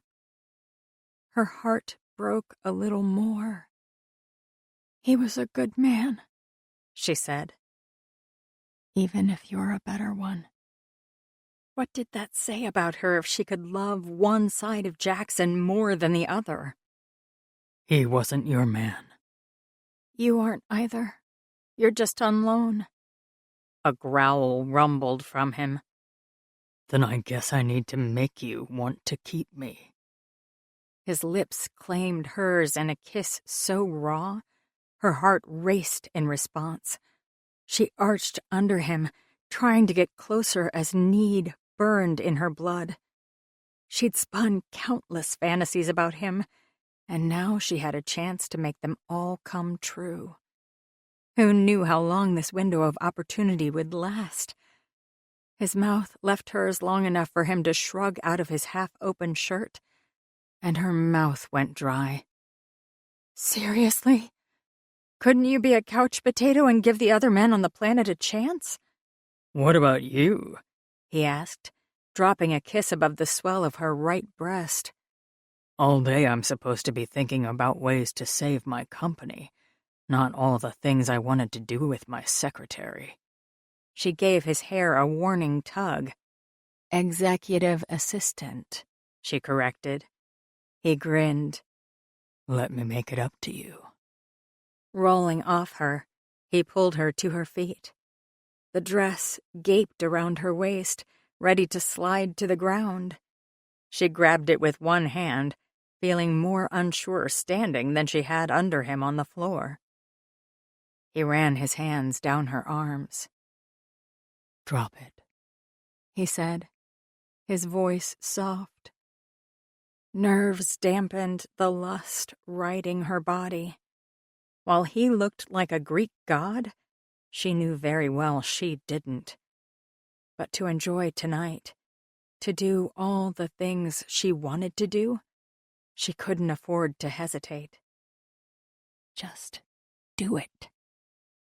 Lifting her chin, she released her grip on the chiffon. The cerulean dress fell to the floor with a quiet rustle, and she stood before Jackson in only her black bra and panty set. He took a step back, his gaze running over every inch of her body. Being the focus of his study was both exhilarating and nerve-wracking as she waited for his verdict. Hell, he said. Her blood froze. Was he going to tell her this was all a mistake? She was a far cry from the models of his past. Maybe he didn't want a woman with breasts that made even the most modest top salacious, or one whose stomach curved instead of flattened. He wouldn't be the first man to turn her down in favor of more slender women. But when his gaze returned to hers, there was nothing but lust in his eyes. how are you so damn perfect? He demanded. Her lips parted on a surprised exhale. What? Reality is way better than fantasy. He'd dreamed of seeing her this way, but now that it was for real, she was far more beautiful than he'd ever imagined. Utterly perfect for me.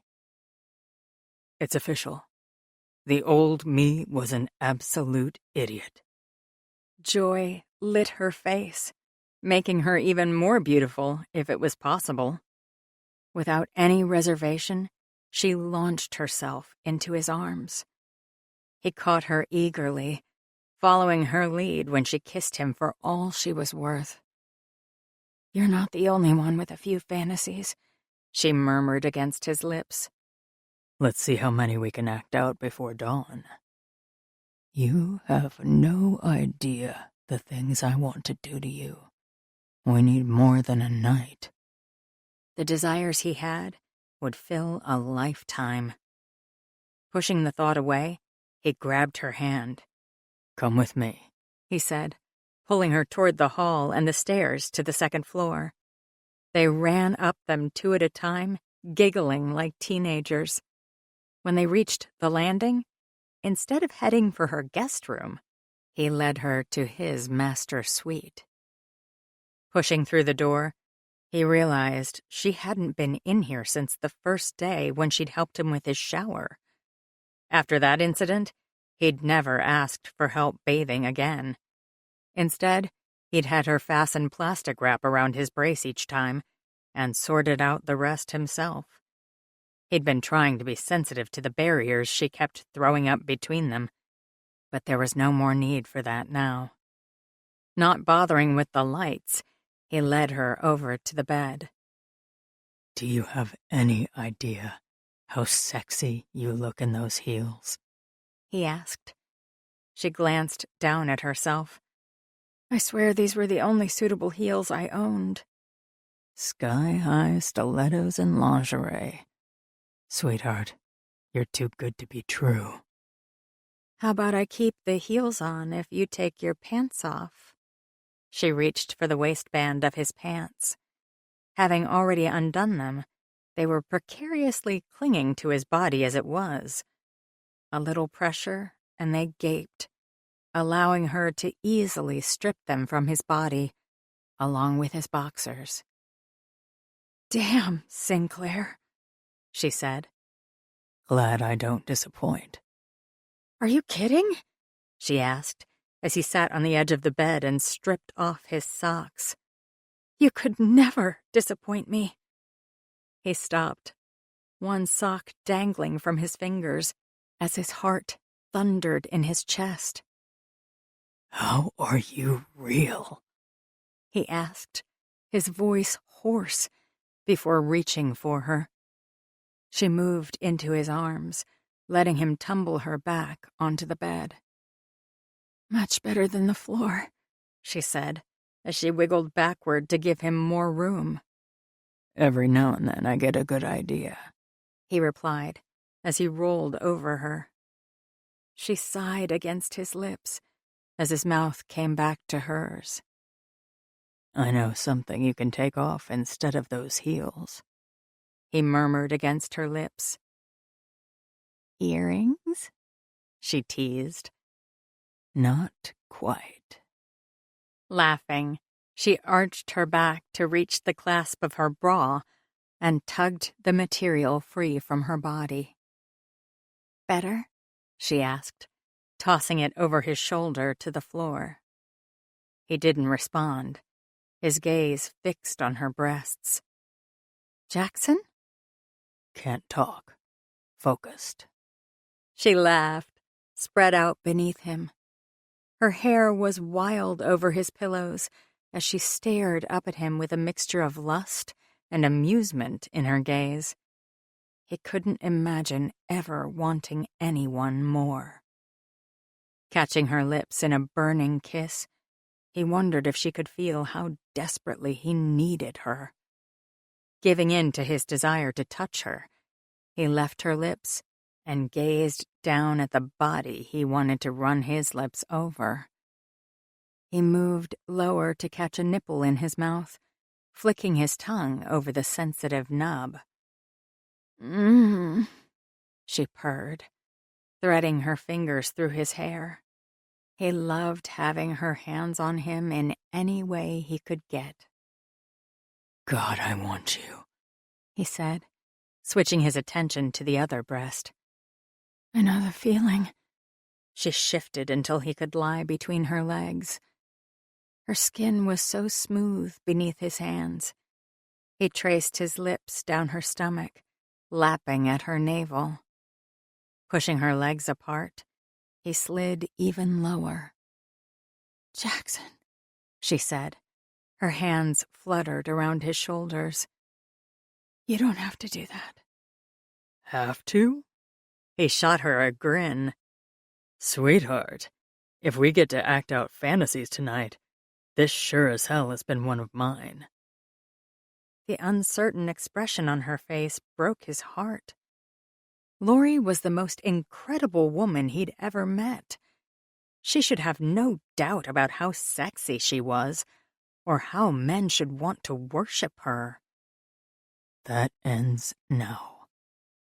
He could prove what the men she'd dated before him certainly hadn't, that he wanted every inch of her. any way he could have her. For as long as I can. Because, as much as he tried to deny her protests, neither of them knew how long that would really be. Adrenaline shot through her as Jackson's head dipped between her thighs. He traced her folds with a light finger, teasing her as he pressed a hot kiss to the inside of her thigh. Raise your leg, he said, his hands pushing her right thigh up. She did as he asked, feeling decadent as her foot balanced on the spike of her stiletto. But she went from decadent to speechless when his tongue flicked against her clit before moving lower. Throwing her head back, she stared up at the white-plastered ceiling as his clever mouth teased her. She nearly leaped from the mattress when he slid one finger into her, working in time with his tongue. I can't believe this is happening. She'd never in her wildest dreams thought they'd end up here, and yet it felt so right opening her body for him. There'd been no hesitation in his eyes at any point tonight when he'd looked at her. No disappointment that she was too curvy for his tastes. Instead, he'd stared at her in wonder, as if she was everything he'd ever wanted. And it felt so good. She'd follow him anywhere, as long as he always looked at her that way. Now here she was, biting her lip as he pleasured her with an expertise she'd never encountered before. Her orgasm built within her until she flung out a hand to tangle in the sheets under her. "Jackson," she panted, "enough!" But he ignored her, his tongue encircling her clit. A rough cry escaped her before she tangled a hand in his hair and pulled him up. "Come up here," she demanded. He grinned as he climbed up her body. I was pretty happy where I was. "You'll be happier in a minute," she promised. "Don't suppose you remember where you used to keep the condoms?" No, but I'm a man who likes to be prepared. He reached for his nightstand and pulled a box out of the drawer. This was the first thing I bought after the accident. "Someone's sure of themselves." Hopeful, he replied. He tore a packet open with his teeth before she claimed it from him. "Let me," she said, reaching down to run her fingers over his cock. He stiffened against her, his head dropping onto her shoulder.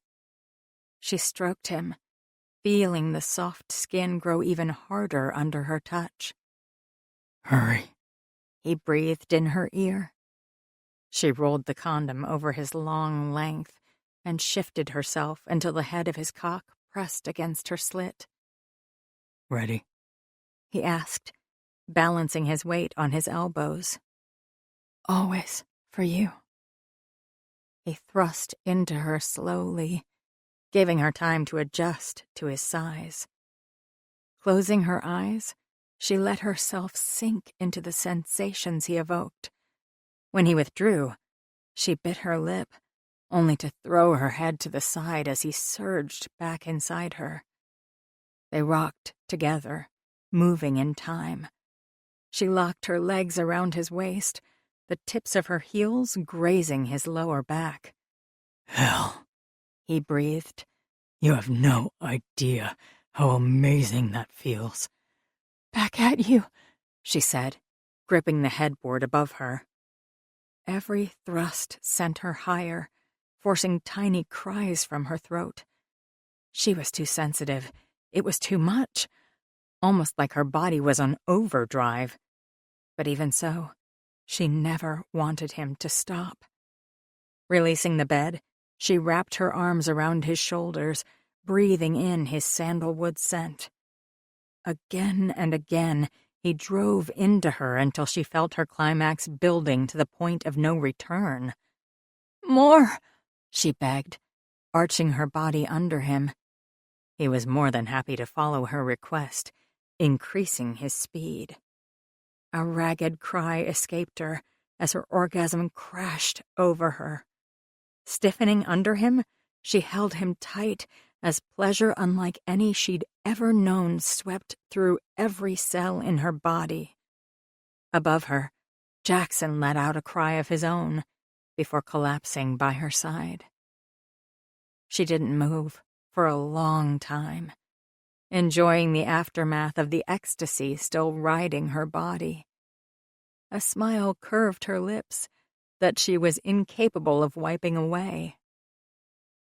I just had sex with Jackson Sinclair, and she'd give anything she had to do it again. You're amazing, He panted at her side. Turning her head, she grinned at him. I think it's us. We're amazing. I like that. He tugged her into his arms, cuddling her to his side.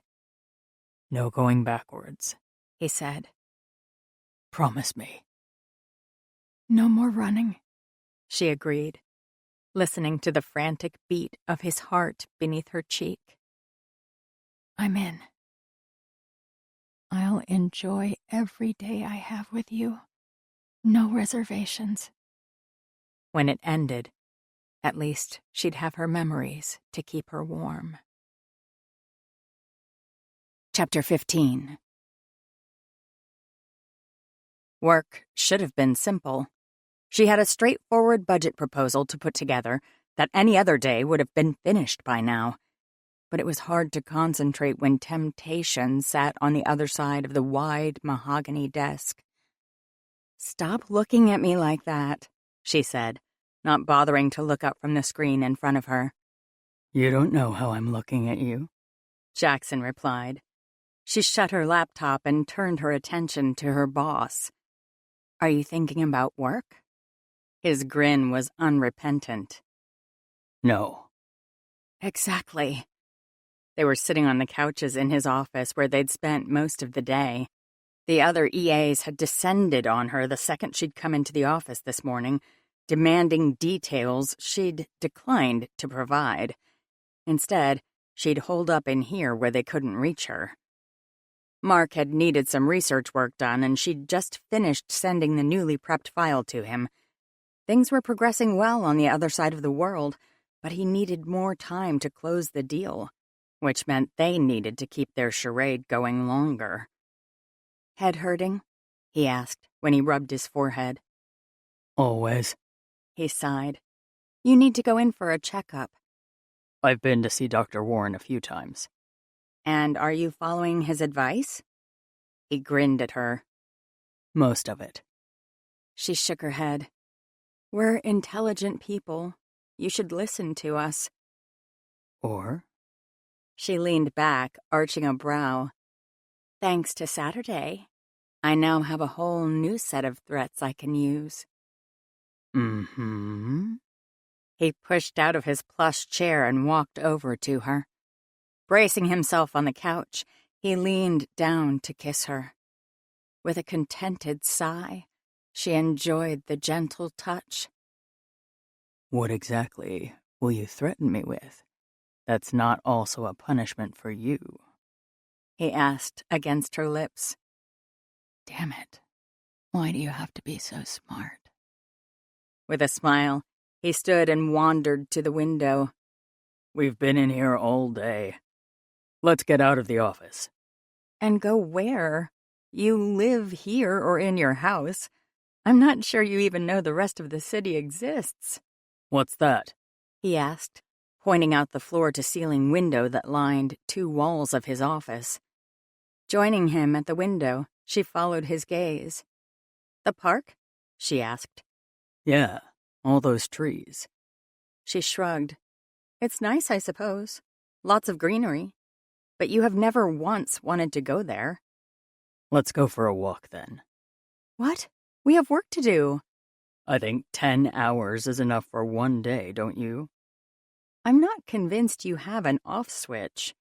Sue me for wanting to spend time with you. You spend literally every waking moment with me. And still it's not enough. Oh. Come on, let's go before we lose the sun. Seriously? You want to go walk in the park? Yep, right now. Turning on his heel, he began shutting down the files open on his computer and tidying the papers on his desk. You joining me? He asked when he was done. This is crazy. All the best plans are. You are not a walk-in-the-woods sort of man. Time to turn over a new leaf, then. He turned to grin at her like a naughty little boy. Leaf, get it? Still chuckling to himself, he went to the office door and held it open. Come on, Carlo. Be spontaneous. Neither one of us has a spontaneous bone in our bodies. Time to shake things up, then. He walked out the door, calling, I'll meet you downstairs. Damn it, he's serious, she muttered. Running to the couch, she shut down her laptop and grabbed her purse. She caught him by the time he'd reached the elevator, and the smile he gave her stole her breath away. I knew I could count on you. Always, she promised, stepping into the elevator with him. Within minutes, they were on the bustling city street, dodging other commuters no doubt headed home for the night. We won't have the sun for long, she warned, as she led the way. This isn't a terribly impressive park. Doesn't matter. I just wanted to get out of the office. He caught her hand in his, threading their fingers together. So I can do things like this. There was no stopping the pleasure that rushed through her. For a few minutes, they could pretend they were like anyone else on the street. Just a couple headed home for the evening together. No business in peril or Swiss bank accounts to worry about. I suppose I'll have to relearn the city, too, he said. Maybe some of it will be automatic, or maybe you'll get your memory back soon enough that it won't matter. I thought you didn't want me to get my memory back. She tugged on his hand until he looked at her. I've always wanted your memory to come back, even knowing what it means for us. Just that selfless, hmm? If I was, I wouldn't have let any of this happen. Then I, for one, am thrilled with your bad decision. He ducked down to steal a quick kiss. Stop it, she said, laughing. Look, we're almost there.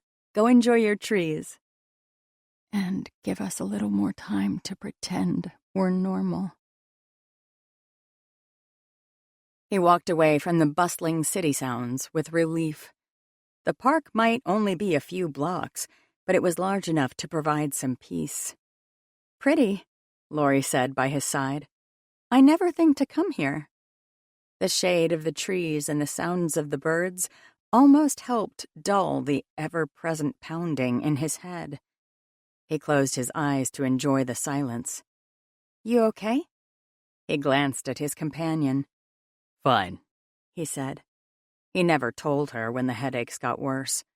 The last thing he wanted was for her to go back to seeing him as a patient when he'd finally convinced her to see him for himself.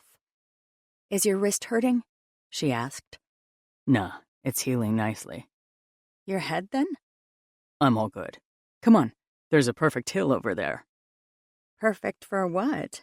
She asked, as he tugged her off the paved path and halfway up the little incline. Dropping down on the grass, he held out his arms to her. If you have a tailor, he's going to kill you for those grass stains. It's worth it, he said. Come on. With a sigh, she dropped to the ground beside him. What are we doing? This. Lying back, he pulled her with him until they were staring up at the clouds above. Laurie nestled more closely against him, her head propped on his shoulder.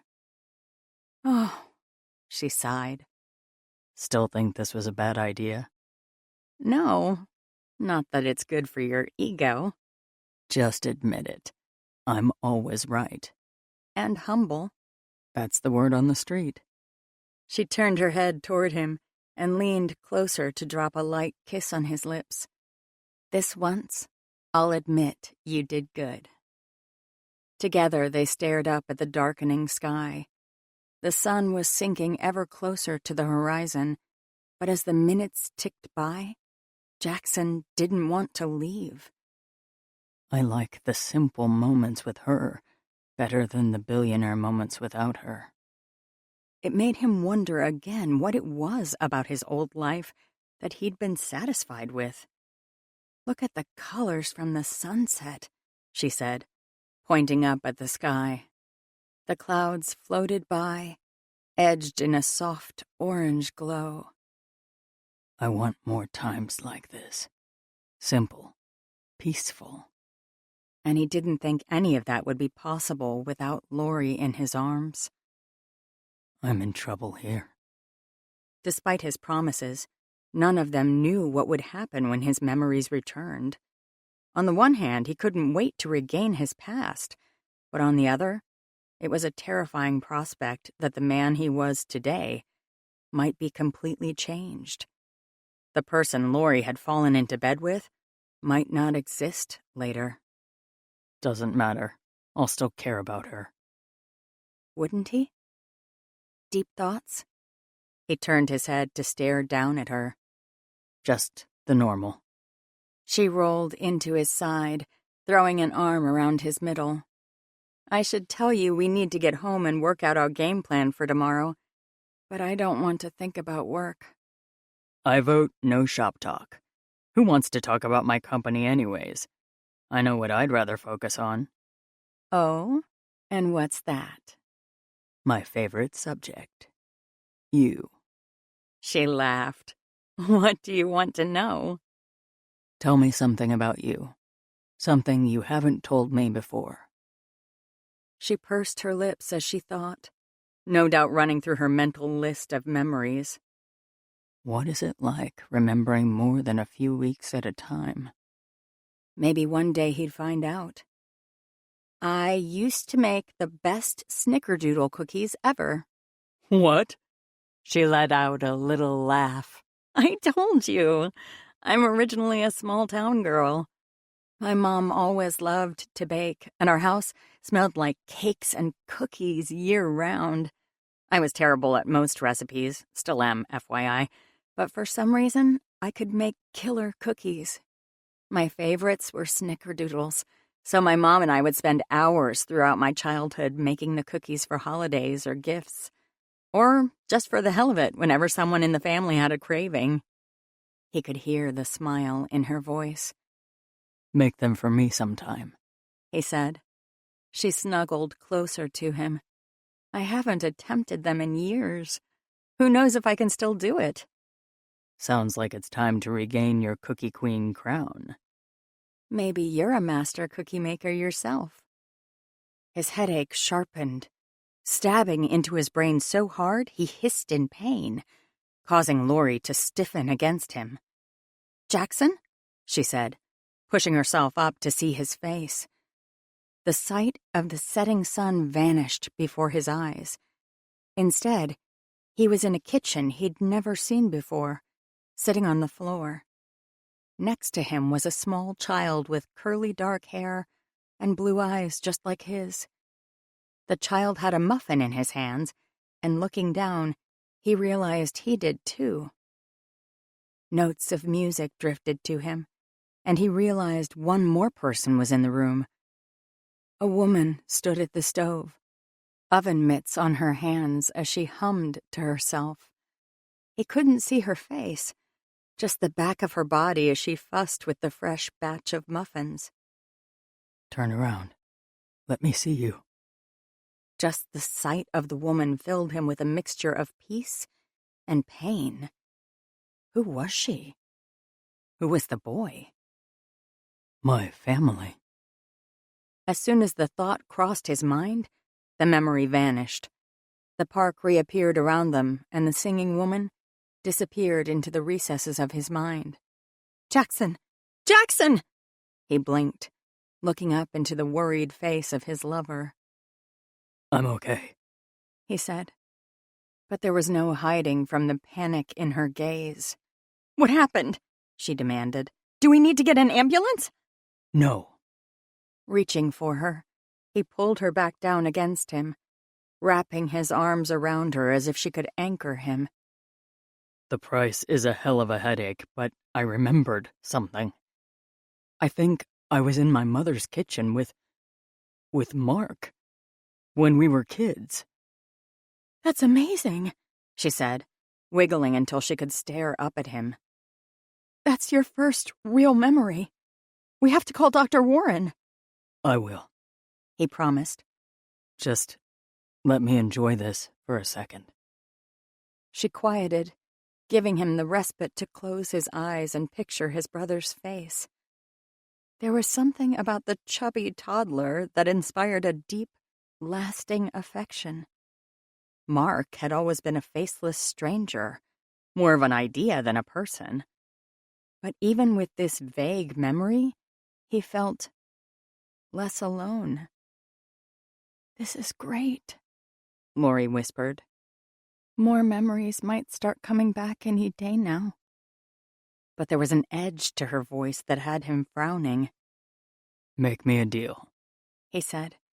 When my memories fully return, make some snickerdoodles for me. She was silent for a heartbeat. Sure, she said. But the happiness had leached from her voice. She doesn't think I'll still want them when I remember. Or her. And there wasn't a goddamn thing he could do about it. He couldn't convince her of his intentions, not when he couldn't swear in good conscience that he knew how this would end. Maybe she was right. Maybe the other him really had never wanted her. He couldn't imagine how it was possible, but he'd been a different man. Which meant she might be utterly correct, as she was about most things. He could spend the best time of his life with her, only to have all that desire fade away right before her eyes. How can she take a risk like that? How can she think I'm worth it? His arm tightened on her. No matter what, he never wanted to lose her. But for the first time, he wondered whether he'd really have much choice in the matter. Chapter 16. He's starting to get some of his memories back, Lori said into her phone as she sat in her office. Mark's image filled the screen in the FaceTime call. That's great news. It started a few days ago when we were at a park. It sounded like a memory from your childhood together. Ours? You mean he remembers me? I don't know how much, or if it's any more than flashes at this point, she said gently, not wanting to get his hopes up. Jackson still refused to answer his brother's calls. She'd hoped the resurgence of some of his memories would make him more inclined to meet his brother, but it didn't seem to make a difference. In the week since the park, he'd remembered his father's face and his Harvard graduation. If he'd regained more than that, he hadn't shared it with her. She'd practically dragged him to see Dr. Warren. The doctor had given him a full workup and declared he was pleased with his progress. Even if the memories returning were exacerbating the headaches, Dr. Warren thought it was a price worth paying. Jackson wholeheartedly agreed. Which means I might lose him sooner than I thought. Every night, they fell into bed together, exploring each other's bodies until her throat was hoarse from crying his name, and her legs felt like jelly. But every morning she'd wake up, wondering if this was the day she lost everything. That's amazing, Mark said. Good job. It wasn't me, she said. Your brother has been incredible. You should see him in action. No one has realized anything is wrong. Even his wrist is almost healed. We'll all be back to normal before you know it. A large amount of the credit for this charade goes to you. I'm well aware of the trouble we'd be in without you. You never would have been in this mess without me. He shrugged. Water under the bridge at this point. Are you still planning to quit when he remembers? I think that's best for everyone. He might have forgiven me without his memory, but we both know the odds of that holding are slim once he's back to normal. Mark's brows rose. You told him the truth about the accident? She looked away. Yeah. Why? I had to. He frowned. Why? He asked again. She shifted uncomfortably. The last thing she wanted to do was tell Mark she was boinking his brother. Talk about a conflict of interest. I couldn't keep lying to him, she said instead. It seemed like the right thing to do. That could have endangered our plan. But didn't, she replied. We're in the clear. Mm-hmm. Trust me. What about on your end? When are you coming back? That's why I'm calling. I'll be back next Tuesday, and I need you to call a board meeting. I'm bringing the CEO and his team from Uni Industries with me. They are almost ready to sign the partnership agreement, but the final coaxing needs to come from Jackson. I'll send you all the details to prep him. We need all our major players involved. This is it, Lori. If we get this signature, we've won. Everything will be all right. And if we don't, our company will fade away. We won't let that happen. She ran a hand down her face. Okay. Get me all the information you can. I'll call in the board and our legal team. I want this over with as much as you do. Everything will be in your email within the hour. Good work, Carlo. Keep it up a little longer. The call disconnected. Just a few more days and this will be over. Well, the company part of it anyways. Once Sinclair Industries was out of the woods, what would she do? Keep doing her job as long as she could? Or bow out early before she had to face the full fury of Jackson when his memories returned? Because despite the sweet words he whispered in her ear when they were alone in the darkness of his bedroom, she knew what was coming. I made this choice. It was my decision. And she'd stand by it. Picking up the desk phone, she called Jackson's office and filled him in on the details she'd gotten from Mark. I'm waiting on an email from him and then I'll join you, she said into the receiver. Give me an hour? Works for me. Let's go to the park again on our way home.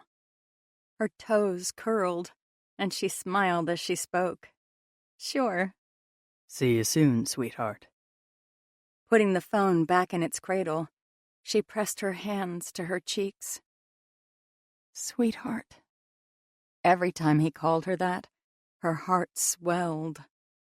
Not mine to keep, she scolded herself, but her heart didn't seem to care. I'm in trouble, she whispered.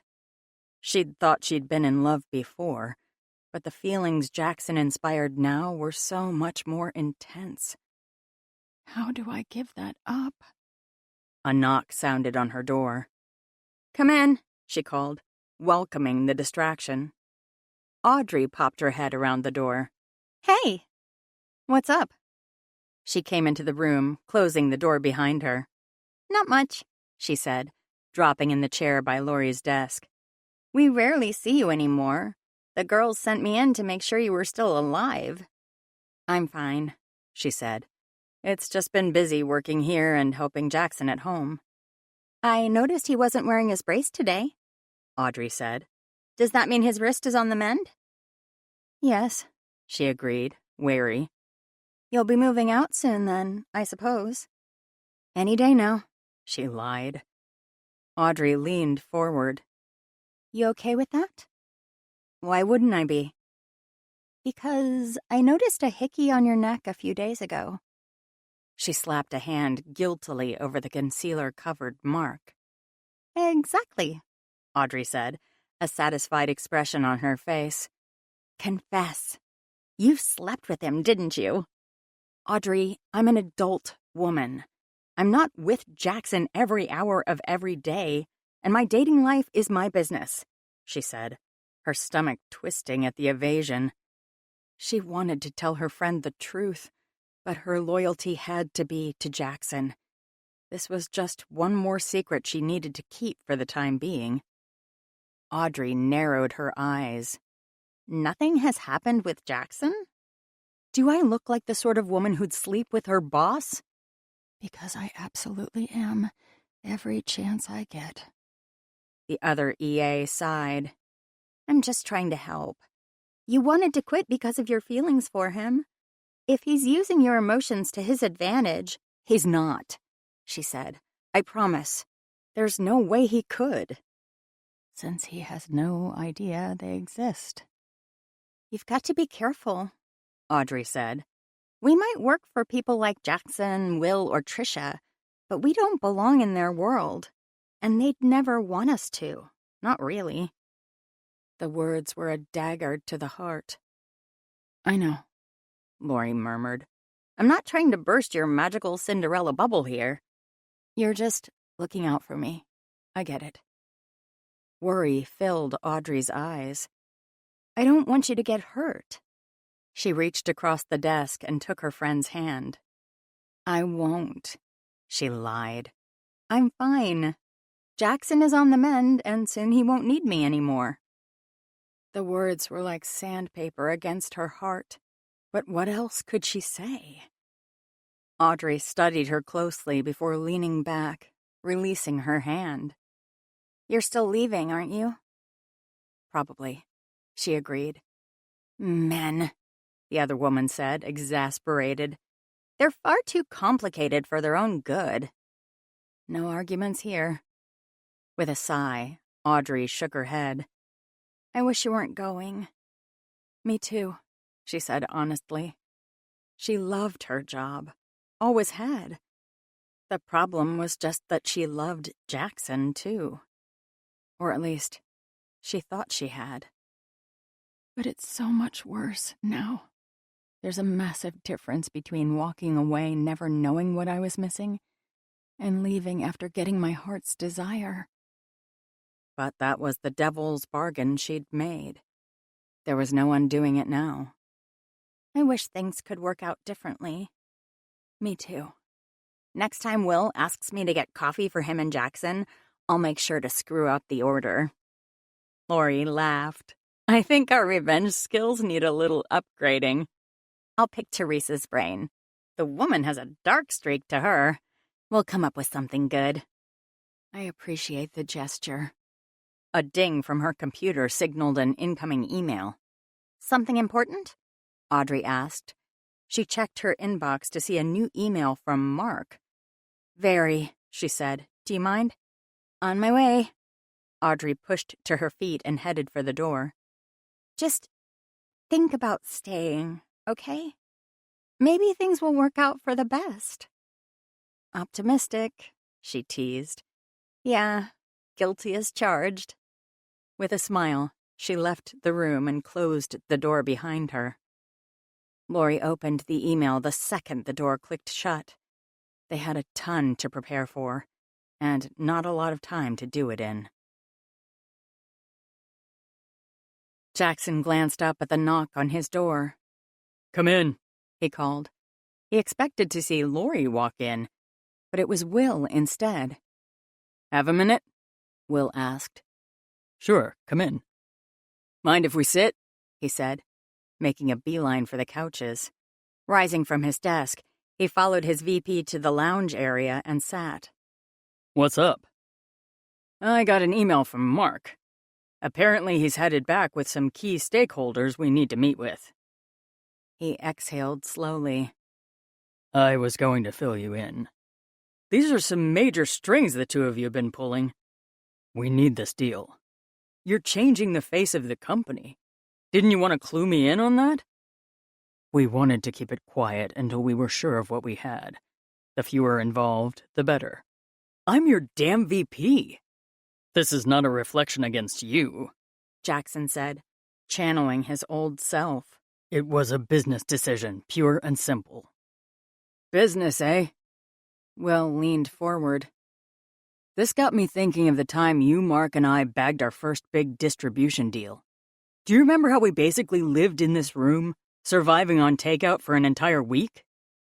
Jackson searched his merge memory for any mention of such an event, but came up with nothing. What else is new? Just play along. It was a hell of a time, he said. I don't think I've seen you eat pad thai since. Too much of a good thing. Triumph flared in Will's eyes. Hell, what did I do? See, here's the thing, Will said. I didn't work here when you and Mark first started expanding our network. You brought me on 4 years later. And with your peanut allergy, pad thai is the last thing you'd ever want to eat. Damn it. Lori warned me about that allergy. But nothing in the house had peanuts in it, as carefully checked by his capable assistant. He hadn't even thought of that piece of trivia since his first few days out of the hospital. You called Gordon Tim. You forgot your own father's history. Yesterday, you didn't know the name of our legal counsel, and last week, you knew nothing about a project you yourself had cultivated. What the hell sort of invasion of the body snatchers mystery is going on? Jackson ran a hand down his face. Is there any way out of this?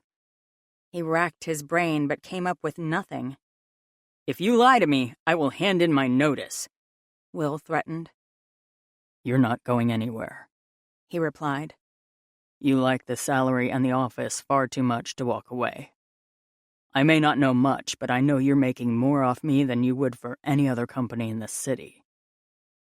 Will's jaw clenched. I can't do my job if information is kept from me. You're making me a bad VP, and I'm done with it. What is going on? He weighed his options. Losing Will right before Uni Industries' arrival was not an option. With only a few days to go, did it really matter if he let one more person in on the secret? It might even be to their benefit to have someone else in the room on guard during the big meeting. Besides, Dr. Warren said his memories were on their way back. Who knew how much longer he'd be acting this role? This doesn't leave this room, Jackson started. You won't mention it to anyone. You know I keep your secrets. He smiled wryly. Actually, I don't. If you are implying I'm not trustworthy, I don't remember you keeping secrets. He cut in. I don't remember anything beyond a couple weeks ago. Will blinked. What? I didn't hurt my wrist playing racquetball, he said, holding up his arm. I got hit by a car. I woke up in the hospital the day Mark flew to Australia. What the hell? Why didn't you tell anyone about this? Because when I woke up, I didn't even know my own name. You've got to be kidding me. Amnesia. My past is a blank slate. But Will sat there with a stunned look on his face. You've come into work every day. You've been yourself. I was expecting you to tell me you had a drug problem or something that was making you fuzzy. Not a freaking brain injury. I'm starting to get flashes of my past, but it hasn't rushed back yet. How did you pull this off? Why does no one know? Mark and Lori came up with the plan before I woke up. She's been my secret weapon, feeding me lines and prepping me for each day. Damn. That girl is brilliant. Yes, she is. That's why you didn't want to take anyone else to the benefit. And why she's living with you. Yes. My God. Will shook his head. How many people know? Just my brother and Lori, and a doctor monitoring my health. Unbelievable. I knew you were ballsy, but this is intense. Lying to your own board? They could remove you from power for this.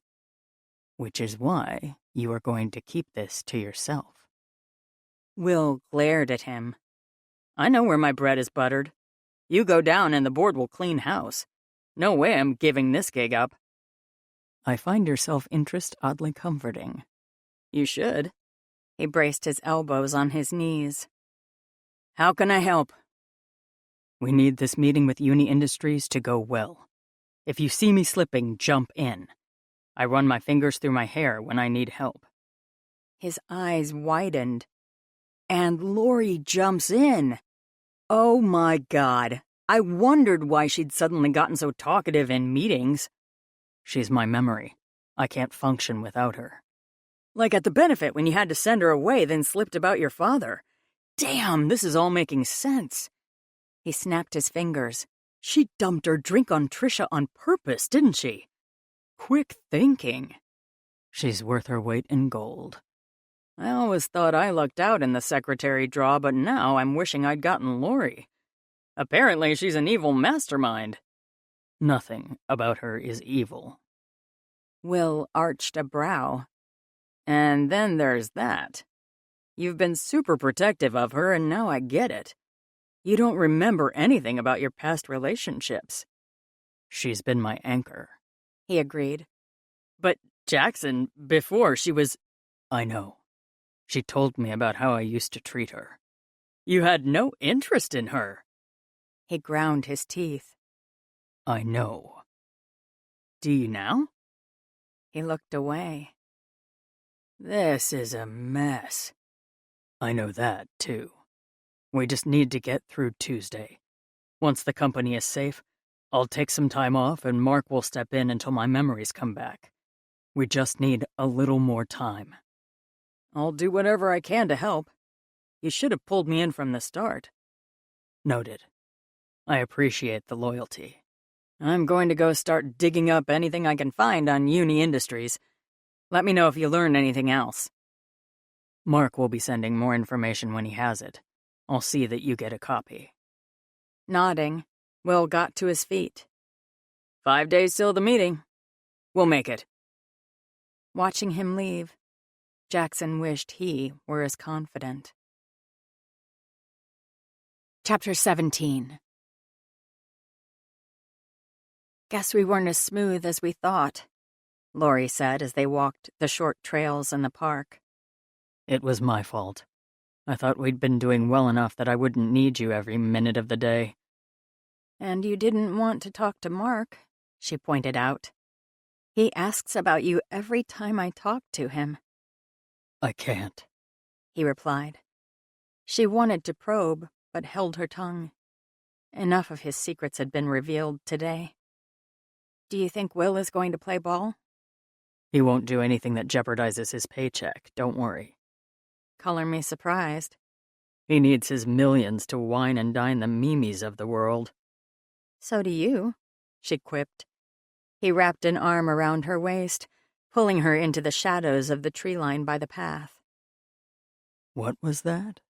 He asked, backing her up against a tree.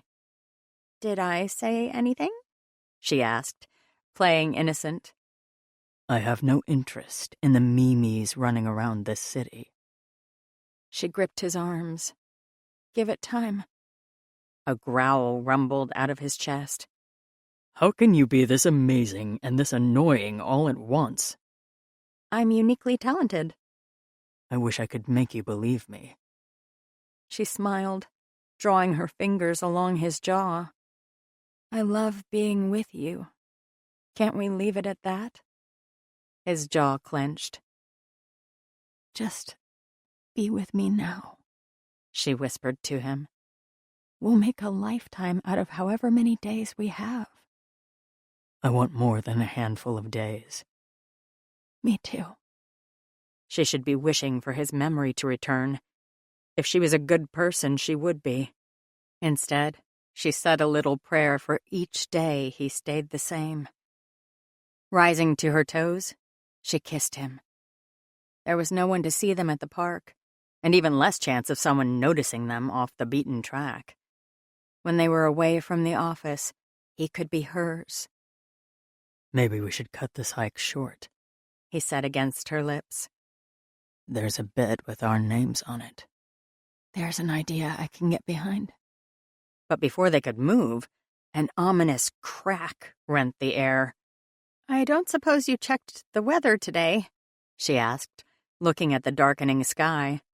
I have an assistant for things like that. She stuck out her tongue. Your assistant had better things to do than weather check your park getaway. I have a feeling we will regret that fact in a few minutes. The sun disappeared behind gray rain clouds. She could see the other people in the park packing up their bags or running for their cars. It'll be 10 minutes to get back to the office and Jackson's town car. She chewed her lip, knowing where they could be faster than that. Come on, he said, holding her hand and tugging her back the way they'd come. Actually, she said, I think I have a better idea. He glanced at the sky. Whatever gets us inside quicker. Decision made, she nodded. Come with me. Not releasing his hand, she pulled him into a jog as they headed across the park rather than out of it. They'd just hit the city street on the other side when the clouds opened up. Run faster, he ordered as a torrential downpour came down on their heads. This way! She led him down 2 more blocks before her building appeared at the end of the 3rd. Fishing her keys out of her purse, she slammed them against the sensor panel when they reached her entrance. The toggle on her keys beeped, letting them into the front hall. They stood dripping in the lobby. She pulled a strand of wet hair from her eyes before checking Jackson.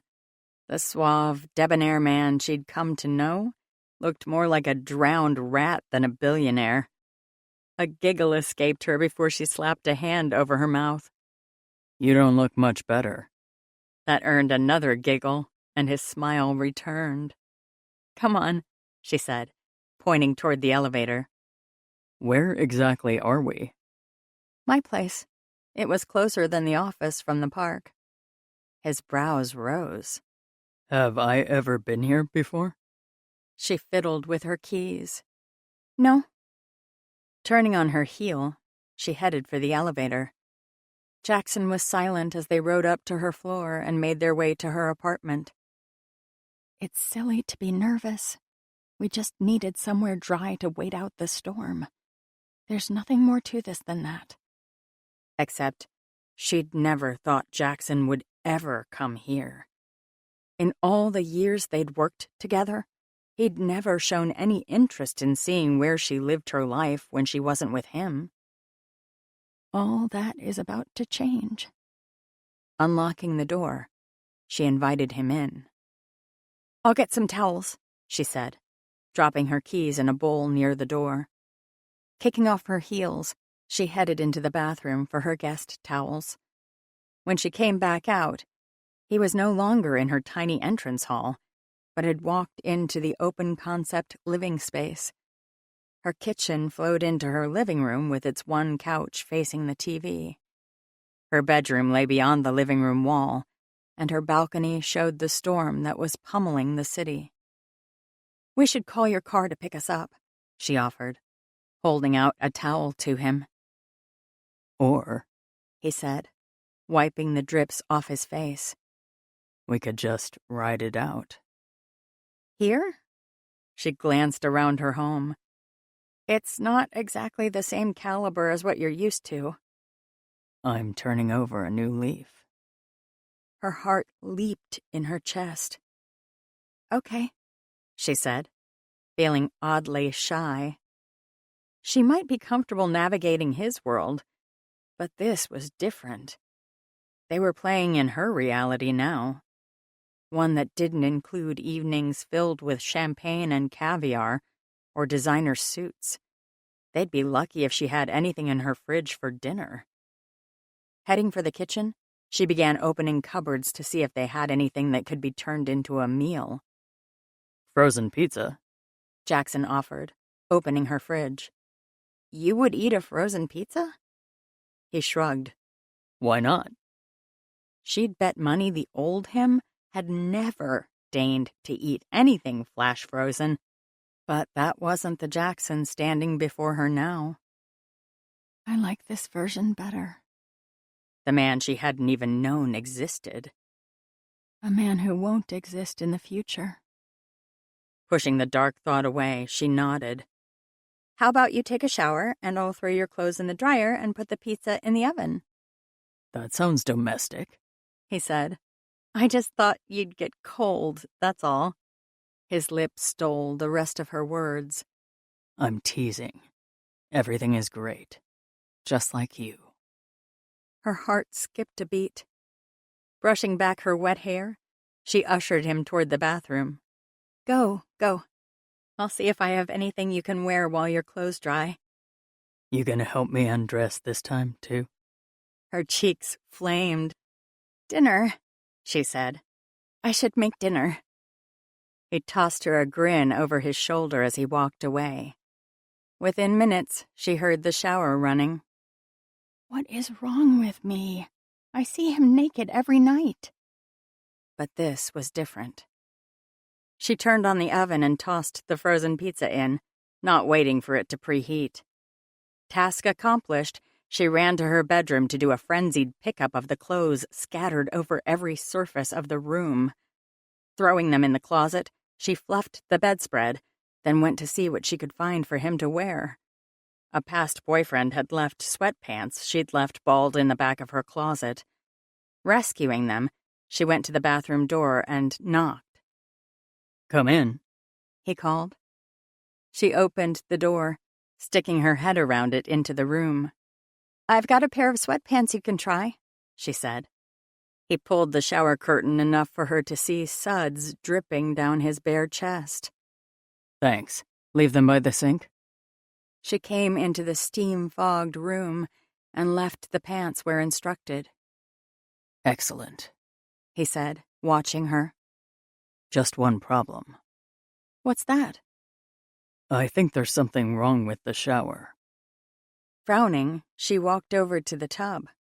"What's the problem?" I'm the only one in it. Throwing back the shower curtain, spray hit her body, surprising her long enough for him to pick her up and pull her into the tub with him. "Seriously?" she demanded as he jerked the curtain shut. "I think you just flooded my bathroom." I'll make it up to you. "I'm fully dressed." Everything was wet anyways. Aren't you warmer now? Damned man has a point, she thought as she stood under the shower spray. "You're going to regret this when the hot water runs out," she warned.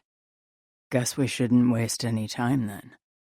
His fingers flew down the buttons of her dress shirt before he peeled the sodden material from her body. "You're lucky I didn't wear a skirt today," she said, unclasping the zip of her pants. "Taking pantyhose off right now would require a level of shower yoga I've yet to master." She wiggled out of the clinging materials and kicked them into the corner of the tub. Much better, he said. His eyes zeroed in on the white bra she wore that had turned translucent under the water. Let's get caught in storms more often. She rolled her eyes. How is it possible that the first time you come to my apartment, we're naked in the shower within minutes of walking through the door? Not even amnesia can take away my impressive seduction skills, he teased. Also known as trickery. Yes, that too. His gaze ran down her body. Besides, you're not quite naked yet. I must be slipping. I know how to fix that problem. Me too. He reached around her with one hand and deftly unhooked her bra. She stripped it off, figuring it left nothing to the imagination anyways. Her white panties were quick to follow. Jackson's grin was decidedly wolfish. Want me to wash your back? He asked, squeezing her pink loofah. "I don't know," she said. "Might be more fun to get dirty than clean." That's my girl. Dropping the loofah, he pulled her into his arms. She went eagerly, rotating their bodies until her back hit the shower wall so that the spray could cover them both. The age-old shower question, he said, running his hands down her wet body. Stay warm or have sex? Let's try to do both. We might be pushing those shower skills of yours. Practice makes perfect. I wholeheartedly agree. He bent to catch a drip running off one nipple before taking the hardened nub into his mouth. She bit back a groan. We have pizza in the oven. Fast version. Got it. He slid his hand between her thighs, stroking her until she bit her lip. Two can play that game, she said as she reached down to find him already hard as iron. She wrapped her fingers around his long length, caressed him until his breathing was as irregular as her own. "We're playing fast and loose with the water pressure," she warned, while she could still think straight. "Sweetheart, if you want me, all you have to do is ask." He hiked one of her thighs over his hip as she cast out a hand to steady herself on the slippery tub. "You're going to fall and get a double dose of amnesia," she said. "Totally worth it," he replied, rubbing the head of his cock against her. They'd tossed away their condom box in the first few days when they'd run through the pack. After that, they'd opted to trust her IUD, and right now, she was damn glad nothing stood between her and the mind-numbing orgasm just moments away. He slid into her with a groan, burying his head against her neck. Lori tried to concentrate on keeping her balance, but it quickly became a fool's mission. All she could think about was the pleasure building in her body as he drove into her. Shampoo bottles fell to the bottom of the tub around them. Water splashed in their faces, but she didn't give a damn. Tightening her inner muscles, she clenched down on him when he withdrew, causing another groan to leave him. "I can't get enough of him." No matter how many times they slept together, or how many positions, she always wanted more. Greedy, greedy, but totally worth it. Pressure built within her. She bit her lip, rocking against him faster until all she could hear was their panting breaths as they raced towards their climax. Gripping her hips, he drove into her like nothing else had ever mattered as much as this moment. When her orgasm exploded within her, she cried out his name, wrapping her arms around him. Fireworks went off in her head as pleasure flooded her body. Jackson thrust into her a few more times before shouting her name in a far more guttural voice than she'd used.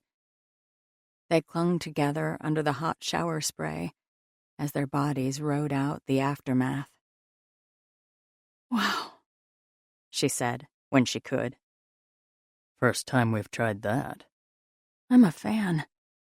He laughed. "Glad to be of service." She unwrapped her leg from around his hip and stood gingerly. Her knees felt like jelly. "For the record, this wasn't what I expected when I brought you here." "No complaints from me." "I'm sure." Fishing the loofah and a bottle of soap from the piles around their feet, she laughed. "Let's get cleaned up before the water turns icy and our pizza burns to a crisp." "There's a plan I can get behind," he said, taking the loofah from her to run over her body. She closed her eyes, relaxing into his touch as he washed her, and wished for more times just like this one.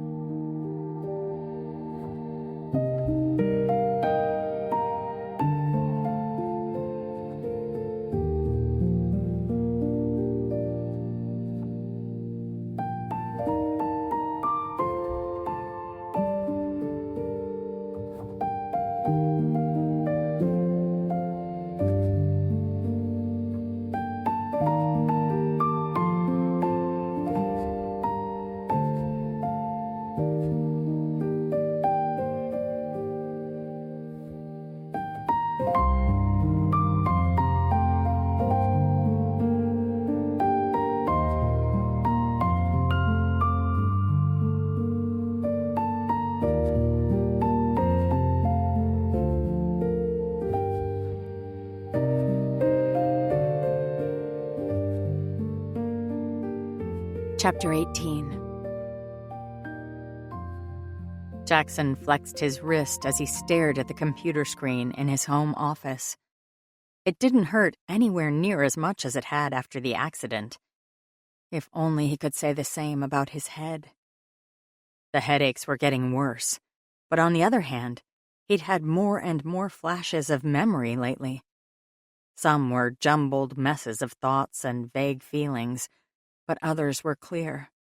The day he'd stood in the hospital and learned his mother was dead. the first business deal he'd fumbled. His high school sweetheart. They were all back, but nothing that really mattered. He'd had no flashes about his brother except the very first one.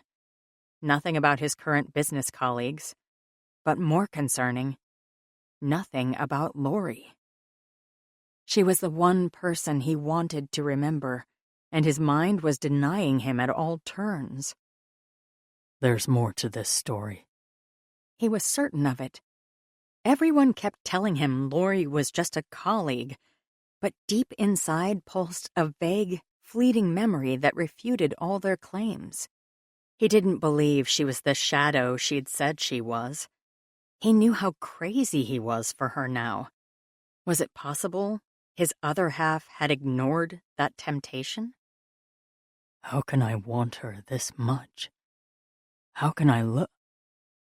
He cut the thought off. He had no business thinking about the future when he, himself, might not exist in it. He rubbed his forehead. It was a depressing thought to wonder if his state of existence was about to be wiped out. Sure, he'd go back to the person he was always meant to be. But what if the man he was right now was someone else? What if he was better this way? Lori obviously seemed to think so. She'd been willing to quit on the man he'd been before. That person would have lost her forever. The man he was now had managed not only to woo her into staying, he'd gotten her into bed as well. She's everything I've ever wanted. Even if his wanting could only be counted in weeks. Would he wake up one morning and not care about her? The idea was inconceivable. But the most frustrating thing about all of this was that what happened next wasn't his choice. He was temporary, a stand-in for the real Jackson everyone seemed to be waiting for. Except Lori. She likes you as you are now. She was the only one to see him as he was, memory loss and all. His real self was a freaking moron. He sighed, leaning back in his desk chair. It was Sunday night. All too soon he'd be in the most important meeting of his life. Of his company's life. Come back, memory. I need you now. Whatever else lay in his past, he needed the business acumen his former self had once held. He couldn't replace a Harvard business education in the space of a few weeks. He couldn't pretend to know the ins and outs of every section of his company without the man he'd once been coming forward. It's been long enough. You need to come back now. But Dr. Warren had told him amnesia cases were hard to predict. Some patients regained their memories in days or months, others years, if at all. I need them. I need to know who I was. He had to be the man everyone expected. A knock on the door dragged him out of his dark thoughts. Yes? He called, knowing only Lori could be at his door. She poked her head into the study, her blonde locks falling over her shoulder as she leaned to the side. "Busy?" she asked. Never for you, he replied, closing his laptop with a snap. "There's someone here for you." He paused halfway out of his chair. Will? No. Crossing the distance between them, he opened the door wider to allow her to straighten. "I would have warned you if I could," she whispered. "I'm sorry." Who's here? He asked, ice flowing through his veins. "Your brother." Blackness edged his vision. The pounding in his head became a crescendo, spiraling around him, threatening to suck him under. No doubt seeing his reaction, Lori's eyes widened. Quickly, she entered the room and shut the door firmly behind her. "Hey," she said, wrapped her arms around his neck. "Talk to me. What's wrong?" I can't see him. "Why?" No words rose to his tongue. He stood there in her embrace and couldn't say anything. Coward. How can you want her to want you when you're this weak? But she didn't ridicule him or berate him. Instead, something infinitely gentle rose in her gaze. "I know," she whispered to him. "I know it's hard to see him. I wouldn't ask you to if there was any way around it. So talk to me. How can I help you?" He shuddered. From day one, all she'd wanted to do was help. Sure, she'd been part of what had landed him in this mess, but he'd never blamed her for it. An accident was an accident. And if she'd tried to quit before it had happened, then clearly it had been him in the wrong for all her denial. Yet despite that fact, she'd stayed. She'd helped him as no one else would ever have been able to do. She'd protected him in a way no one had ever cared to try. I owe her everything. Yet he had so little to repay her with. You can give her the truth. It was small enough as it was. He swallowed, trying to form the words he needed. I can't see him. Tell me why. He shook his head. He's my brother. Yes. A rusty laugh left him. That's why. He's my brother. Understanding lit in her eyes. He matters, she said. You're afraid to see someone important, someone who held a place of love and respect in your past. He knew immediately what path her thoughts would take after that revelation. I opened my eyes and you were there, he said. There was no choice, no hiding. This is not a reflection on you. I know, she said, except she wouldn't meet his gaze. You matter more, he said, his voice rough. More than an absent brother, more than the board members. You are the most important person to me, sweetheart. Her eyes met his briefly, a small smile on her lips. I believe you, she said, but he knew that the soft words were a lie. She doesn't trust that I'd ever care about her in a way that means something. In a way that was permanent. His hands fisted at his sides. He couldn't make her promises he didn't know the other him would keep. But if he could, if it was only him for the rest of his life. All I'd want is you. He wants to see you, she said, talking to his chin. Mark's in the living room. One more game of pretend. No. Her dark gaze met his. No, this is your brother. Be honest. His throat tightened. How? He wanted to ask, but the question caught in his throat. How did he be the man his brother was waiting to see, when that person was a stranger? No matter what I do, I'll be a disappointment. As if she could hear him, Lori cupped his face in her hands. He's your family, she told him. The most important person in the world to you. No, he's not. He has no expectations. There are no agendas here. All he wants is to see you and know you're safe. She drew her fingers along his jaw in the way that he loved. The same way you protected him all your life. He just wants to return the favor now. That's what family is, Jackson. They don't judge. They just love. His body jerked. Maybe that was her memory of family, but he had nothing to draw from. Please, she whispered. Please come see him. If you don't, she looked away. This will break something between you. Believe me, I wouldn't ever steer you wrong.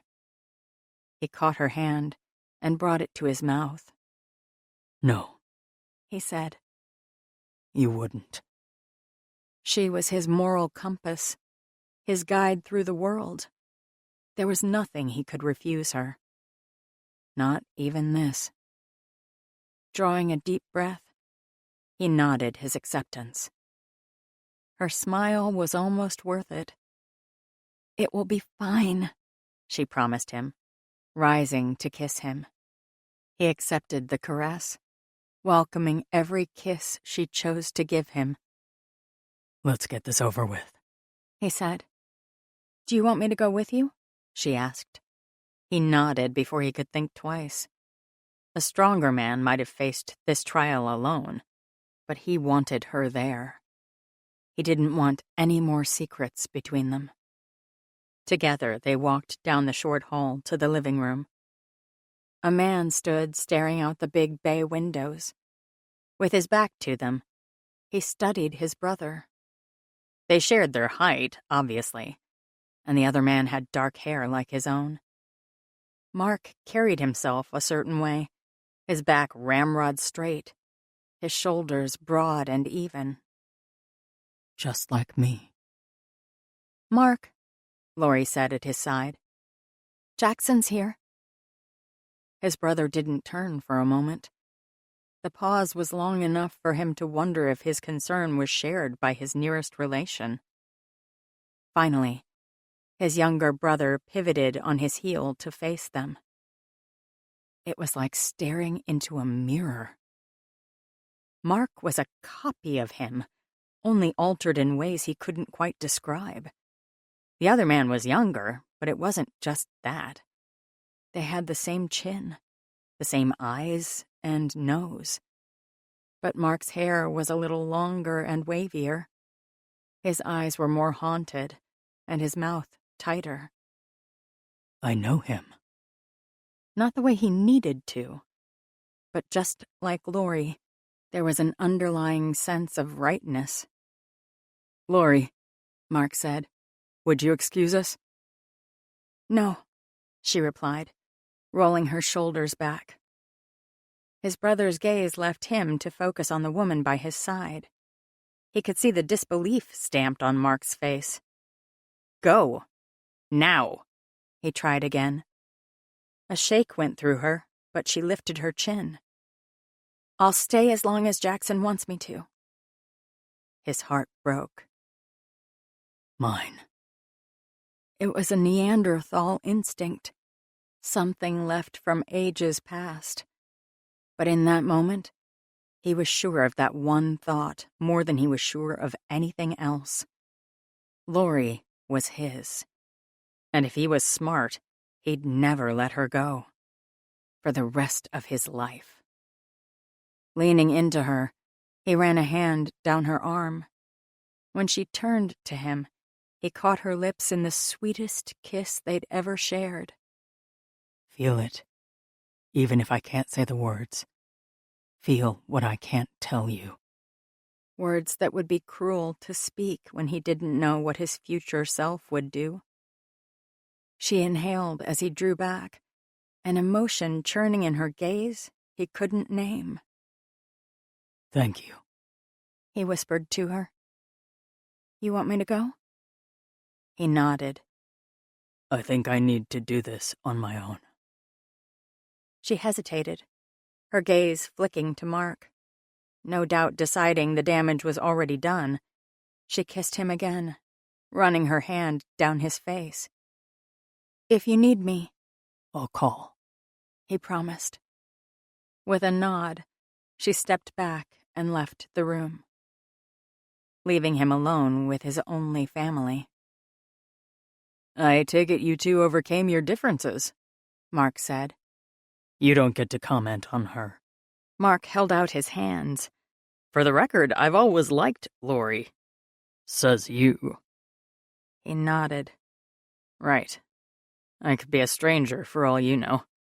There's no reason to trust me." "No, there's not." Except something buried deep was telling him to. Mark put his hands in his pockets. "I came straight from the airport." He said nothing. The other man shifted. I wouldn't have left you at the hospital if it hadn't been necessary. I was trying to protect Dad's legacy. Your legacy. Silence stretched. Should I have stayed? The words were rough, as if his brother dreaded saying them. Will you hold it against me forever that I didn't? It cleared his throat. Of course not. You won us Uni Industries. Yet you won't take my calls. No. Why? He looked away. There was so much pain in that one word. Pain that stabbed directly into his heart. All this time he'd been afraid of meeting his brother and seeing the blank stare in his gaze, of having a sibling who didn't recognize him. Wasn't that Mark's curse as well? All his brother could do was help a man who didn't know him. Their past had been wiped away without either of their consent. How much worse would it be to be the one left behind? The one with all the knowledge but no one to share it with. He'd been fighting every day, but his brother had been doing no less. I couldn't face you, he said, the honesty scraping at his throat. Mark nodded, swallowing hard.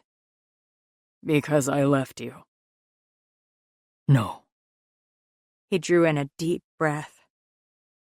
Because I am someone else. I didn't think it was fair to make you deal with a stranger wearing your brother's skin. Mark took a single step closer. I was at the hospital. I know what you're going through. You never saw the aftermath, he said.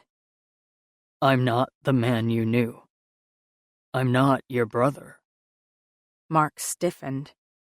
I didn't mean it like that. Gritting his teeth, he ran a hand through his hair.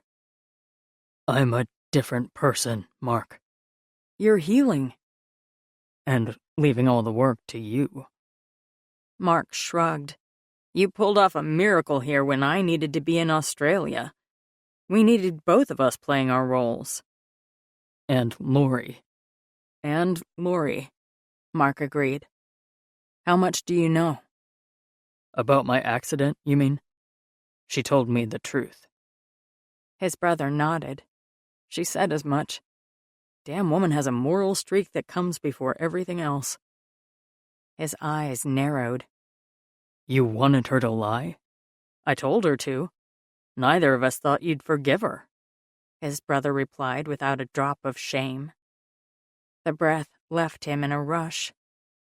What sort of monster was I before? Mark shook his head. You were tough but fair, he said. An icon of what CEOs should be.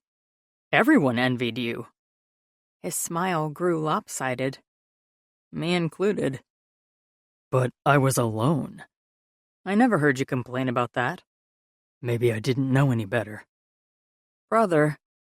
Let's focus on why you're here, he said, changing the subject. I take it all is going well with Uni Industries? They need to do their due diligence, but yes, I think we can get this deal. So long as I don't screw it up. Pretty much. He ran a hand down his face.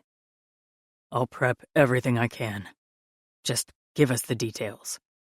I already sent Lori everything I have. Good. Silence hung between them.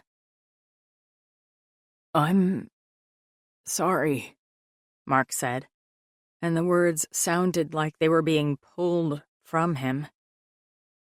I'm sorry I didn't wait till you woke up. He shook his head. You made the right call. For the company, maybe. But for us. Mark ran his fingers through his hair the same way he did. I should have stayed. You did what had to be done. So did you. So did Lori, he said. None of this is your fault. It's all on me. I brought us here. Mark's gaze flickered to the door Lori had exited by. "Well, actually—" "Don't say it," he warned. "This wasn't her fault. She hit me because she was upset, and she was upset because she'd quit. Working for me had become more than she could bear, even doing a job she obviously loved." "What were you doing down in the parking garage?" Mark demanded. "Why were you there for her to hit?" "I don't know." And wouldn't until he got his memory back. "Let's just get through this week, okay? We'll sort out the rest later." Mark nodded. "Save the company first. I'm on board." He smoothed an invisible line of his suit jacket. "I think it's best for both of us if I head out. I'll see you in the office Tuesday." "Thank you." Mark shrugged.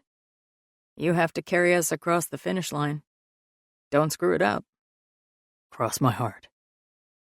His brother looked like he wanted to close the distance between them, but then he spun on his heel and marched out the door. A breath he hadn't realized he was holding rushed out of him. "Are you okay?" He turned to see Lori hugging the doorframe, uncertain. He opened his arms, and it was all the encouragement she needed. In an instant, she was wrapped tight around him. Closing his eyes, he inhaled the floral scent of her hair. "I'm okay," he said. "Mark loves you. I know he does." "I believe you." "Everything will be okay," "Yes, he agreed, stroking her hair. everything will be fine."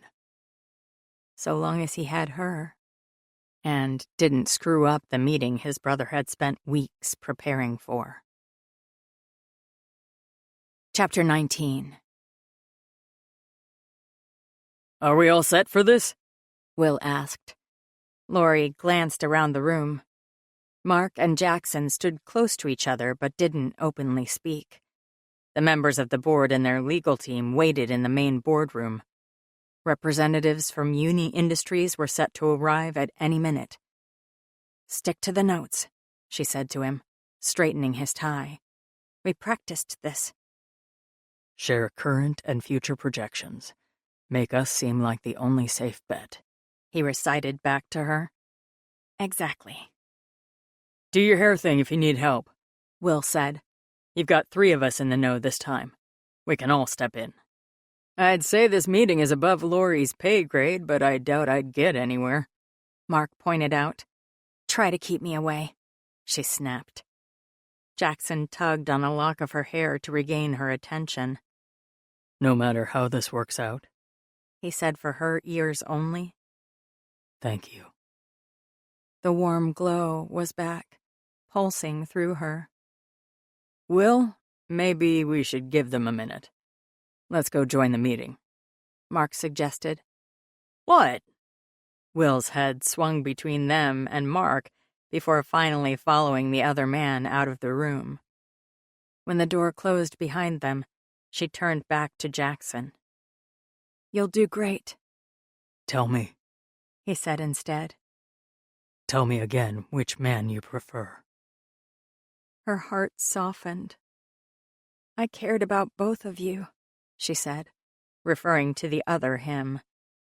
"But you are the one I kissed, the one I fell into bed with. You're everything I want, Jackson." Her smile was bittersweet. "I'll remember you for the rest of my life." "I'll be there," he said. "You don't need to remember me." "But I will.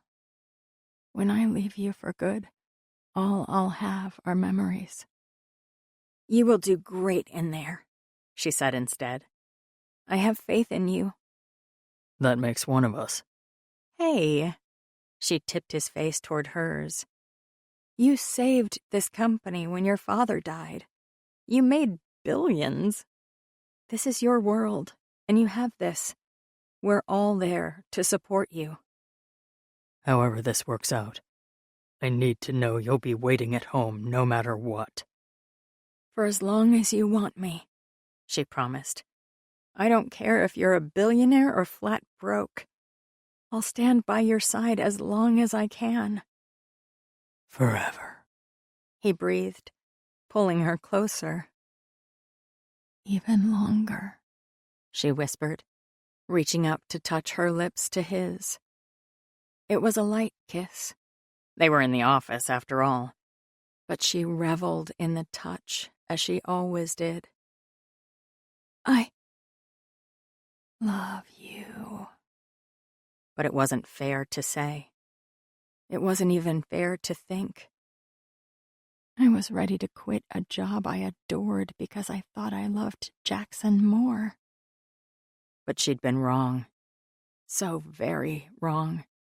She'd never known what love was until he'd lost his memory. Before had been infatuation at best. Not a soul-consuming, life-altering love like the one she was in the middle of now. You are everything to me. Even if it wouldn't last. None of that mattered. Not as long as he needed her. You'll do great, she said, straightening his collar that didn't need to be straightened. Thanks for the vote of confidence. He rubbed his forehead, wincing. Is it another headache? She asked, her body on alert. A bad one. He agreed. I took some Tylenol, but I can't afford to take one of the prescribed meds. I'll be too fuzzy. Damn, she murmured, cupping his face. Okay, if you need a break or a pill, speak up. This is going to be a long day and you're not at your best. Let's take it a step at a time. Solid plan. Worry gnawed at her, but what else was there to do? Brushing a light kiss across his lips, she stepped back. You can do this. Let's go. Nodding, he turned. Together, they walked into the lion's den. She just prayed they'd come back out of it.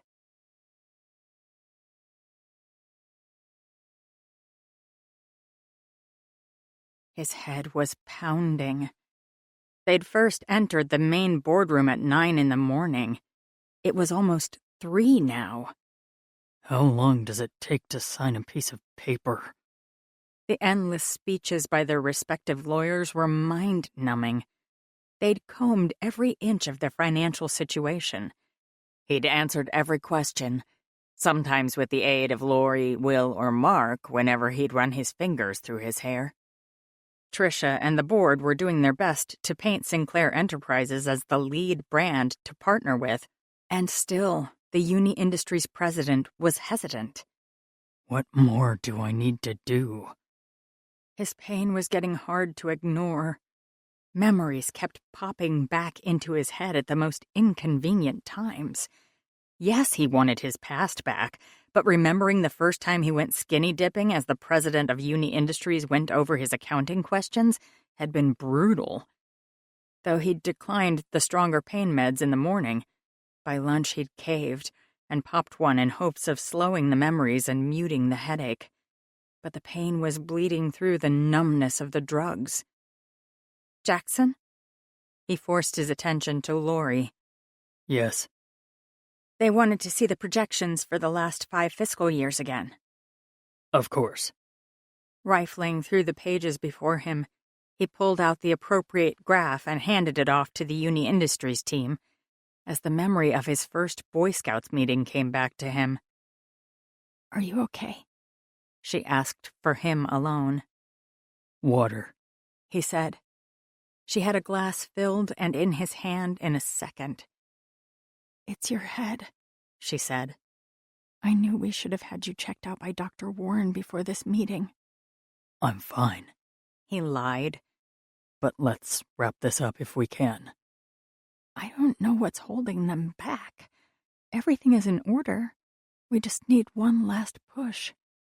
Yes. Maybe we should... A pain so sharp, he put a hand to his temple to check for blood slashed through his temple. Jackson, Lori hissed at his sharp inhale. He wanted to tell her he was fine, that everything was all right, but the pain stole his breath. Fight through it. You cannot fail here. Stomping down the pain, he tried to focus on the meeting at hand. We're open to sharing any access to our financials that you need, he said to the president 3 seats away from him. We have nothing to hide. Nothing but a brain-injured CEO running this company into the ground. He fisted his hands at his sides, trying to ignore the lawyers as they fought back and forth across the table. It sounded like they were haggling over 0.5%. Another agony spike shot through his brain. He stiffened, doing his best to keep his expression clear. Lori glanced his direction, a worried look on her face. What's happening to me? He couldn't afford this now. If his brain was going to self-destruct, couldn't it wait an hour? Maybe we should take a break, Lori said to the group. We've prepared refreshments and coffee if you'd like to leave the table for 10 minutes or so. Not a bad idea. What do you think? The president of Uni Industries said, gesturing to his team for consent. Just hold on. She's bought you time. Just get to that break. And raise her salary next chance he got. But the pain wasn't abating. Memory flashes drowned out everything else around him, erasing the board and guests at the table. Instead, he saw his childhood, his high school years, and his business ventures. Face after face blasted through his subconscious, racing so fast he could barely recognize them. And then the emotions, the waves and torrents of emotion that buffeted him on all sides. He gripped the edge of the table, holding on so tight his nails made grooves in the wood. "Jackson?" he heard a voice call. An important voice, one he should recognize, but he couldn't. All he could do was survive the onslaught, until it all went blank. Lori watched Jackson slump over in his chair, his eyes closed. Everyone jumped to their feet, some racing for help and some running for the fallen CEO. But she reached him first. "Jackson! Jackson! Come on! Open your eyes!" He didn't even twitch. Despair clawed at her.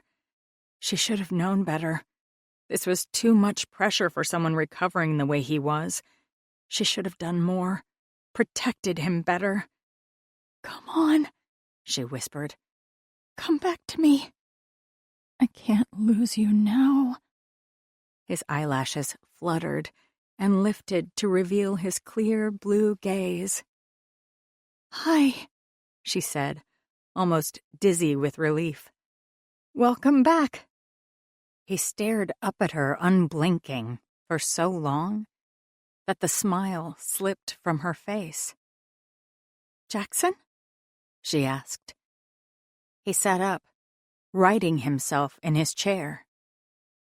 My apologies, he said to the men around the room. I've been dealing with some health issues this past month. I assure you, however, I'm more than capable of closing this deal to our mutual satisfaction. Lori frowned. The words were perfectly appropriate, but there was something about them. Something that made the hairs on the back of her neck stand on end.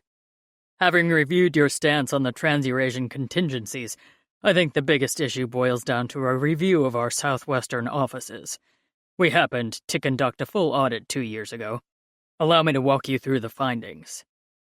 His gaze flashed to her as he opened a folder in front of him. For a second, she didn't understand why. Until what he'd said hit her. She'd never mentioned that audit. They hadn't prepared for this line of questioning, and she hadn't thought to mention it. Which meant he'd remembered it on his own. It's back. His memory is back. Cold chills shook her. She'd thought she'd have more time. Once this deal was closed, they could withdraw from company life. They'd have some time to be just the two of them before everything ended.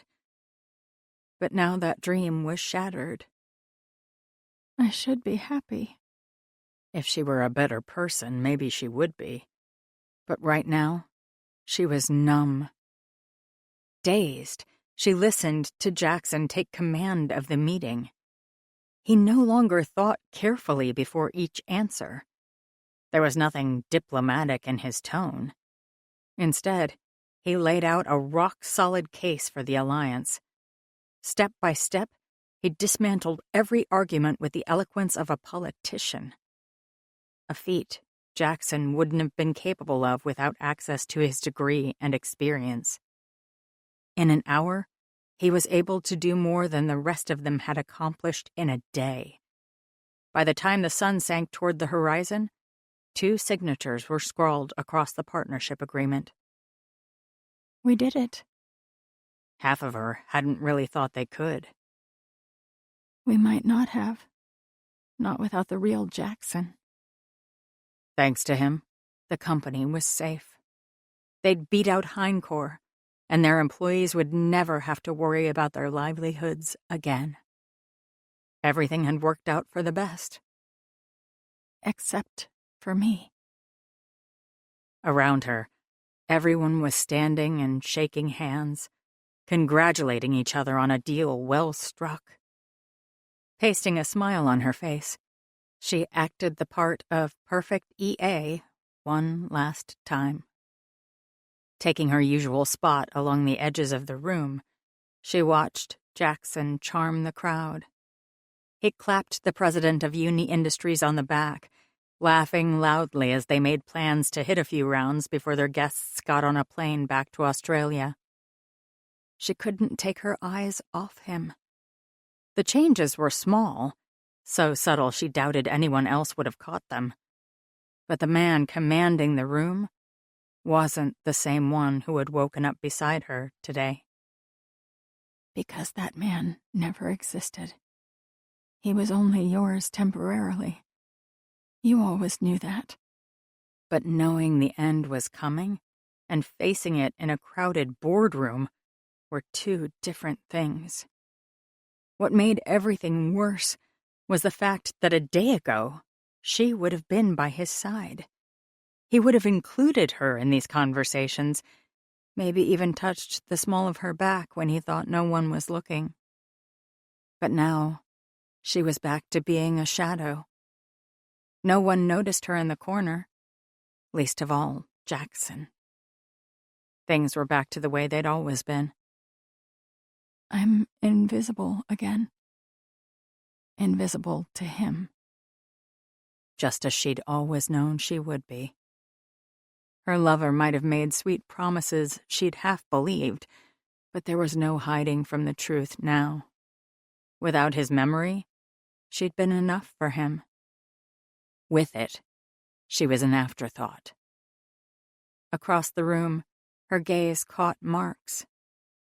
He gave her a tight smile and tipped his head in thanks. I've been dismissed. It was her cue to go. Everything was back to the way it always should have been. She was the only piece left to be dealt with. With a last glance at Jackson, who stood tall and proud with his back to her, she slipped from the room. No one tried to stop her. No one chased after her. No one even noticed. On leaden feet, she navigated her way to her office. The numbness of shock was beginning to wear off, and she didn't want to be around anyone when it did. Soon she'd have to deal with the fact that the love of her life no longer wanted her. And somehow, she'd have to find a way to survive it. You knew this would hurt. But she'd thought the memories would make up for it. Alone in her office, she wasn't sure she'd made the right choice. Going to her closet, she pulled out a box that had been waiting there since the first time she'd quit. Quietly, she began packing up her office for the second time. It was faster this time around. The majority of her things had never been moved back in after Jackson's accident. A few binders and some knickknacks went into the box, and she was done. I should leave. No good would come of waiting for Jackson to find her, if that was even a priority for him today. If he wanted to press charges, she'd hear about it. And if he didn't, then there was nothing tying them together anymore. He was never real. You didn't lose anything. But if that was true, why did it feel like her heart had been ripped out of her chest? The last time she'd left this building with a box in her hand, she'd thought nothing could be worse. She'd never been so wrong. How do I go home to an empty apartment without him? And an empty life. She sniffed, her throat tight. Get out of this building. Run. Don't look back. Just run as fast as you can. She needed to put as much distance as possible between her and Jackson. Grabbing her box, she looked around the stripped office one last time. She'd had many enjoyable years here, and yet all she could think of was the past few weeks, the best ones of her life. It's over now. All of it. Turning off the light, she walked away from an office she'd once loved. Reaching the elevator, she pounded the down button with a little too much force. Hurry up. Get me out of here. Let me get away before I see... Lori. She stiffened. Adrenaline surged through her body as she fought the urge to run. The hairs on the back of her neck stood on end, signaling his approach. Closing her eyes briefly, she lifted her chin and turned. "Was there something you needed, Mr. Sinclair?" A small half-smile quirked his lips. A conversation, Miss Carlo. I think we owe each other that much, don't you? No. I've given you enough of me. Just let me go. But Jackson wouldn't want any loose ends, and if she needed a lawyer, it was better to know now. "Fine," she said. "Here?" Come to my office. Time to face the music. Woodenly, she followed him down the hall to his office. He held the door open for her, and she walked in, not looking at him, with her chin held high. Closing the door behind them, he crossed the room to lean back against his desk, crossing his arms as he watched her. "You got your memories back." The words sounded foreign on her own tongue, as if she were watching everything from a distance. I don't know how it happened. She watched him run his fingers through his hair, just as he had 1,000 times before. One moment my past was a blank space, and then I had a headache like nothing. He shook his head. When it was over, everything was back, like a wall had been demolished. I was me again. It's what we hoped for. I should be happy. Instead, she just wished she'd kissed him one last time, stolen a final taste of happiness before her time in his life hit its expiry date. Whatever happened, she needed to keep her chin up and take whatever he dished out. She'd put him through hell, and then she'd taken advantage of his injury. He deserved his pound of flesh. I'm glad, she whispered. I'm so happy you have your memories back. Everything was as it should be, except for one thing. Inhaling slowly, she reached into her bag and pulled out a folded sheet of paper she'd kept on her at all times. "I knew that this promise would be void," she said, holding it out to him. "Once you remembered." He accepted the absolution he'd signed the night they'd first slept together. She doubted it would have ever held up in court anyways. At most, it would have simply been a memento of the man she'd wished she'd had a little more time with. "If your memories are back, you don't need me anymore." She tried to smile, but her chest felt hollow. If you want to charge me, I won't fight you. But if you'll let me just slip out of your life, I swear you'll never have to see me again. The welcome daze of shock was wearing off, and leaving nothing but agony in its place. She wanted to be anywhere but here. Clutching the box to her chest, she did her best to keep her face impassive. How much worse would it be if he saw how devastated she was? The silly assistant, daring to think she could love a billionaire and get a happy ending. Ridiculous. He'd pity her, and that she couldn't stand. Better to leave with her head held high and go home to an apartment she hadn't lived in for weeks. One with a bed she'd have to sleep in without him. Tonight and every night from now on. Because while her lover might have seen something special in her, her boss never had. Go before you do something stupid like beg him to love you. The snide thought spurred her into motion. If there's nothing else, I should be going. Turning on her heel, she headed for the door. Stop! The word had iron in it, freezing her in place. She stood halfway to the door, her back to Jackson, and all she wanted to do was sprint for freedom. You knew this day was coming. Pull up your big girl pants and face it. Not going to look at me? Her heart cracked. She didn't want to. Just this morning he'd stared at her like she was the most precious thing in the world. How could she look at him now and see how little he cared for her stamped across his face? You can get through this. Somehow. Rolling back her shoulders, she turned. It was both worse and better than she'd thought. All of that intensity of his was fixed on her, but it wasn't as cold as she'd feared. Still, it wasn't the gaze of the man she'd spent the last couple of weeks with either. It wasn't the look of a man who loved her. "What can I do for you?" she asked, pulling her assistant persona around her like a shield. She straightened her shoulders, smoothing her face of all expression as she waited. For a moment, he just leaned back against the desk, watching her. I promised you I wouldn't press charges. She shrugged. That was before. When I was someone else. She glanced away. Exactly.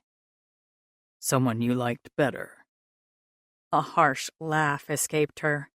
Better, she breathed.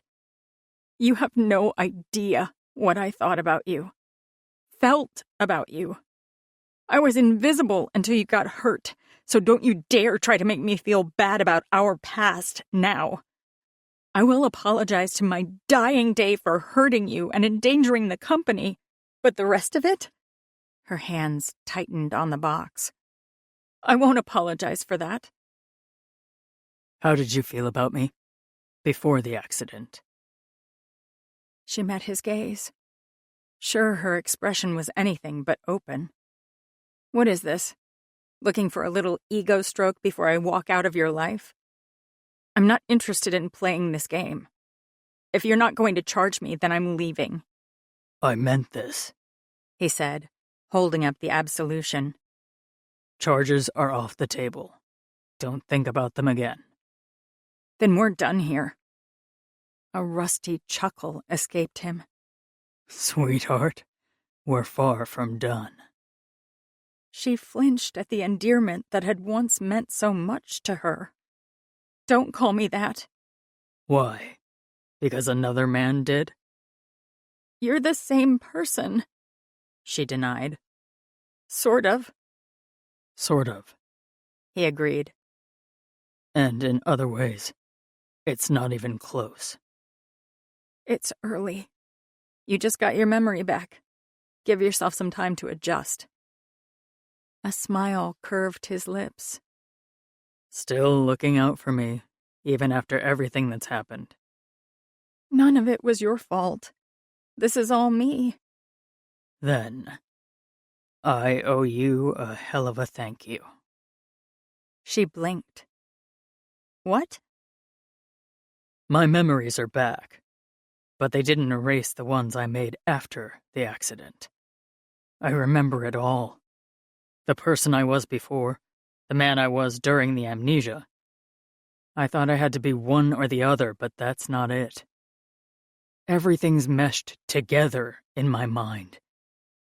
Both sides of me. All of it is there.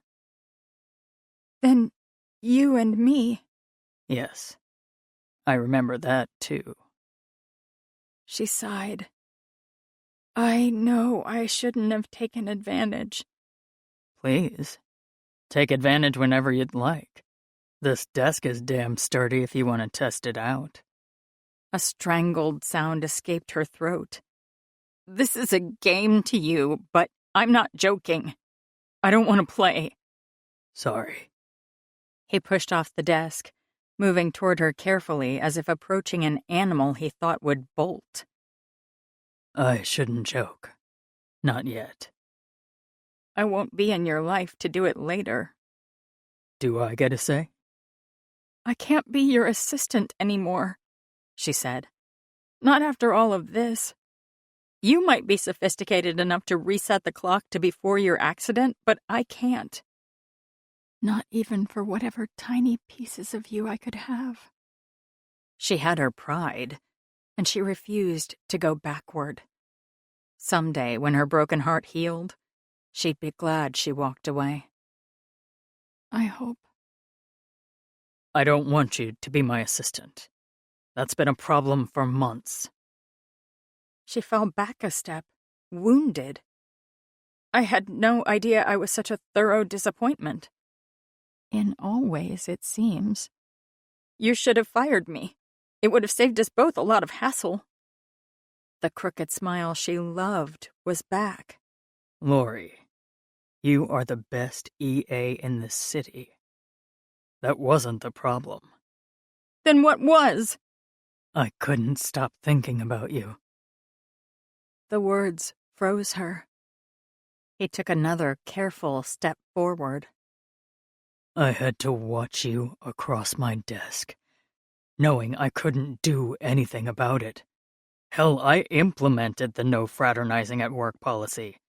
How was I supposed to break it? You wanted to? Every minute I was around you. You think I didn't notice you, but sweetheart, that was never the case. Shock snapped through her. Never in her wildest dreams had she imagined hearing these words from him. The real him. You didn't say anything. You never did anything. You let me quit without a fight at all. Why do you think I was in the parking garage that day? He demanded. Did you ever wonder? She shrugged. I don't know. I was chasing after you. Someone as enamored with romantic comedies as you should have put that together by now. Her heart pounded in her ears. You wanted to stop me? A tender light entered his eyes, one that reminded her of the man she'd spent countless nights with. I never wanted to lose you. If I couldn't have you as my EA, then I wanted you in my life in a different way. He took the box from her hands and put it on the ground. You quit. You weren't my employee anymore, which meant I was allowed to do this. He cupped her face, threading his fingers through her hair. She inhaled sharply as she froze under his touch. But then, you went and erased the man I used to be. He told her softly. Remind me not to piss you off again.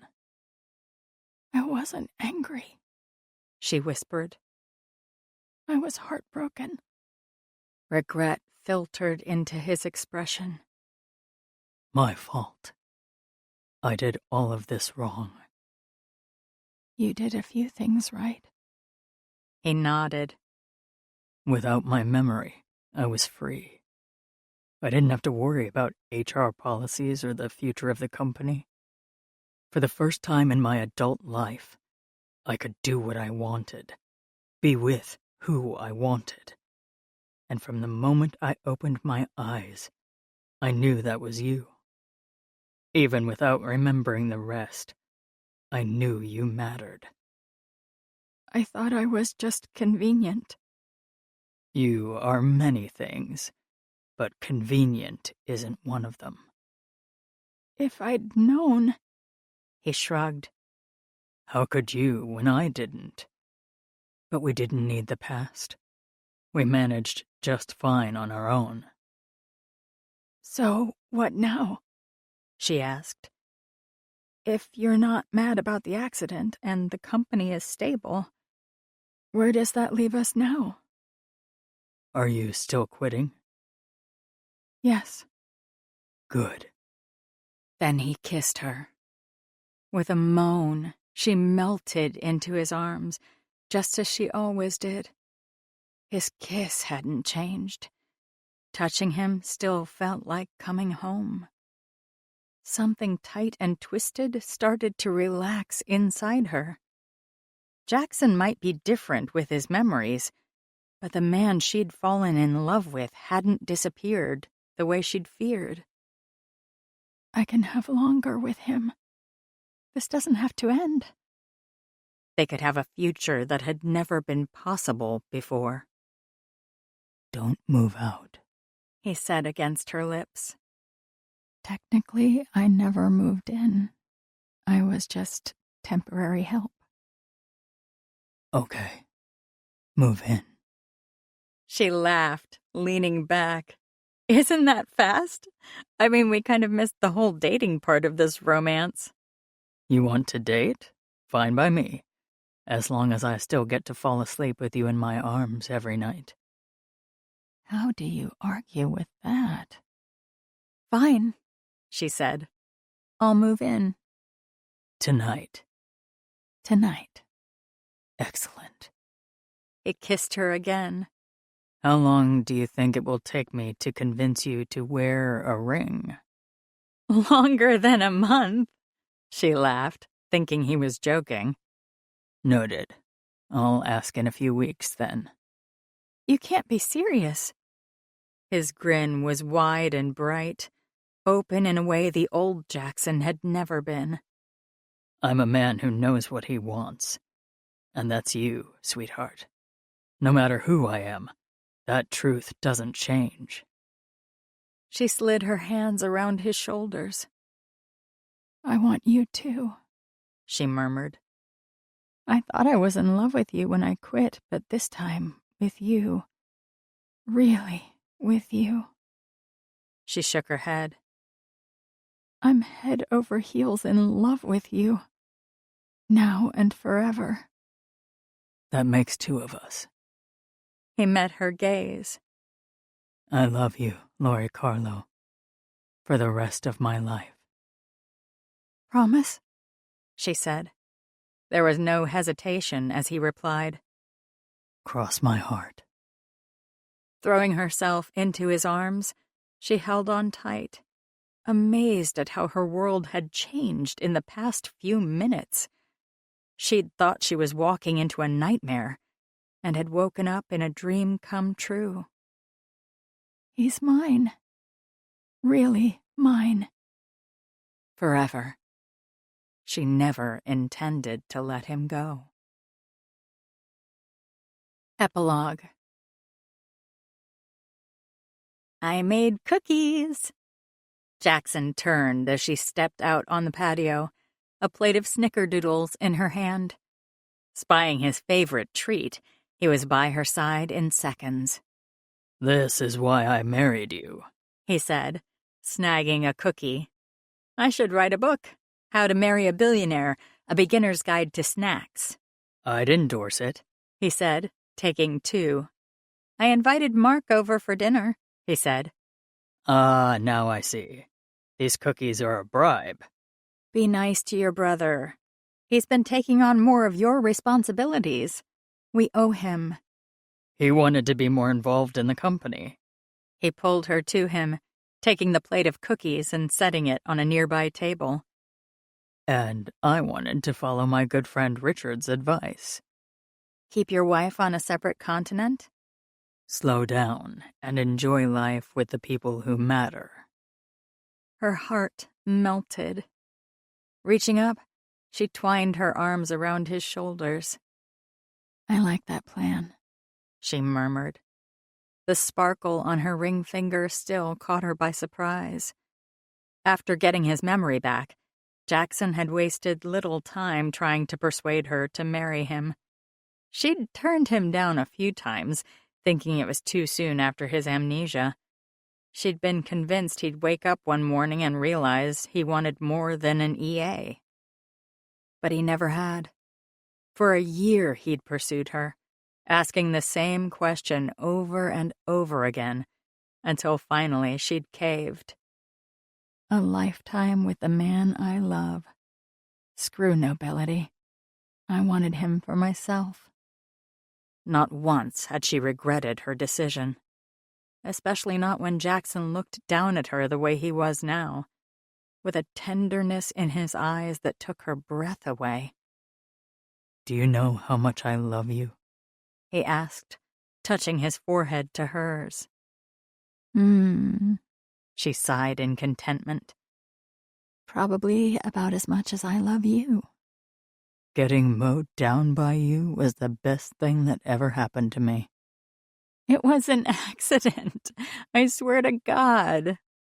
Maybe we all need a good running over every now and then. She groaned, dropping her head to his shoulder. Laughing, he wrapped his arms around her. I came so close to losing you, he murmured into her hair. My life would have been empty. Mine too. The words were said so softly, she wondered if he heard, but his arms tightened around her. I got you something, he said, pressing a kiss into her hair before releasing her. Walking to the table, he picked up an envelope and held it out to her. What's this? She asked. I figured it was time to start enjoying this wealth. Haven't we been doing that already?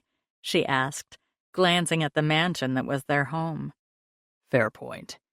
Time to start enjoying it even more. Shaking her head, she opened the envelope and pulled out 2 first-class tickets to Paris. She gasped. You wanted to see the world, he said, coming up behind her to wrap his arms around her waist. Let's explore it together. The company, she said. You've never taken a real vacation. The longest you were ever away was when you had the accident. Let Mark run the place for a while. We deserve a decent honeymoon. Are you sure? She asked, turning in his arms. All my life, the thing I've been most sure about is you. Even when I didn't know anything else, I knew that. See, if you say things like that, I'm going to want to keep you. That's the plan, he said, lowering his head.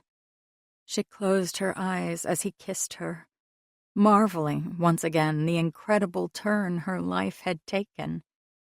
She'd been ready to walk away from the man in her arms, and now here she was, married to him.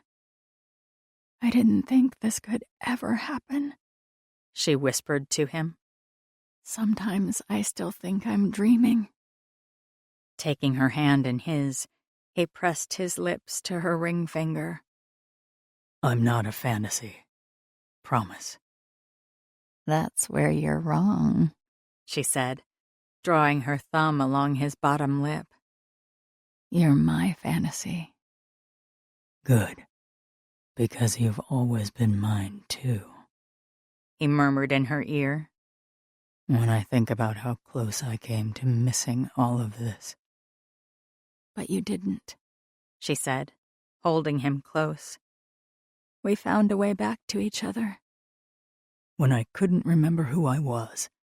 All I wanted was a lifetime with you. And after you remembered, she teased, what did you want then? He laughed. I had a ring picked out before that first month was up. With or without my past, a life by your side was always my goal. And you're a man who gets what he wants. Usually. Unless I'm dealing with stubborn employees who won't give me a hint of their real feelings. Says the billionaire who couldn't figure out how to say, hey, you're cute, interested in dinner? Or bed? His grin widened. Hey, you're cute. Interested in... She slapped a hand over his mouth. Don't finish that question, smartass. We have to get ready for Mark. There's no time to play. He kissed her palm before pulling it down. There's always time to play. Heat pooled low in her abdomen. Stop tempting me. But it's my favorite thing to do. We have to prepare. Just an hour. He bargained. No, we need to... Half an hour. And maybe a shower. She rolled her eyes. What happened to the laser-focused professional CEO I used to know? He fell in love and realized life is too short to waste. Her resolve softened.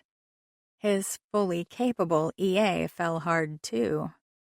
Did she now? You know how much I love you, she said, her voice soft. Tell me every day. Back at you. I adore you, he said, pressing a kiss to her right cheek.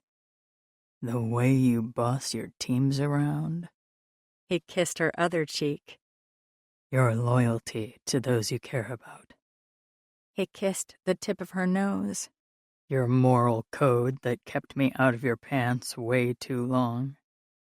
Days at most, she argued. But most of all, I love who you are. The irresistible Lori Carlo Sinclair. My match in every way. Her heart fluttered. I love you too. Every day I wake up and wonder how I got so lucky. Just wait till you're waking up in Paris to freshly baked croissants. You managed to find a way to improve utter happiness. I knew you were an overachiever. Yes, I am. And you should see how well I perform under pressure. He ran his lips down her throat. 15 minutes. Final offer. She should be responsible. Tidy the house for their guest. Check on dinner. Instead, a mischievous smile to match his own tugged at her lips. Deal. He wasted no time grabbing her hand and pulling her toward the patio door. Laughing, she chased after him. She'd thought Jackson losing his memory was the worst thing that could ever happen. But now, she gave thanks for the accident that helped them realize how perfect they were together. Meant to be. And together, she intended to make a lifetime of memories. This concludes Giving Up the Boss by Victoria Davies. Narrated by Kit Swan. Copyright 2018 by Victoria Davies. This unabridged audiobook is published by arrangement with Entangled Publishing, LLC, and was produced in the year 2022 by Tantor Media, Incorporated, a division of Recorded Books, which holds the copyright thereto. Please visit tantor.com for more information on our growing library of unabridged audiobooks.